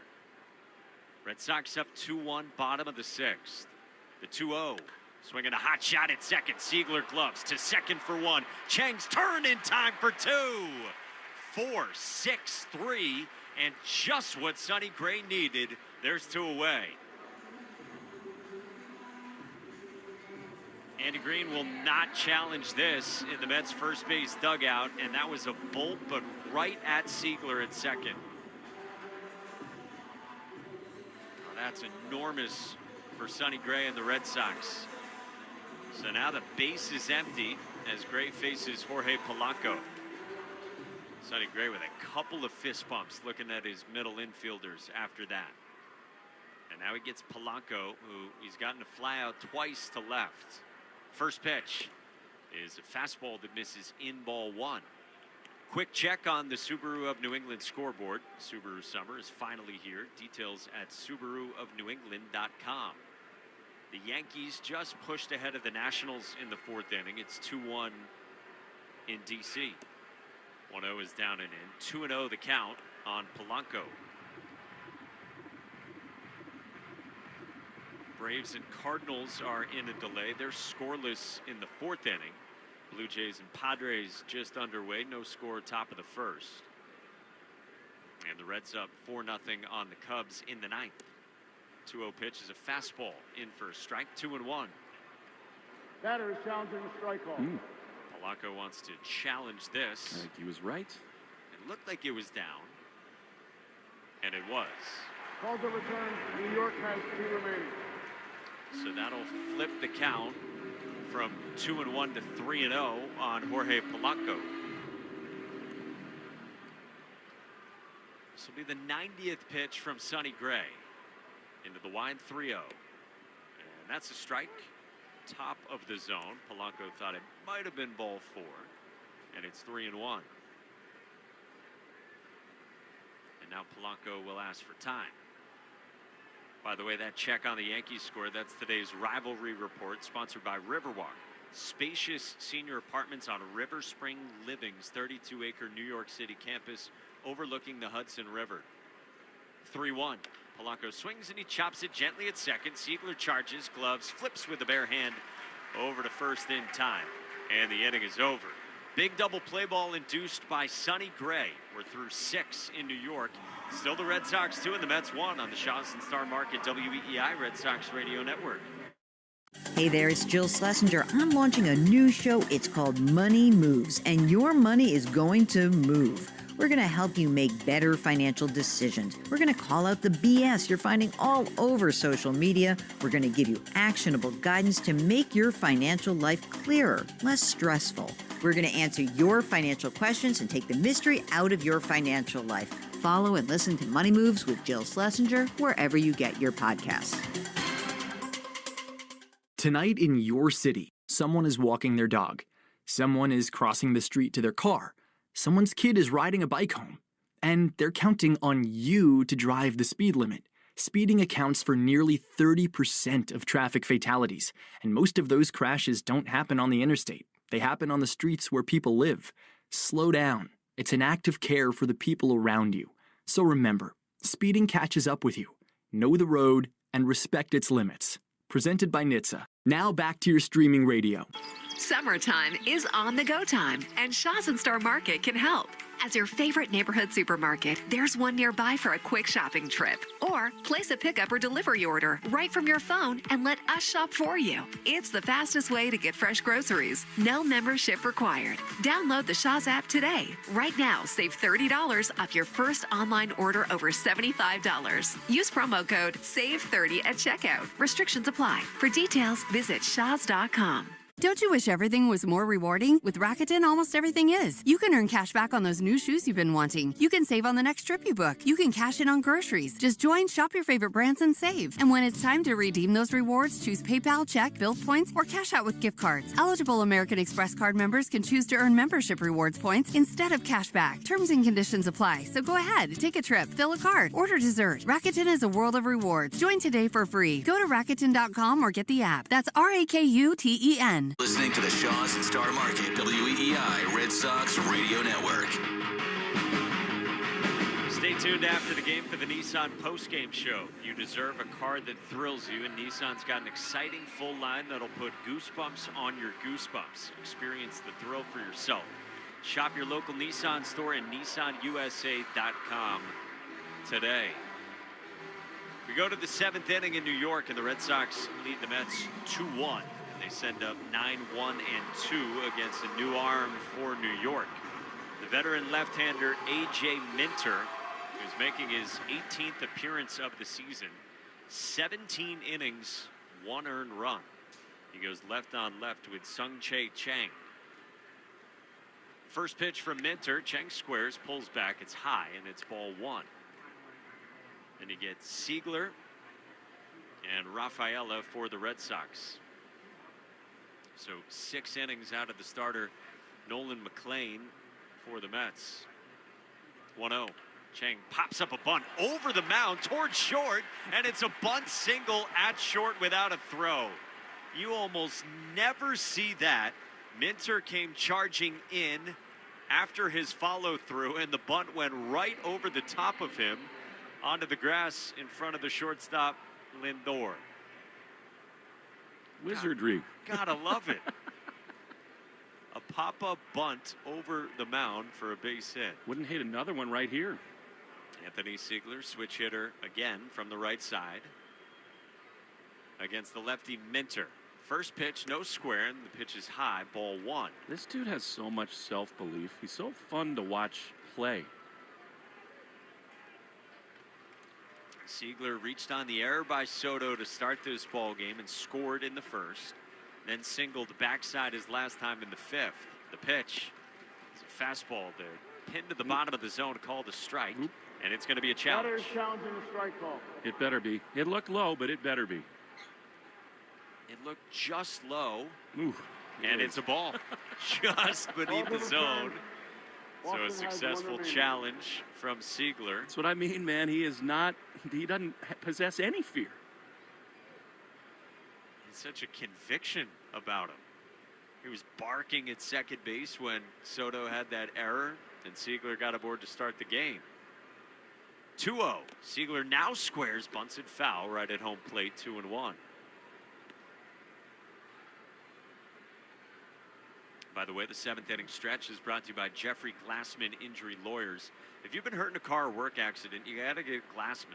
Call all 7s at 617-777-7777.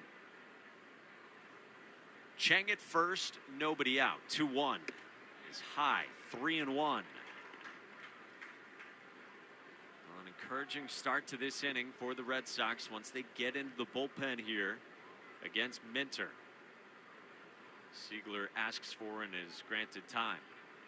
McLean, the starter, went 6 innings, 2 runs, both unearned, 2 walks, 7 strikeouts. He threw 98 pitches on a hot night. Minter's 3-1. Siegler swings and he rolls it foul toward third. Full count.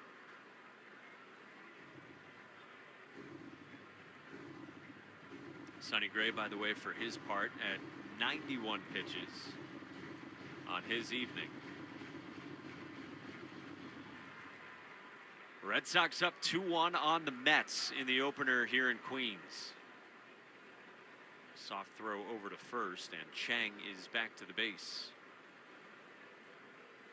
By the way, win free groceries for a year with the Shaw's and Star Market Grand Slam Summer Sweepstakes. Plus, your child could be a junior broadcaster. Shaw's or starmarket.com/Grand Slam. 3-2 pitch on the way. Siegler swings and he clobbers one deep down the line and left, tailing toward the pole. It is gone! 2-run shot, Anthony Siegler. And the Red Sox add insurance. It's 4-1 in the 7th.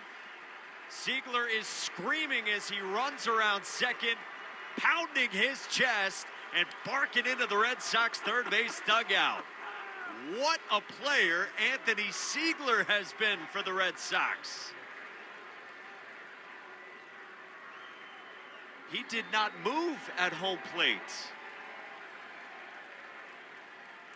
Crushed it toward the pole in left, and he hooked it just inside of it, fair for a home run. Pounded.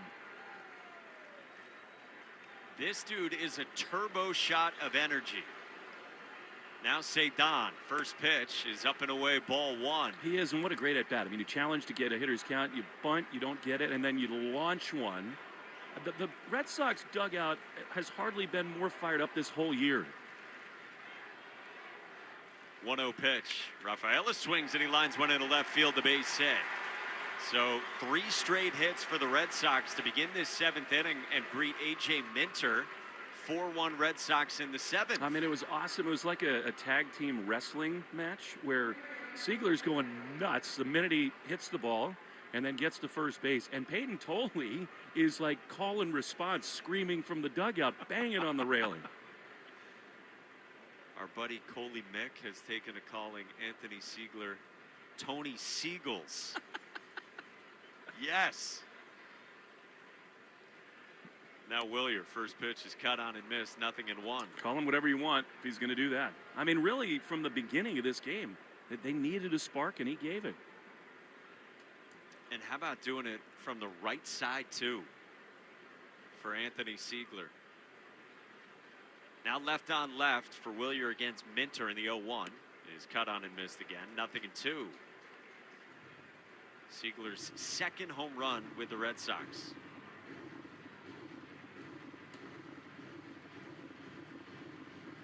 I mean, for a guy who wanted to try switch hitting again and get back to hitting from the right side, you know that's got to feel good. Rafaela's at first, nobody out here in the 7th. And the 0-2. Brady takes high with a fastball. You said it yesterday, like Red Sox fans are going to fall in love with Siegler. And I think they are.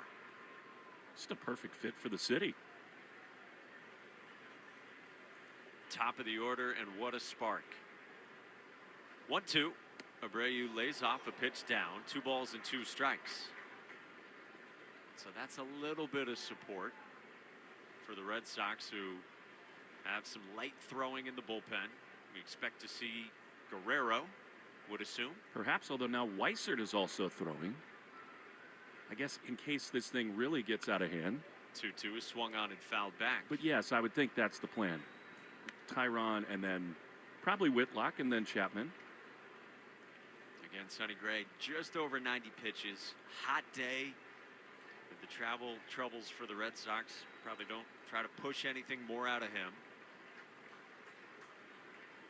Man at first, nobody out. 2-2 again to Willier. He swings and misses and strikes out. Cuts through the cutter there from Minter, and there's one away. Of course, Romy could just make it 6-1 and make things a lot easier for Chad Tracy the rest of the way. Romy's been up today in some big spots. Nothing to show for it quite yet. 0 for 3, 3 strikeouts for Gonzalez. Red Sox up 4-1 now in the 7th. First pitch. Romy takes high, ball 1. He has worked counts. He deserves a lot of credit for his plate appearance in the first inning, though he didn't come through. He ended up striking out, but he saw 9 pitches and drove that pitch count up early for McLean. The 1-0. Romy swings and nicks it foul right at home plate. That caroms off the catcher Alvarez. A ball and a strike. Yeah, it's great to have Romy back in this Red Sox lineup. More than held his own against right-handed pitching last year. And then, as we all know, he absolutely pounded left-handed pitching. So we got the lefty here in Minter. The 1-1. Romy takes down, 2-1. He's about to not take this next pitch if it's anywhere close. I think he's a little frustrated with the way the night has gone. He got himself into a hitter's count against a lefty. Minter dangles the arm. Now he comes set, shoulder high near the ear. 2-1. Romy swings and misses. 2-2. He was geared up for a fastball. He got that tight slider toward his back foot. 2-2.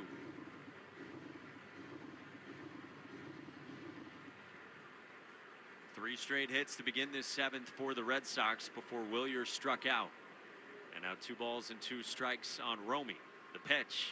He swings and he rolls one gently at short. Lindor charges. He goes to second for 1. The turn to first, not nearly in time to get Romy, who stays out of a double play on a slow developing chopper at short.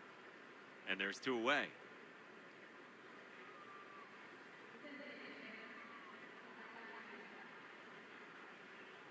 So it'll bring up Masataka Yoshida to go left on left against A.J. Minter. Guerrero is indeed back up and throwing in the Red Sox bullpen. So if it stays right here, you do, as Will told you, probably see him in the next half inning. Yoshida in the box. First pitch is swung on and laced over short into left center field. The base hit. That rolls into the gap. Soto and Ewing combine to cut it off. Gonzalez heads to third. Yoshida slides in safely at second. And the Red Sox have 2 in scoring position. Hot shot by Masataka Yoshida the opposite way. 103 off his bat. And now the Red Sox have second and third. And is Andy Green going to counter here? I don't think that's him. I think that's the pitching coach coming out. I mean, this is a real opportunity. They do have a righty throwing in the bullpen, but I think they'll let Minter face Durbin. After the double from Masataka Yoshida. Well, this is just what the Red Sox wanted, to add some insurance here in the 7th, give some cushion for this bullpen behind Sonny Gray. The Red Sox winners of 6 games in a row, 11 of their last 13. Started play today 2.5 out of a wild card spot, improbably. Their final series before the All-Star break. A.J. Minter indeed will stay in this game to face Caleb Durbin. Durbin 0 for 3 with Twins, Astros. Astros tied, Twins trailing, and so are the Blue Jays. Could be a good night for the Sox. The 1-0. Durbin takes a strike on the inside part of the plate with a cutter. Of course, the Astros tied their game because Yordan Alvarez hit the 200th career home run. Amazing. He has done it in such short order. Second and third for the Red Sox with 2 outs in the 7th. The 1-1. Swinging a roller down the third base line, foul. 1-2. Tigers, by the way, are playing some good baseball. They won again today. They've won 9 out of 10. They got a home run from the rookie sensation, Kevin McGonigal. Speaking of rookies, J.J. Weatherholt is getting paid with the Cardinals. Sounds like a 9-figure deal, reportedly. 1-2. Durbin swings and he pokes one in the air behind second. It's the second baseman short who backs up, makes the catch, and the inning's over. The Red Sox leave them at second and third, but they get 2 on an Anthony Siegler home run. We hit the stretch in New York. The Red Sox 4 and the Mets 1 on the Shaw's and Star Market, WEEI Red Sox Radio Network. Don't you wish everything was more rewarding? With Rakuten, almost everything is. You can earn cash back on those new shoes you've been wanting. You can save on the next trip you book. You can cash in on groceries. Just join, shop your favorite brands, and save. And when it's time to redeem those rewards, choose PayPal, check, Build points, or cash out with gift cards. Eligible American Express card members can choose to earn membership rewards points instead of cash back. Terms and conditions apply. So go ahead, take a trip, fill a card, order dessert. Rakuten is a world of rewards. Join today for free. Go to Rakuten.com or get the app. That's Rakuten. Streaming only on Peacock. A classic love story. You were my forever person. I love you. But there's one tiny problem. The husband makes the wife feel small. Oh no, Lindy. In other words, the husband accidentally shrinks the wife to 6 inches tall using his super secret project, but he doesn't know how to unshrink her and she might be stuck mini forever. Make me big again now. A classic love story starring Elizabeth Banks and Matthew McFadden, The Miniature Wife. Streaming now only on Peacock. Life can feel overwhelming, but you don't have to go through it alone. On my podcast, From the Heart with Rachel Braithen, I share openly and vulnerably about everything life brings us and what we can learn by living with our hearts a little bit more open. Every Friday, a new episode brings you a new story with topics on self-care, motherhood, healing, and more. You are enough, just the way you are. And this podcast is a reminder of that. Follow and listen to From the Heart with Rachel Braithen wherever you get your podcasts. Your smart speaker to play, 93.7 WEEI. Now, back to Red Sox baseball on WEEI. Tyron Guerrero takes over for the Red Sox in the bottom of the 7th, and before he works, let's pause 10 seconds for station ID on the Shaw's and Star Market WEEI Red Sox Radio Network. From the WEEI studios, 93.7 WEEI FM and HD1, Lawrence, Boston. Always live on the free Odyssey app.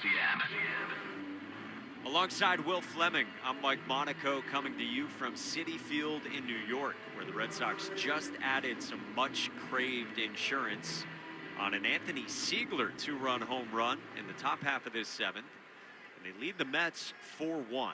Bottom of the 7th, and Tyron Guerrero takes over for Sonny Gray.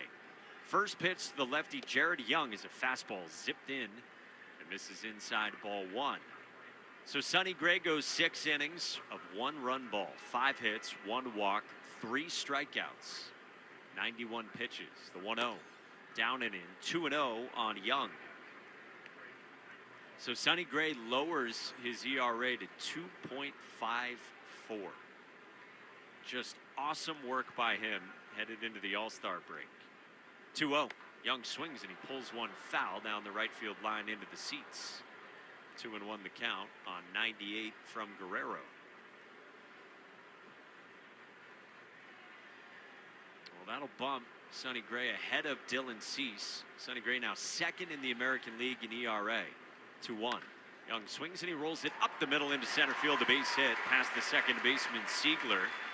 Young's 2nd hit of the ball game, and a leadoff base hit for the Mets in the bottom of the 7th against Guerrero. Guerrero has been such a great story for the Red Sox. 18 appearances, his first taste of the big league since 2019. And he enters tonight with a 2.45 ERA, 18 1/3, 23 strikeouts to just 2 walks for the 35-year-old from Colombia. But he's got to deal with the leadoff man aboard with the Red Sox up 4-1. Now Francisco Alvarez. First pitch, fastball misses down, ball 1. Of course, that's been the big story with Guerrero this year. Better strike throwing that he finally figured out and is carried over to the big leagues too. 1-0. Swinging a ground ball at short, could be 2. Chang gloves, flips to Siegler for 1. Plenty of time to throw to first, in time for 2. 6, 4, 3. 2 innings in a row with a big double play induced by Red Sox pitching. And there's 2 outs and the bases wiped clean. Well done by Guerrero. So 4-1 Red Sox still to score. Our check of the score is brought to you by VegER for Pets, the official emergency vet group of the Red Sox Radio Network. So nobody on, 2 out, and here is Brett Beatty. 1 for 2 today with a single in the 3rd, and then a sharp line out that he smoked in the 5th inning to center. Guerrero, the 6'8" right-hander. His first pitch is inside. It backs up Beatty. 1-0. Now at Shaw's and Star Market, get California peaches, plums, and nectarines for only $1.99 a pound when you use the digital coupon. Limit 2 pounds. Chest high set for Guerrero, the 1-0. Beatty swings and fouls it back to the screen. A ball and a strike. Guerrero has talked about how in his earlier years he had velocity but not command. So he says now it's so gratifying to be back in the big leagues and performing in this way in leverage spots for the Red Sox. His 1-1. Beatty takes inside. 2-1. A guy in Guerrero who questioned what his future was in baseball. Wondered if his career would be winding down. Instead, here he is in one of the best bullpens by ERA in the sport. 2-1 is inside again. 3-1 from Tyron Guerrero at an easy 101 miles an hour. You don't want to lose the 8-man here in Beatty. Then Zach Short in the 9th spot on deck, and then back to the top. 3-1. Swung on and fouled back behind the plate, and a full count on Brett Beatty. Red Sox up 4-1. They got 2 runs in the top of the first, both unearned after a Juan Soto error. Masataka Yoshida had the 2-run double that inning, and then the 2-run shot we told you the last half inning from Anthony Siegler. Guerrero's 3-2. Beatty swings and he ropes one into right field, a base hit. Abreu runs toward the line, cuts it off, and keeps Beatty to a 2-out single. Sharply hit again by Beatty. 106 off his bat. And a base runner for the Mets in the bottom of their order. So Beatty on, and now Zach Short. And it looks like might get a pinch hitter here. It'll be Tyrone Taylor. And so Andrew Bailey, the Red Sox pitching coach, trudges out from the third base dugout to talk scouting report against Taylor. Zach Short in the 9th spot had walked and had struck out against Sonny Gray. And now Taylor will bat.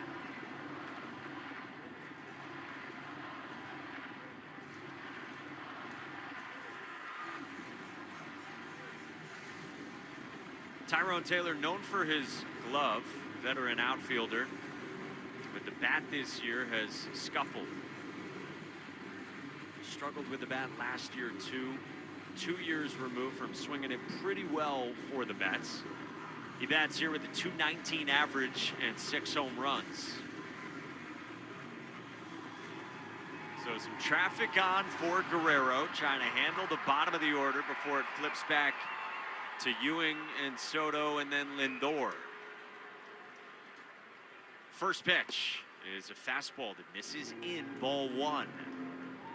Guerrero's been falling behind since he came on here in this bottom of the 7th. Sox up 4-1 on the Mets. The 1-0. Taylor takes a fastball that misses just down. 2-0. That was a borderline pitch. Red Sox choosing not to challenge that with Wong. Here's the 2-0. Swing and a foul right at home plate. 2-1.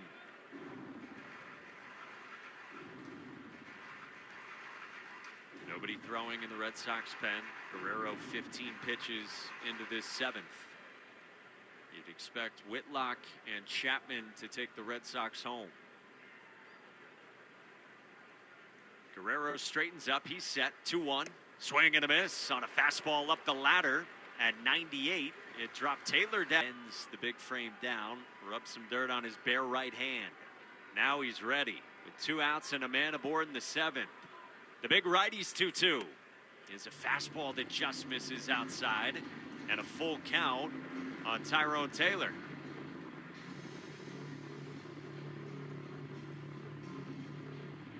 A.J. Ewing, the leadoff man, is on deck. Guerrero comes set. The kick in the 3-2. Swinging a ground ball, hit to third, and foul. Still 3 balls and 2 strikes, and it has been all fastballs from Guerrero to Taylor.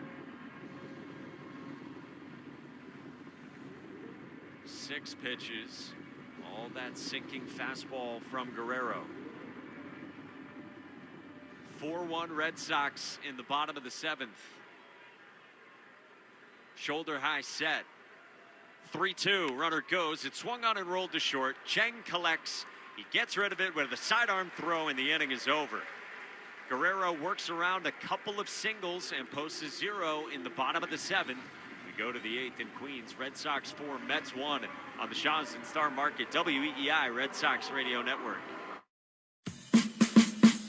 As the U.S. men's national team takes center stage at a home World Cup, make sure you're listening to Call It What You Want, part of the CBS Sports Podcast Network, where you can join me, I'm Jimmy Conrad, alongside Charlie Davies, Tony Miola, Marcelo Balboa, and Benny Feilhaber throughout this tournament for previews, instant reactions, and analysis of every U.S. match. Then all summer, we're back every Tuesday and Thursday, covering all things U.S. men's national team. Download and follow Call It What You Want on Apple Podcasts, Spotify, and wherever you get your podcasts. Opportunity should be about more than opening doors. At Year Up United, it's about opening the world, so everyone can find their way. Here, you can learn in-demand skills while earning a weekly stipend working with industry-leading companies. Companies that are looking for someone like you.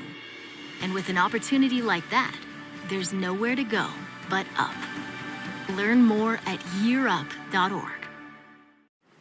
How would you like to win a trip to the shores of Cape Cod to meet Mumford & Sons and see them perform live at a private party at the Odyssey Beach House with 2-night hotel and airfare for 2, while also giving back to children in conflict, protecting, educating, supporting, and empowering displaced and war affected children and youth around the world? Hello, it's Mumford & Sons. We will play live for you at the Odyssey Beach House. Can't wait. Just visit fandiem.com/Mumford to donate now to support children in conflict for your chance to win. That's fandiem.com/Mumford. That's FANDIEM.com/Mumford. EEI on the go? Just download the Odyssey app. Now, back to Red Sox baseball on WEEI. Wow, Kodai Senga is on here to pitch in the 8th inning with the Red Sox leading at 4-1. A fall for grace it's been from this guy who came over and everybody assumed was going to be the next great Japanese star. But into the bullpen and now pitching with his team trailing by 3. He has an 8.92 ERA this year. That's amazing. 7 losses for this right-hander facing Jarren Duran. Pitch is dropped. Is that the ghost splitter? Yeah, the ghost fork. I mean, this guy was an all-star 3 years ago. Even last year, he had a 3.02 ERA in 22 starts. I don't know what happened. 1-0 to Duran. Sox lead by 3. Pitch is way high. Jarren is 0 for 3 tonight. But that swing, his first time against starter McLean, was very encouraging. See if he can carry that through the weekend. 2-0. Pitch is low. And this is part of the reason he struggled so much, and you would figure that Duran wants to see at least one strike.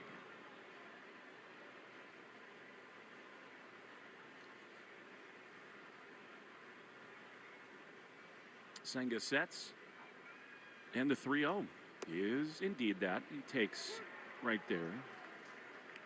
And it is 3 balls and a strike.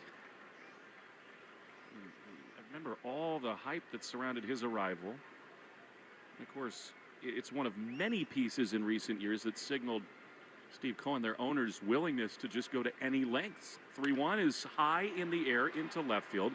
Soto has some room in front of the warning track. He catches this one, and there's one down.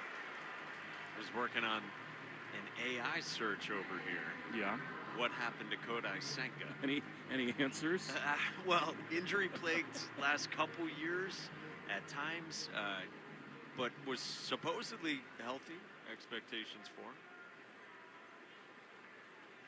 So, Really? in other words, no, I don't have a great. We'll see if we can use some human intelligence to figure it out.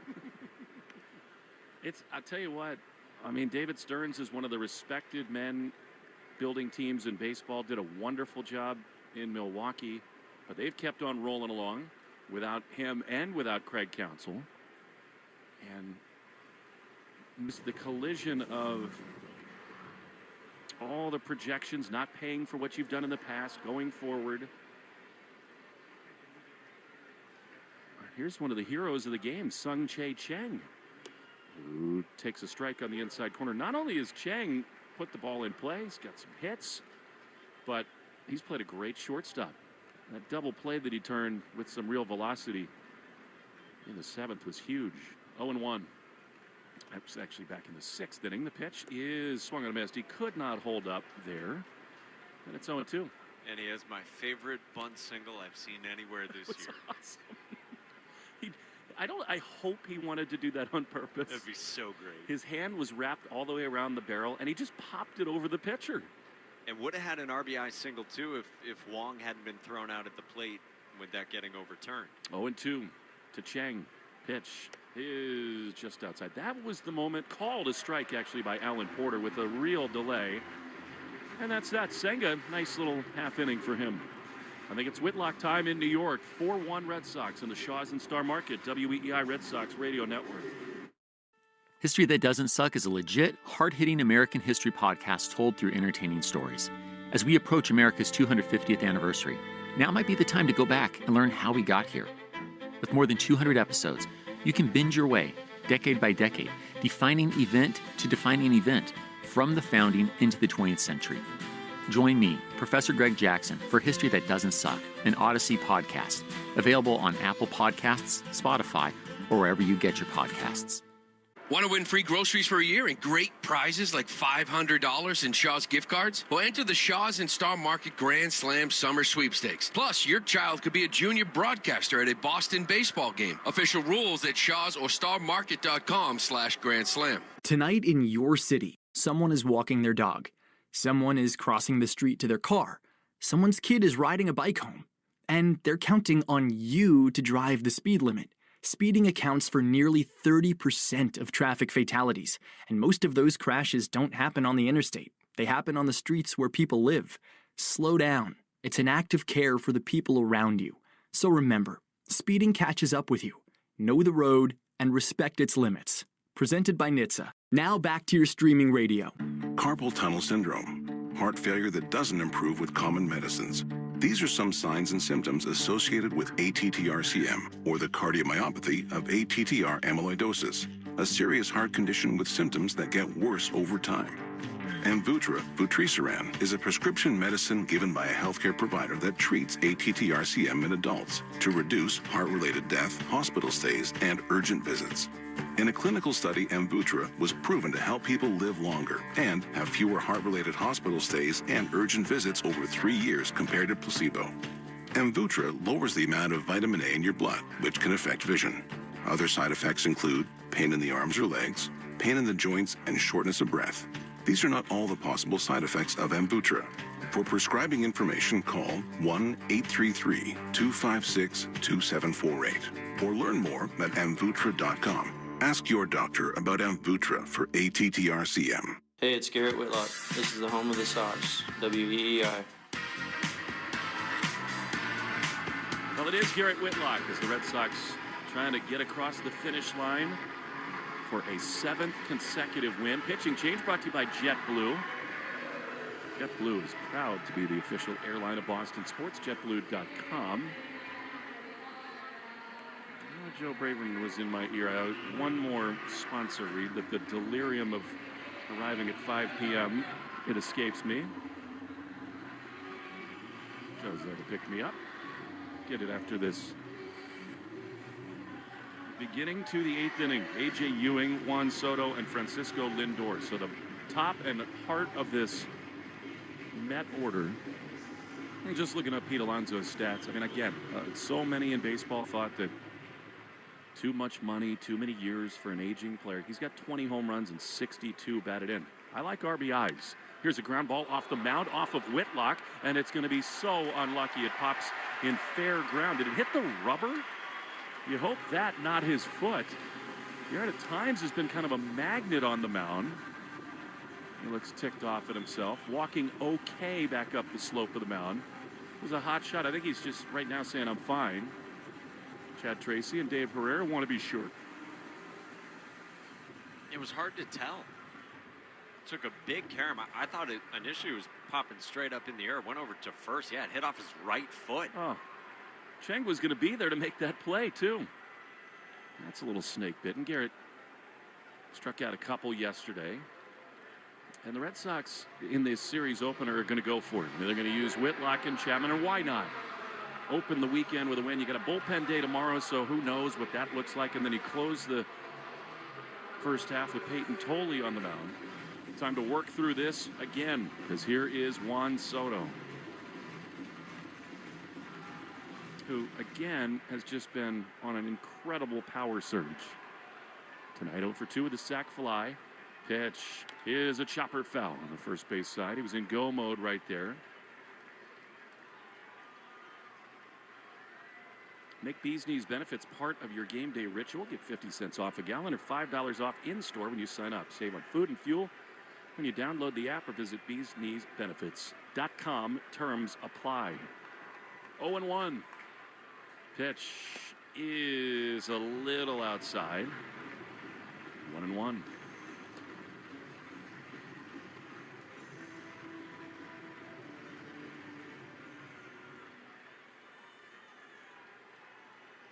Whitlock throws, and a shot foul. That's called fair. That's ridiculous. It landed way wide of the line. Soto is at first base. The ball is picked up by Siegler. Off the wall throw to third. And that is going to be a single for Soto to put him at first and third. I think that the first base umpire, Brock Ballou, is saying it went off of Romey's glove. And that's why it landed foul. That was an absolute rocket from Juan Soto. Man, these margins are so small for the Sox. I guess it did hit the glove. And by the way, it might have gone over the bag anyway. Hooking big time, but Soto at the end thought that was going to be a foul ball. Let's see the slow down. I mean, I didn't see anything there. I don't know either if that hits Romey's glove. One thing you have to remember is that Brock Ballou is standing right there, and he can hear it too. Romey is not protesting. Well, here we go. Tying run to the plate in Francisco Lindor. Whitlock throws quickly, and Lindor takes a ball low. Sox have one ABS challenge remaining. Whitlock is having yet another fabulous season. He's only thrown 31 innings, but 36 strikeouts. Love one here. The 1-0 is skied into left field. Duran is racing on. We'll see how aggressive the Mets get. They're going to let Cedon make the play. Runner tags at third. Throw is home, and they will hold there. That is great communication by Duran and Rafael. Cedon didn't necessarily have the better angle, but he has the bigger arm, and they keep the runner at third. Better arm, and I do think that his momentum was maybe in a better place. I'm with you that the angle isn't necessarily better, but Cedon was coming in full run. Duran was kind of camped under it. So I'd rather Rafaela take that ball, all else equal. And then you mentioned the arm. He unleashes a good throw. He's worked on his throwing a lot this year, and the threat of that pays off. What a big out that is. Here's Carson Bench, who does have 11 home runs this year. Still the tying run at the plate for the Mets. Whitlock throws, and he just misses inside. Stay tuned after the game for the Nissan Postgame show.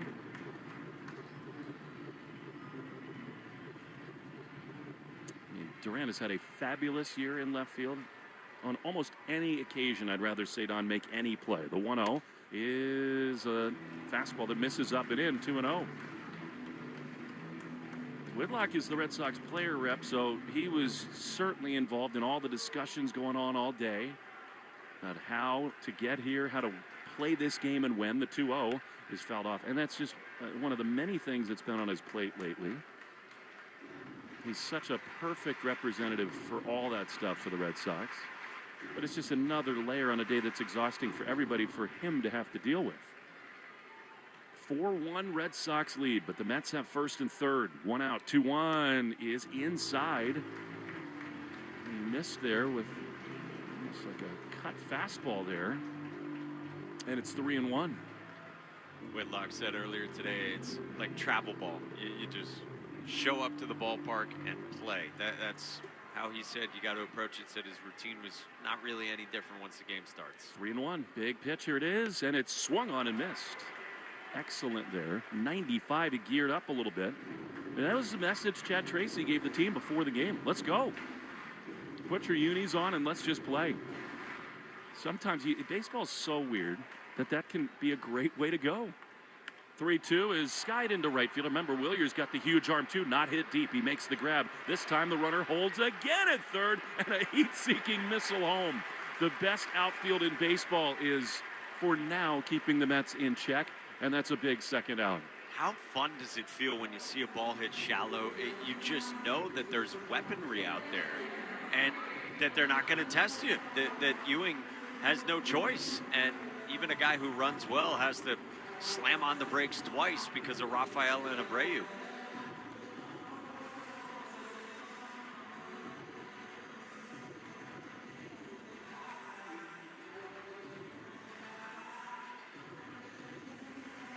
Well, not out of the woods yet, because here's Jorge Polanco. He has not had a good night at all, nor a good season, but he is always a threat. 2 on, 2 out. The pitch is just inside. After a wobbly start, I think Alan Porter has found a pretty good strike zone tonight.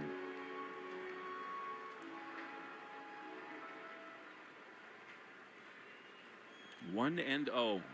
Pitch. High pop up. This is going to do it. Siegler is back into shallow right field. The Boo Birds raining down in Queens. Siegler makes the play, and we're to the 9th. Not happy with this Met team, this fan base. I'm pretty happy with the Red Sox these days. 4-1, we go to the 9th on the Shaws and Star Market, WEEI Red Sox Radio Network. Hey there, it's Jill Schlesinger. I'm launching a new show. It's called Money Moves, and your money is going to move. We're going to help you make better financial decisions. We're going to call out the BS you're finding all over social media. We're going to give you actionable guidance to make your financial life clearer, less stressful. We're going to answer your financial questions and take the mystery out of your financial life. Follow and listen to Money Moves with Jill Schlesinger wherever you get your podcasts. How would you like to win a trip to the shores of Cape Cod to meet Mumford & Sons and see them perform live at a private party at the Odyssey Beach House with 2-night hotel and airfare for 2, while also giving back to children in conflict, protecting, educating, supporting, and empowering displaced and war affected children and youth around the world? Hello, it's Mumford & Sons. We will play live for you at the Odyssey Beach House. Can't wait. Just visit fandiem.com/Mumford to donate now to support children in conflict for your chance to win. That's fandiem.com/Mumford. That's FANDIEM.com/Mumford.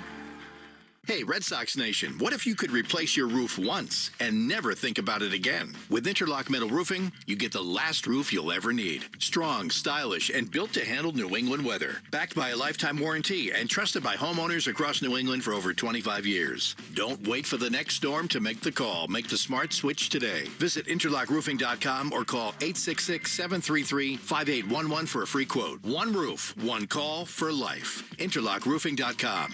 Never re-roof again. You're listening to the Sox on the Shaws and Star Market WEEI Red Sox Radio Network. Now, back to the play-by-play action.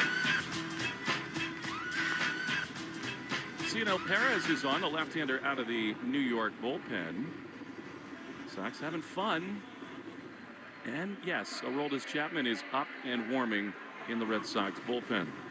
They like to pad the lead a little bit, and why not start it off with this guy, Anthony Siegler, who's just been wonderful.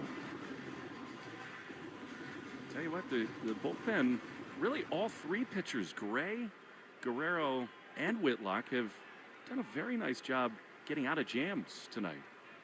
Sox are 42-1 and leading after the 8th inning. And here's a chopper on the third base side, softly hit by Siegler. Coming on is Beatty. He gloves, he throws to first in time.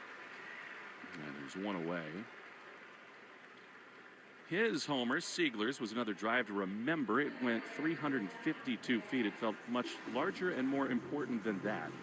Brought to you by your Eastern Lexus dealers, a drive to remember.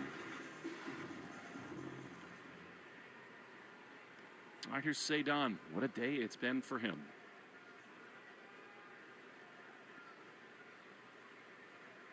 Pitch is a little bit outside.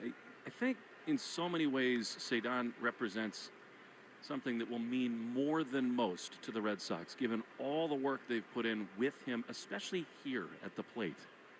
And it really has shown through this year. The 1-0 that's a good example of that. I mean, that's a relatively easy take on a breaking ball, but so often this year he spits on close pitches and he's got a much better 2-strike approach. And I was looking at first pitches of at-bats. He swings so much less at the very first pitch than he used to. He does. 1-0.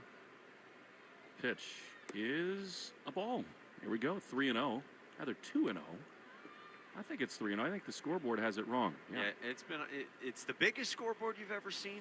It's not the most accurate scoreboard you've I'd like ever to see him try to hit one to Arthur Ashe right here.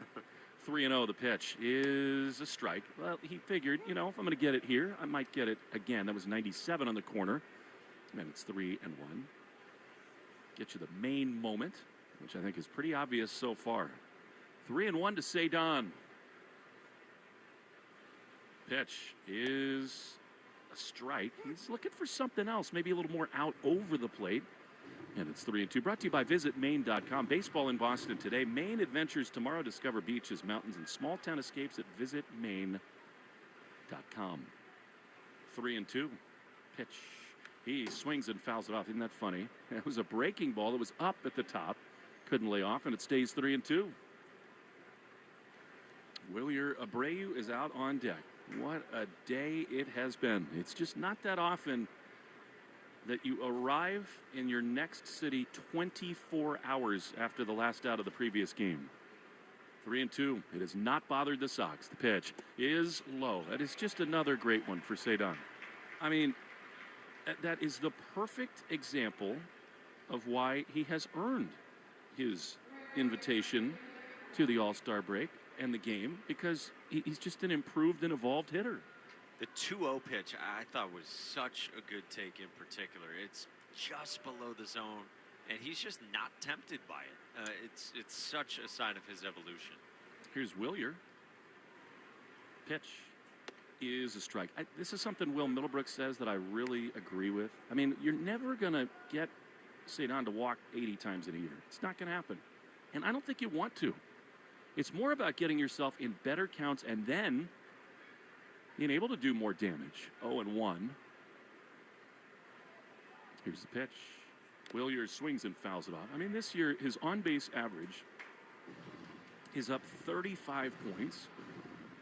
His OPS now 767. If you're the best defensive center fielder in the American League by far, and you have a 770 OPS with some power and the clutch gene, I mean, you're an upper-level player.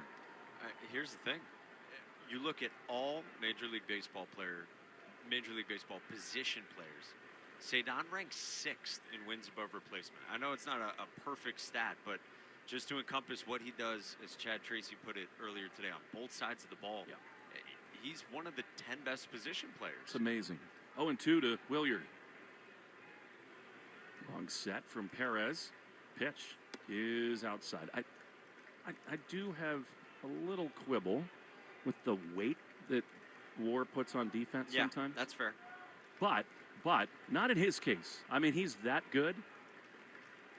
I like that Apple thinks this is a 19% hit probability. 1-2 is a foul on the third base side. I mean, who's coming up with these numbers? By the way, peek behind the curtain on my numbers. I chose the Baseball Reference wins above replacement because it made him rank even higher than the Fangraphs one. I like it. Which doesn't put as much weight on defense. So I was giving you the juicier Cedon positive stat. Well, he deserves all of it today. 1-2 to Abreu.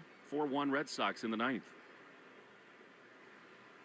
Here's a pitch, and it is ripped down the right field line. This one is back at the track at the wall. Goodbye! Wilyer goes deep. Another Mafre feeling cashes in. 2-run bomb, and it's 6-1 Red Sox.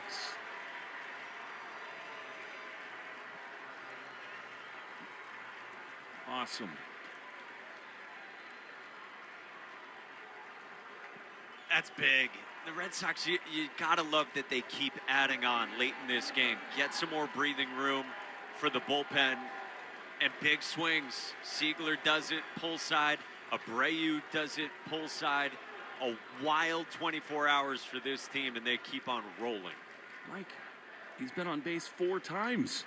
Pitch to Romy is a strike on the inside corner. One more little thing on Cedon when Chad Tracy got on the intercom and told the team. I mean, it meant a lot to him. It meant a lot to his teammates, too. I mean, he was mobbed when that news was shared. 0-1 is a swing and miss by Romy, who has not had his favorite night at the plate. Going a little flat-footed, and it's 0-2.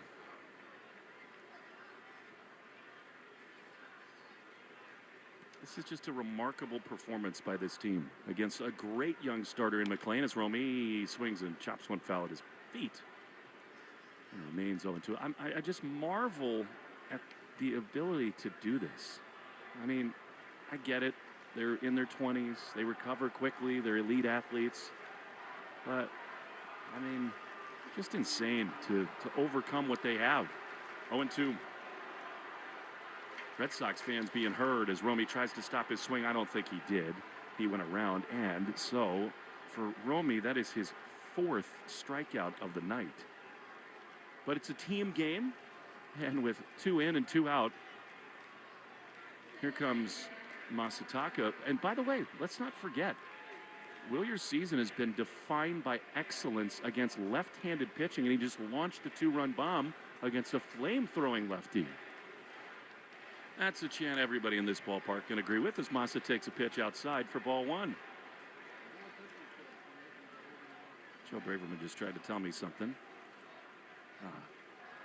He wants me to buy lotto tickets. I can do that. 1-0 to Masa.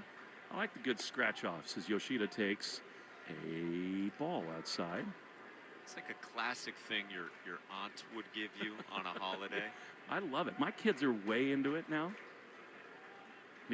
Bailey got 5 $1 scratchers for his 8th birthday. Here's the 2-0 pitch, and it's low. Empty on the first 4. And the cool thing about it is you do this as a kid. You scratch the symbols or numbers or whatever needs to match first, and then you try to reveal the prize. Yeah. 3-0 to the Macho Man, who's had a great night. He takes a strike on the outside corner. Anyway, the last card, the last row, it's like 3 chests of gold. And he and his brother are going crazy. We won. 3-1 to Masa. And that's ball 4, down and in. And they scratch off the prize, $1. Catcher challenging the ball call. Francisco Alvarez wants to challenge this pitch. Very close. If it's a strike, it is so by 1 seam. It's not. So Alvarez in that spot, I think, just trying to get CNL off the mound. He will not. And here's Caleb Durbin. But anyway, you should get scratch-off tickets made by the Mass State Lottery and Keno. It's a vibe and a home run. Caleb Durbin, this is one of those selfish times where you can try to do something for yourself with a big lead. The pitch is pop foul. He had a massive swing. I love watching hitters do that. I mean, Caleb is the ultimate grinder. He will situationally hit. He'll bunt. He's done that plenty of times. But a guy who's been on an incredible tear. 3rd most home runs in the American League over the last month. 0-1 is popped again, foul on the first base side. It is all smiles in that Red Sox dugout. And I have to tell you, we're not getting into really anything that happened during the long delays and everything. I was really impressed with the way the players handled it. It's so easy in those spots to get rattled and be salty. There really was not any of that. 0-2 pitch. Caleb chops it foul on the 3rd base side. And again, it's the thing we've talked about from the open of the show. They're tough, and they smell wins right now. They also have experience in the flying department. The turbulent flight to Minnesota last year. The delays for you guys out of Denver. I'll tell you something about that in a moment. 0-2. He might sit Chapman down as Durbin hits one back up the middle, and it's through for a base hit. Second baseman Ewing kind of misread it. It went off the back slope of the mound. And now the Red Sox 2-1 for Jarren Duran. It's Weissert up in the bullpen, and that makes all the sense in the world. Totally does. You got a 5-run lead at least here. No sense going to Chapman. Look at the nights for Abreu, Yoshida, and Siegler. I mean, all of them have just been all over the base paths, scoring runs, driving them in. And here's a spot for Duran against the lefty Perez. Game attendance brought to you by Crispy Crunchy Chicken, the official fried chicken of the Boston Red Sox. Find a location at crispycrunchy.com. I believe Paul texted me the attendance. He usually does. Yep. 38,090. Double duty, extra duty for Paul Schrager today. You need to. Our equipment got here at 5:45, and he kind of had a heads up, so he was scrambling to get backup codecs and get us online, which he did beautifully. Here's Jarren Duran. 2 on, 2 out. And the pitch to Duran is a ball. having some fans trying to take pictures. They're kind of right between us and Duran, but they're aware of it, being very polite. Trying to give him the thumbs up. Go for it. Go ahead. 1-0. Here's the pitch. Foul back to the screen. Go ahead. I'm trying, man. What a delightful night so far. 6-1 Red Sox. They got a right-hander up in their bullpen. Xavier Curry. They do not want to use him. 1-1. Pitch is swung on and missed. You can feel the animosity, the anger. Not back it up. Especially this year's been brutal. And it is the downside, too, of having all these big-ticket players. 1 and 2 is a check swing. Did he go? No. Stays alive. 2 and 2. They're hard contracts to move. It's $765 they spent on Juan Soto. Trade for Semien, who's got a big deal. Paid Bo Bichette, although really Bichette, who has not panned out yet, he's kind of on a Bregman deal with opt-outs. But I mean, if it keeps going like this for Bichette, I don't think he's going to say no to whatever it is, another, what, $100 million? Yep. 2 balls, 2 strikes, to Duran. Massa at second, Durbin at first. The pitch is a ball. Did he go again? No. He's continuing to check up on these swings. You got Connor Wong out on deck, and I think if he comes up, Andy Green would go to the right-hander Curry in the bullpen. Yankees in the top of the 7th in D.C., leading 2-1. But it's really more about the teams ahead of the Red Sox in the wild card these days. 3-2 is strike 3 called. Jaron wants to challenge here. Batter is challenging the strike call. He held up. I think it is a ball. It is. So that's really good from Duran. He will draw the walk. The bases will be loaded. Connor Wong's going to come up. And I think we'll see a pitching change here in Queens. We will. Andy Green is coming out. Nice for Jaron Duran. Red Sox 6, Mets 1. Top 9. Bases loaded for Wong in the Shaw's and Star Market, WEI Red Sox Radio Network. Hi, it's Tom Caron, trusted voice of the Boston Red Sox and proud owner of a Ford Explorer, America's all-time best-selling SUV. And with the EcoBoost engine and max towing capacity of 5,000 pounds, I can tow my boat no problem.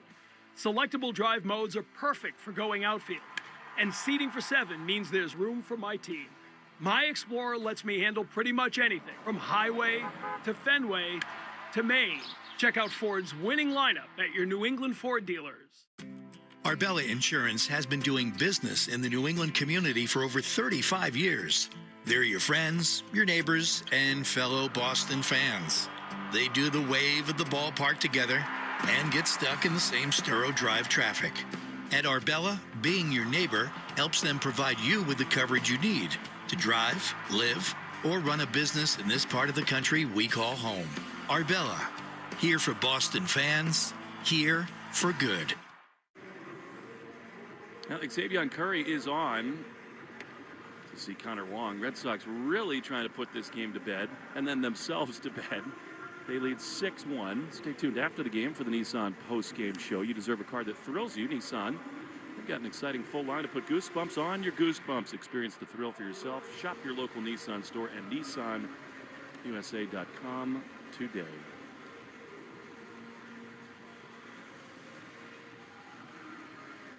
So here comes Wong, who has walked and hit by a pitch, struck out and lined out, looking more and more comfortable by the day at the plate. Again, the Red Sox have not announced or maybe even decided on a starting pitcher, although now I bet they have. This is the kind of thing that throughout games, as Sonny gives them 6, and then you get into the high leverage arms, everyone else kind of untouched out there. I think they can map out a plan, and if I were a wagering man, I would say there are at least 1 or 2 pitchers who are checking into the hotel across the river from us. All right, here's Connor. The base is loaded. Pitch is a strike. And I think we both expect that, like you said earlier, probably not going to be Brian Bayo. I think at this point that kind of would be surprising. 0-1. Pitch is a breaking ball up and into Connor. It's 1-1. It's 4 starts for Bayo with Worcester, a 4.34 ERA, 18 2/3, 22 strikeouts in that time. 1-1 is fouled just beneath us. That's been a popular spot tonight. And it's a ball and 2 strikes. Yeah, I mean, this, to me, the numbers at AAA mean almost nothing. They are gauging him on stuff, commitment, and frankly, just toughness on the mound. 1-2. Pitch is popped up on the third base side toward the seats. Beatty watches it get 15 rows deep. He stays 1-2. The first innings were just crazy this year. The fact they needed to use an opener for Bayo, they just got tired of doing that. I've heard that the sinker is better, the life on the changeup is back, and those are all encouraging signs. But you need more. 1-2 to Wong. Here's the pitch. Connor takes just outside.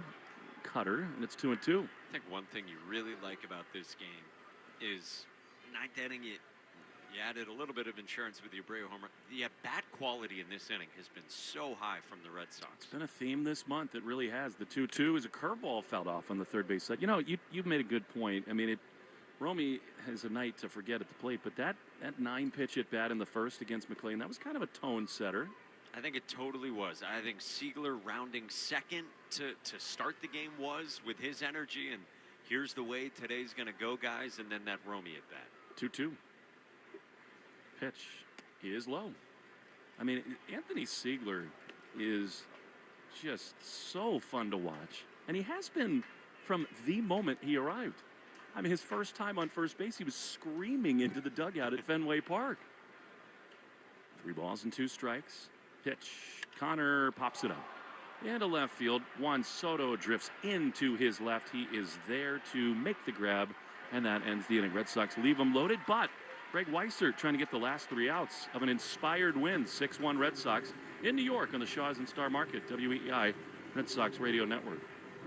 Don't you wish everything was more rewarding? With Rakuten, almost everything is. You can earn cash back on those new shoes you've been wanting. You can save on the next trip you book. You can cash in on groceries. Just join, shop your favorite brands, and save. And when it's time to redeem those rewards, choose PayPal, check, Build points, or cash out with gift cards. Eligible American Express card members can choose to earn membership rewards points instead of cash back. Terms and conditions apply. So go ahead, take a trip, fill a card, order dessert. Rakuten is a world of rewards. Join today for free. Go to Rakuten.com or get the app. That's RAKUTEN. If you've been waiting for a summer refresh, it's all about being at the right place at the right time. That place is Macy's. The time is one-day sale. You can't miss the deals I found. The best prices on the trends I want, the pieces that finish the look. The home essentials I keep meaning to get. They're all here, only during one-day sale. I'm not waiting any longer. I'm already at Macy's. Plus, Star Rewards members earn faster during Star Money Bonus Days. Only at Macy's one-day sale today. You've built a killer sports podcast. You bring the heat every week, and you have a loyal audience. But when it comes to monetizing, you're still leaving too much on the table. That's where the Odyssey Creator Lab comes in. We host your show for free. No fees, no catch. You focus on delivering the play-by-play and hot takes, and our experienced sales team goes to work bringing in ad dollars. Let's turn those downloads into revenue. Apply now at creators.odyssey.com and start making money from your podcast. Boston sports with you wherever you go. Download the Odyssey app. Now, back to Red Sox baseball on WEEI. Greg Weiser to get the last 3 outs here in the bottom of the 9th inning as the Red Sox lead the Mets 6-1. Fun night, and we were just talking about it in the break. What a start for the Mets. Ball hit into left field, and Juan Soto just whiffs it.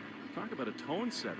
Just a clang job off the glove. I mean, yeah, he kind of had a little ways to run, but man, that set the tone in a positive way for the Red Sox from there. I think it got these fans pretty cranky too. All right, here is Young Jared Young leading things off in the bottom of the ninth inning. 6-1 Sox. Weissert, strike one. He has been really on a heater. Weissert has 37 appearances. Pitch is swung on and missed. Excellent off speed there. And it's 0-2. Tough start for him, of course. First pitch of the season was a home run, and he kind of had home run-itis for the first few weeks. 0-2. Down at him. But the Red Sox stuck with him. They, for a little while anyway, got away from high-pressure, inherited runner situations, and he responded big time. Ball and 2 strikes. I mean, what he's done to his ERA is amazing when you think about it. 1-2 is a ground ball on the right side. Siegler's got it. He throws to first in time. I mean, we said it at the time with the home runs that he gave up early in the season that it would take a Herculean effort to lower the ERA. And here we are going to the All-Star break. It's just above 3. 2 months ago to the day, he entered play with a 5.52 ERA. His last 21 innings, it's been a 2.57. He's been really, really good. Here's Francisco Alvarez with 1 down in the bottom of the ninth. The pitch is inside. Weissert, as always, has that kind of closed hip stance. Move back over to the first base side of the rubber. That's a little tweak of late. 1-0. Pitch. High fly into center. That's not where you want to hit it. Cedon is racing on, and with a slide, why not? Makes the play. Poetry in motion. The All-Star with a smile. They're 2 down. That is full sprint from center field. He had a long way to go for that, and he makes it look so easy. It makes it look cool, too, when he's sliding. He does. And center field, I think, is the most beautiful position to see played well. And now the Red Sox are an out away. 6-1 the score. Here's Brett Beatty, left-handed hitter. Citi Field starting to empty out. Weissert throws. Swing and a miss. That was the great slider there, and it's 0-1.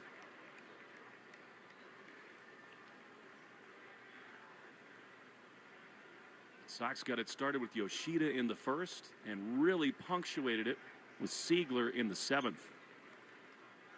0-1. Insurance in the 9th and cruising along to a series opening 7th straight win. 0-1. Here it is. High drive into right field. Will Yer can only watch it fly. It is over the wall and gone. So Beatty trying to give the Mets a little hope. Home run, and it's 6-2. Brett Beatty has destroyed some balls today. He's been the Mets' most impressive hitter in this game. Solo shot not going to hurt the Red Sox at this stage, but man, he's had some impressive swings. It's the 6th homer allowed this year, but again, so many of them clustered in the first 2 weeks of the season. Right now, after the solo blast, it's Tyrone Taylor, who came up in a huge spot against Tyron Guerrero. That was one of the real turning points in this game. It was teetering a little bit. And again, that was before the Red Sox really expanded the lead as that pitch misses low to Taylor, and it's 1-0. Pinch hit for Zach Short in the 7th. 1-0. Pitch. Inside. And actually, by then, they did have the Siegler home run. It was 4-1, but he hit with runners at first and third. So that was a really key spot.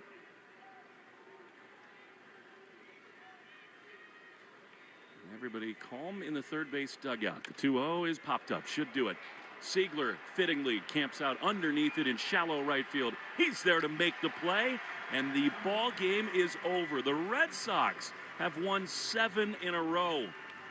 Bad travel cannot keep them down. At this point, nothing can. Incredible run they've gone on, and now they've earned a good night's sleep in New York. 6-2 the final. Stars everywhere. Sonny Gray earns his 11th game win. Get him to Philadelphia. Red Sox win again. Nissan Postgame shows next on the Shaws and Star Market, WEEI Red Sox Radio Network. Hey there, it's Jill Schlesinger. I'm launching a new show. It's called Money Moves, and your money is going to move. We're going to help you make better financial decisions. We're going to call out the BS you're finding all over social media. We're going to give you actionable guidance to make your financial life clearer, less stressful. We're going to answer your financial questions and take the mystery out of your financial life. Follow and listen to Money Moves with Jill Schlesinger wherever you get your podcasts.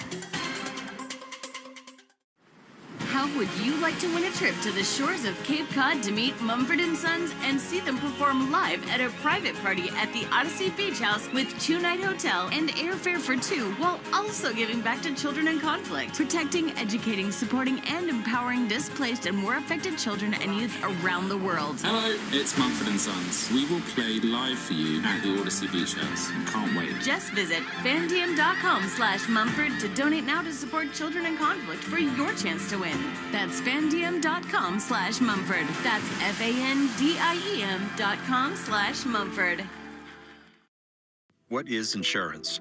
Insurance transfers certain risks between parties. Without insurance, the economy would really stop. In simple terms, insurance is like community. It's protecting every last asset that somebody has built over a lifetime. You're in it together. You feel supported. From the beginning to the end. What insurance is, just taking care of people. It's definitely a way of life. Cross Insurance, our way of life since 1954.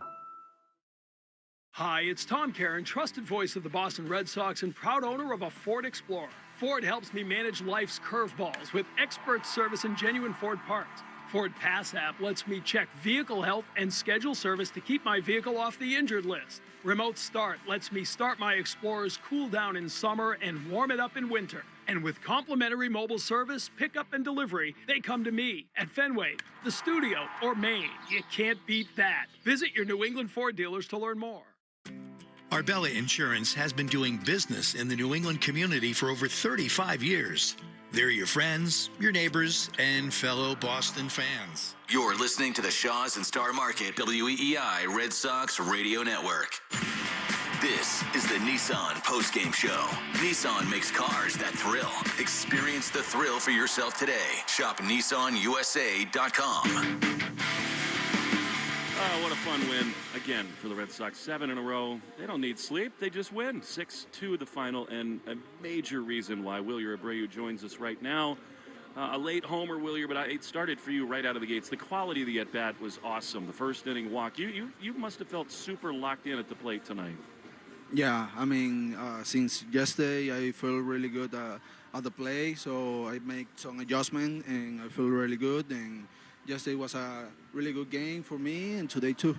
Wilyer, can you just try to describe for the fans out there listening what the last 24 hours have been like and all the time spent waiting for these planes to take off for you?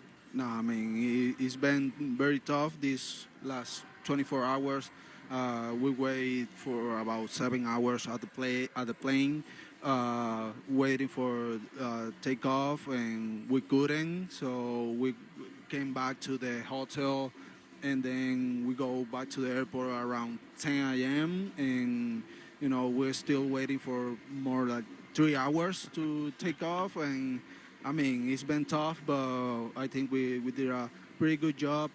Stay focused, stay ready for the game. Try to give the 100% at the field, and we did it. It was a really good game. You've been doing a lot of that, and how cool was it this morning, Wilyer? The only fun moment was when Chad Tracy came on and said that the guy who plays to your right is going to the All-Star game. You're going to a lot of All-Star games, we know that, but how cool for Cedon to get named? No, I mean, he deserved it. He deserved it for sure. He's been really good this all year, and he deserves to be there. And I'm very happy for him, and very proud of everything that he's been doing this year for the team, and all the amazing plays that he makes, and he's raking, so he deserves to be there. Well, guess what? So are you, and one of these years you two are going to be in the outfield together in the All-Star game. We can't wait for that. Thanks so much for giving us time. I know it's been a long day. Appreciate it. Yeah. Thank you. Thanks, Wilyer. Yeah, they will be, I think. Again, it's arbitrary. There's so many stars in the outfield in the American League. I mean, Julio Rodriguez and Byron Buxton and all these guys. Who knows where that shakes out? A Judge is a big problem in terms of starting the game in right field. But he's had an all-star year. He has. And this is becoming a really remarkable turnaround. I mean, they're now 4 games under 500. We'll check the standings when the dust settles. But, I mean, at worst, they're going to be 2.5 games out of the wild card, and teams ahead of them are losing. So it just keeps going. They keep putting together great at-bats. They keep picking off wins. And really, Mike, that's the thing that matters the most, more than anything else. It's that they just are head down trying to find ways, and they've done it every night now for a week. Up to the minute, they are a game and a half out of a playoff spot. Who in the world thought that was going to happen for the Red Sox with how they started the year? The other part of it is the American League is up for grabs entirely. The Rays have done what they've done. Yes, they are 18 games over, but it's not like they've played this dominant brand of baseball. And the Yankees have come back to earth. They've lost 7 of their last 10. Like, it is totally up for grabs in the American League, and the Red Sox are playing really good baseball right now. You would love it if these injured players, these injured headliners were like right around the corner. But man, if you get them back in short order too, you're adding a lot to the mix. No doubt. And now it's time to think about adding from outside too. That's how well they're playing. Last thing before we'll have the rest of the Nissan postgame show. There's a common thread here. Siegler hits the huge homer. Chang has a big game. Caleb Durbin has been on an incredible roll. And these are guys, Lou Merlone put it really well yesterday, I thought. He said, you can't pull them off the field. And I think that translates not just to winning, not just to the culture they've got, but days like today. You're tired. It's been a brutal day, but you still come to a big league stadium and you grind it out and you win. It was awesome. Yeah, and guys who appreciate this opportunity, Siegler and Chang, appreciating their chance to play, and they were right in the middle of everything. I mean, you said it with Chang. We documented it with Siegler. He has the big home run. But then defensively, too, with the double plays, they were great up the middle together. Fireworks, which means adios for us. We got to get out of here. Where's the Uber lot? Get us to bed. Dan Ball's got the Nissan postgame show. Paul Schrager, great, especially today. And so is Joe Braverman back at the flagship. Thanks to Doug Lane for all the help today. Colin Birch, Abby Murphy. And again, really, Mark Cacciatore and Tommy McLaughlin, just a great job getting us here and dealing with so many variables. And it paid off with a 6-2 win. 7 in a row for the Red Sox. It's a 4:10 first pitch tomorrow, which means you can hear the Mass Mutual Red Sox pregame show beginning at 3:10. For Mike Monaco, Will Fleming saying thanks for spending your evening with us. We'll talk to you tomorrow on the Shaws and Star Market, WEI Red Sox Radio Network.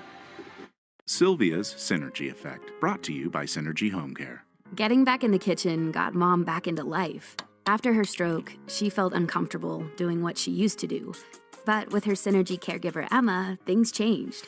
She got help at home and regained the confidence to get back to her old recipes. Now the hardest thing is getting Mom to stop making her biscuits. So good. We believe getting back to what you love can keep you moving forward. Find your Synergy Effect with Synergy Home Care. Hey, it's Jen Hatmaker. Here's what I've learned in midlife. Joy isn't the reward you earn after all the work is done.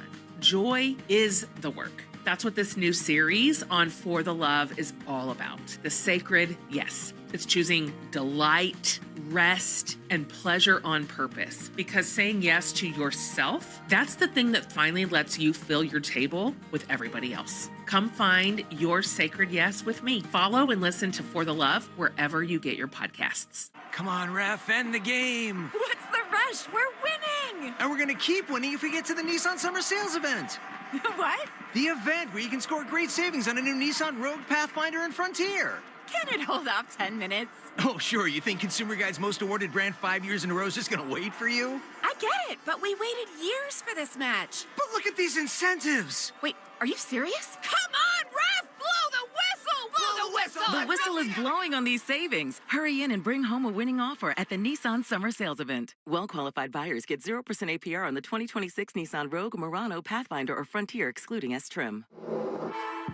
Consumer Guide is a registered trademark of Publications International Limited. Example, 0 down payment, 60 months financing at $16.67 per month per thousand financed. Frontier S Trim, 1.9% APR for 60 months at $17.48 per month per thousand financed. Actual down payment may vary, subject to INMAC credit approval. Not all buyers qualify. Dealer contribution may affect actual price set by dealer. Contact dealer for details. Ends 8/3/26. The Christian Arcand Show, weekday afternoons starting at 6. Now back to the Shaws and Star Market, WEEI Red Sox Radio Network.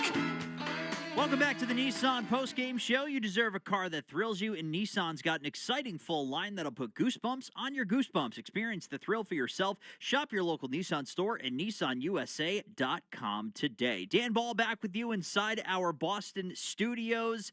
The Red Sox, winners for the 7th straight game. 6-2 the final. The Red Sox jump up to 44-48 on the season, while the Mets drop down to 40-55 on the campaign. The Red Sox in the 7-game win streak are averaging 5.85 runs per game on offense. And of course, you take away the 2-run effort and the 1 Caleb Durbin 2-run home run yesterday, that number skyrockets north of 6. But it was another full effort, offense, defense, and pitching for the Red Sox today. And you go through the lineup, 2 hits, 2 runs driven in, and a home run for Anthony Sigler up top, a hit and a run scored for Cedon Rafaela, 3 for 4 day with a couple of runs driven in and a home run for Wilyer Abreu, 2 hits and 2 runs driven in for Masataka Yoshida, a hit for Caleb Durbin, and in the 9-hole, 2 more hits and a 308 season average for Sung-Chae Chang, playing shortstop in today's contest. Not the greatest game for Romy Gonzalez. He ends up with the golden sombrero with 4 strikeouts from the number 4 spot. So you do miss Wilson Contreras in that spot. But once again, it's all hands on deck and a different hero every single night for the Red Sox as an offense. They finish with 6 runs on 11 hits and 1 error for the New York Mets, 2 runs on 10 hits and 1 error as the Red Sox win 3:07 the time of the game after a 36-minute delay in front of 38,090 fans at Citi Field on an 82-degree night out in Queens. And I tell you what, in the great term that Mike Monaco used right before the first pitch was show and go. You get to Citi Field just after 5 o'clock, and even as Monaco and I were talking on the pregame show, midway through the 6 o'clock hour, he's looking out from the broadcast booth onto the field and going, yeah, some guys are starting to kind of trickle onto the field right now.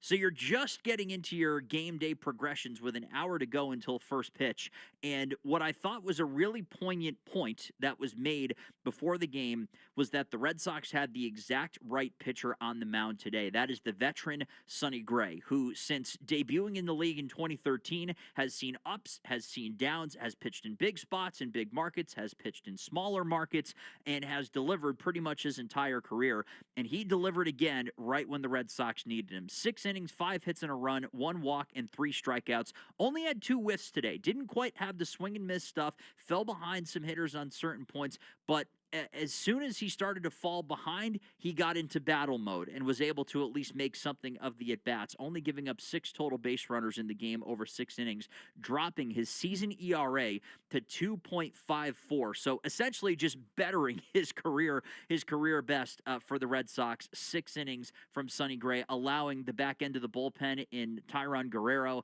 and Garrett Whitlock to get the Red Sox into the position where they can go to Aroldis Chapman. But for the second time in a handful of games, the Red Sox put up some extra insurance in the 9th inning. This time around, it's a 2-run shot, 11th of the season for Wilyer Abreu, allowing Aroldis Chapman to sit down and being able to save the bullets for Aroldis Chapman to when you really, really need them later in the series and later in the season. That's a nice little change for the Red Sox offense, taking a save situation and putting it out of reach for their closer.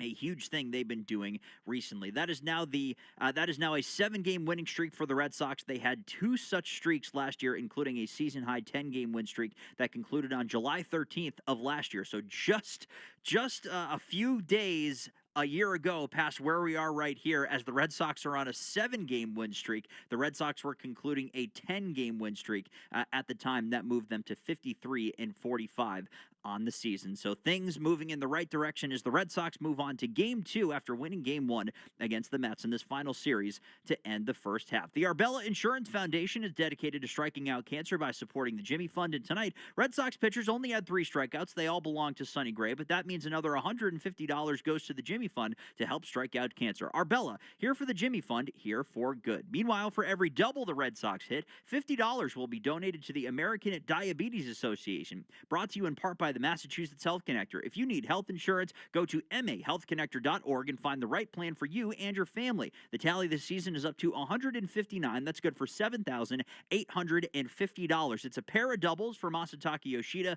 to give him 10 on the year, including his first 2-bagger of the game that gave the Red Sox a 2-0 lead. Big day for Willie Abreu, who added a double in the top half of the 5th, a round number for him, his 20th of the year. For every 4-bagger the Red Sox hit this season, the Red Sox Radio Network will donate $40 to Cars for Kids. We are making our donation. You should too. Call 1-877-CARS-FOR-KIDS or go to carsforkids.com to donate your car today. That is Cars with a K. Anthony Sigler, a 2-run shot in the top half of the 7th inning off of A.J. Minter. His second of the season, it was 352 feet, twisting down the left field line inside the pole, giving the Red Sox some much-needed breathing room. That made it 4-1 at the time. And then Willie Abreu, again, allowing Aroldis Chapman not to have to come into the game in the 9th inning. Again, hits a 2-run home run of his own off of a lefty, I might add, his 11th of the season, 376 feet out to right center. That one was a no-doubter with that porch out there in right field. A lot of great candidates for the Volvo Player of the Game. Tonight's Player of the Game is presented by Volvo Cars, the official luxury vehicle of the Boston Red Sox.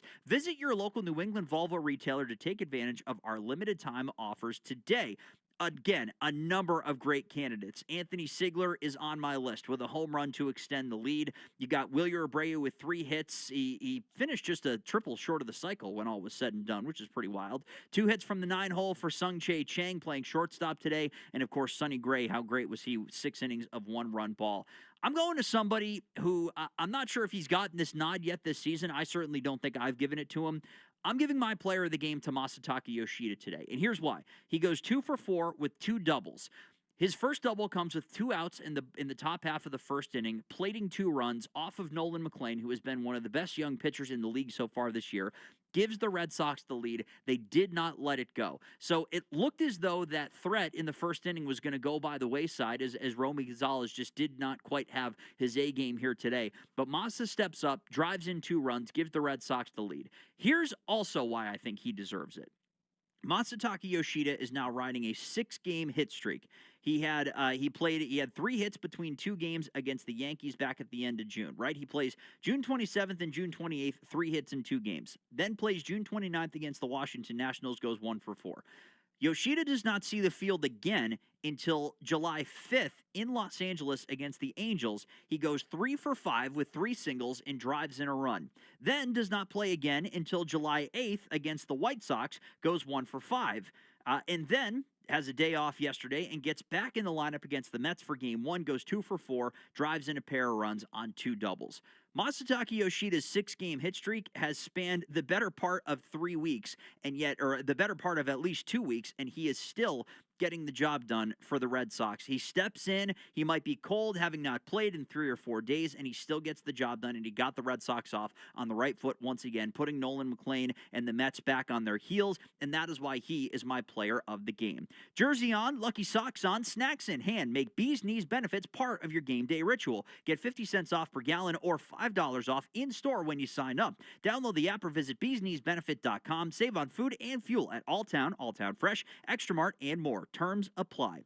Coming up next here on the Postgame Show, Nissan Postgame Show that is, a look at the out-of-town scoreboard, and when I tell you that everything went the Red Sox way tonight, I mean it, and I'll tell you why next. You're listening to the Nissan Postgame Show. You deserve a car that thrills you, and Nissan's got an exciting full line that'll put goosebumps on your goosebumps. Experience the thrill for yourself. Shop your local Nissan store at nissanusa.com. Today, we're back with more on the Shaw's and Star Market WEEI Red Sox Radio Network. Lemonade! Fresh squeezed lemonade! Lemonade? Oh, nuts. Is your business struggling to be seen? Not reaching the right customers? Yeah. Odyssey's here to help. Your one-stop shop for digital marketing. Wait, really? With targeted digital media, plus SEO, SEM, social, OTT, and more, we help your business reach the right audience and drive results. Whoa, hey, one at a time. Stop missing out on valuable customers. Visit digitallocalads.com to learn more about our local advertising solutions. That's digitallocalads.com. Okay, people, line starts here.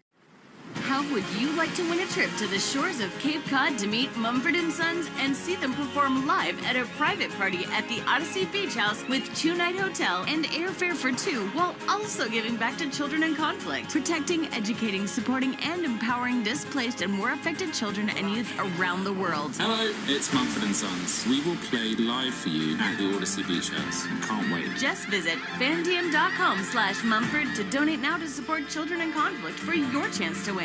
That's fandiem.com/Mumford. That's FANDIEM.com/Mumford. For adults with Crohn's disease or ulcerative colitis symptoms, every choice matters. Tremfya offers self-injection or intravenous infusion from the start. Tremfya is administered as injections under the skin or infusions through a vein every 4 weeks, followed by injections under the skin every 4 or 8 weeks. If your doctor decides that you can self-inject Tremfya, proper training is required. Tremfya is a prescription medicine used to treat adults with moderately to severely active Crohn's disease and adults with moderately to severely active ulcerative colitis. Serious allergic reactions, increased risk of infections or lower ability to fight them, and liver problems may occur. Before treatment, get checked for infections and tuberculosis. Tell your doctor if you have an infection, flu-like symptoms, or need a vaccine. Explore what's possible. Ask your doctor about Tremfya today. Call 1-800-526-7736 to learn more or visit tremfyaradio.com. Hey, what's up, Flies? This is David Spade. Dana Carvey. Look, I know we never actually left, but I'll just say it. We are back with another season of Fly on the Wall. Every episode, including ones with guests, will now be on video. Every Thursday, you'll hear us and see us chatting with big-name celebrities. And every Monday, you're stuck with just me and Dana. We react to news, what's trending, viral clips. Follow and listen to Fly on the Wall everywhere you get your podcasts. For adults with Crohn's disease or ulcerative colitis symptoms, every choice matters. Tremfya offers self-injection or intravenous infusion from the start. Tremfya is administered as injections under the skin or infusions through a vein every 4 weeks, followed by injections under the skin every 4 or 8 weeks. If your doctor decides that you can self-inject Tremfya, proper training is required. Tremfya is a prescription medicine used to treat adults with moderately to severely active Crohn's disease and adults with moderately to severely active ulcerative colitis. Serious allergic reactions, increased risk of infections or lower ability to fight them, and liver problems may occur. Before treatment, get checked for infections and tuberculosis. Tell your doctor if you have an infection, flu-like symptoms, or need a vaccine. Explore what's possible. Ask your doctor about Tremfya today. Call 1-800-526-7736 to learn more or visit tremfyaradio.com. Red Sox Review after the game on 93.7 WEEI.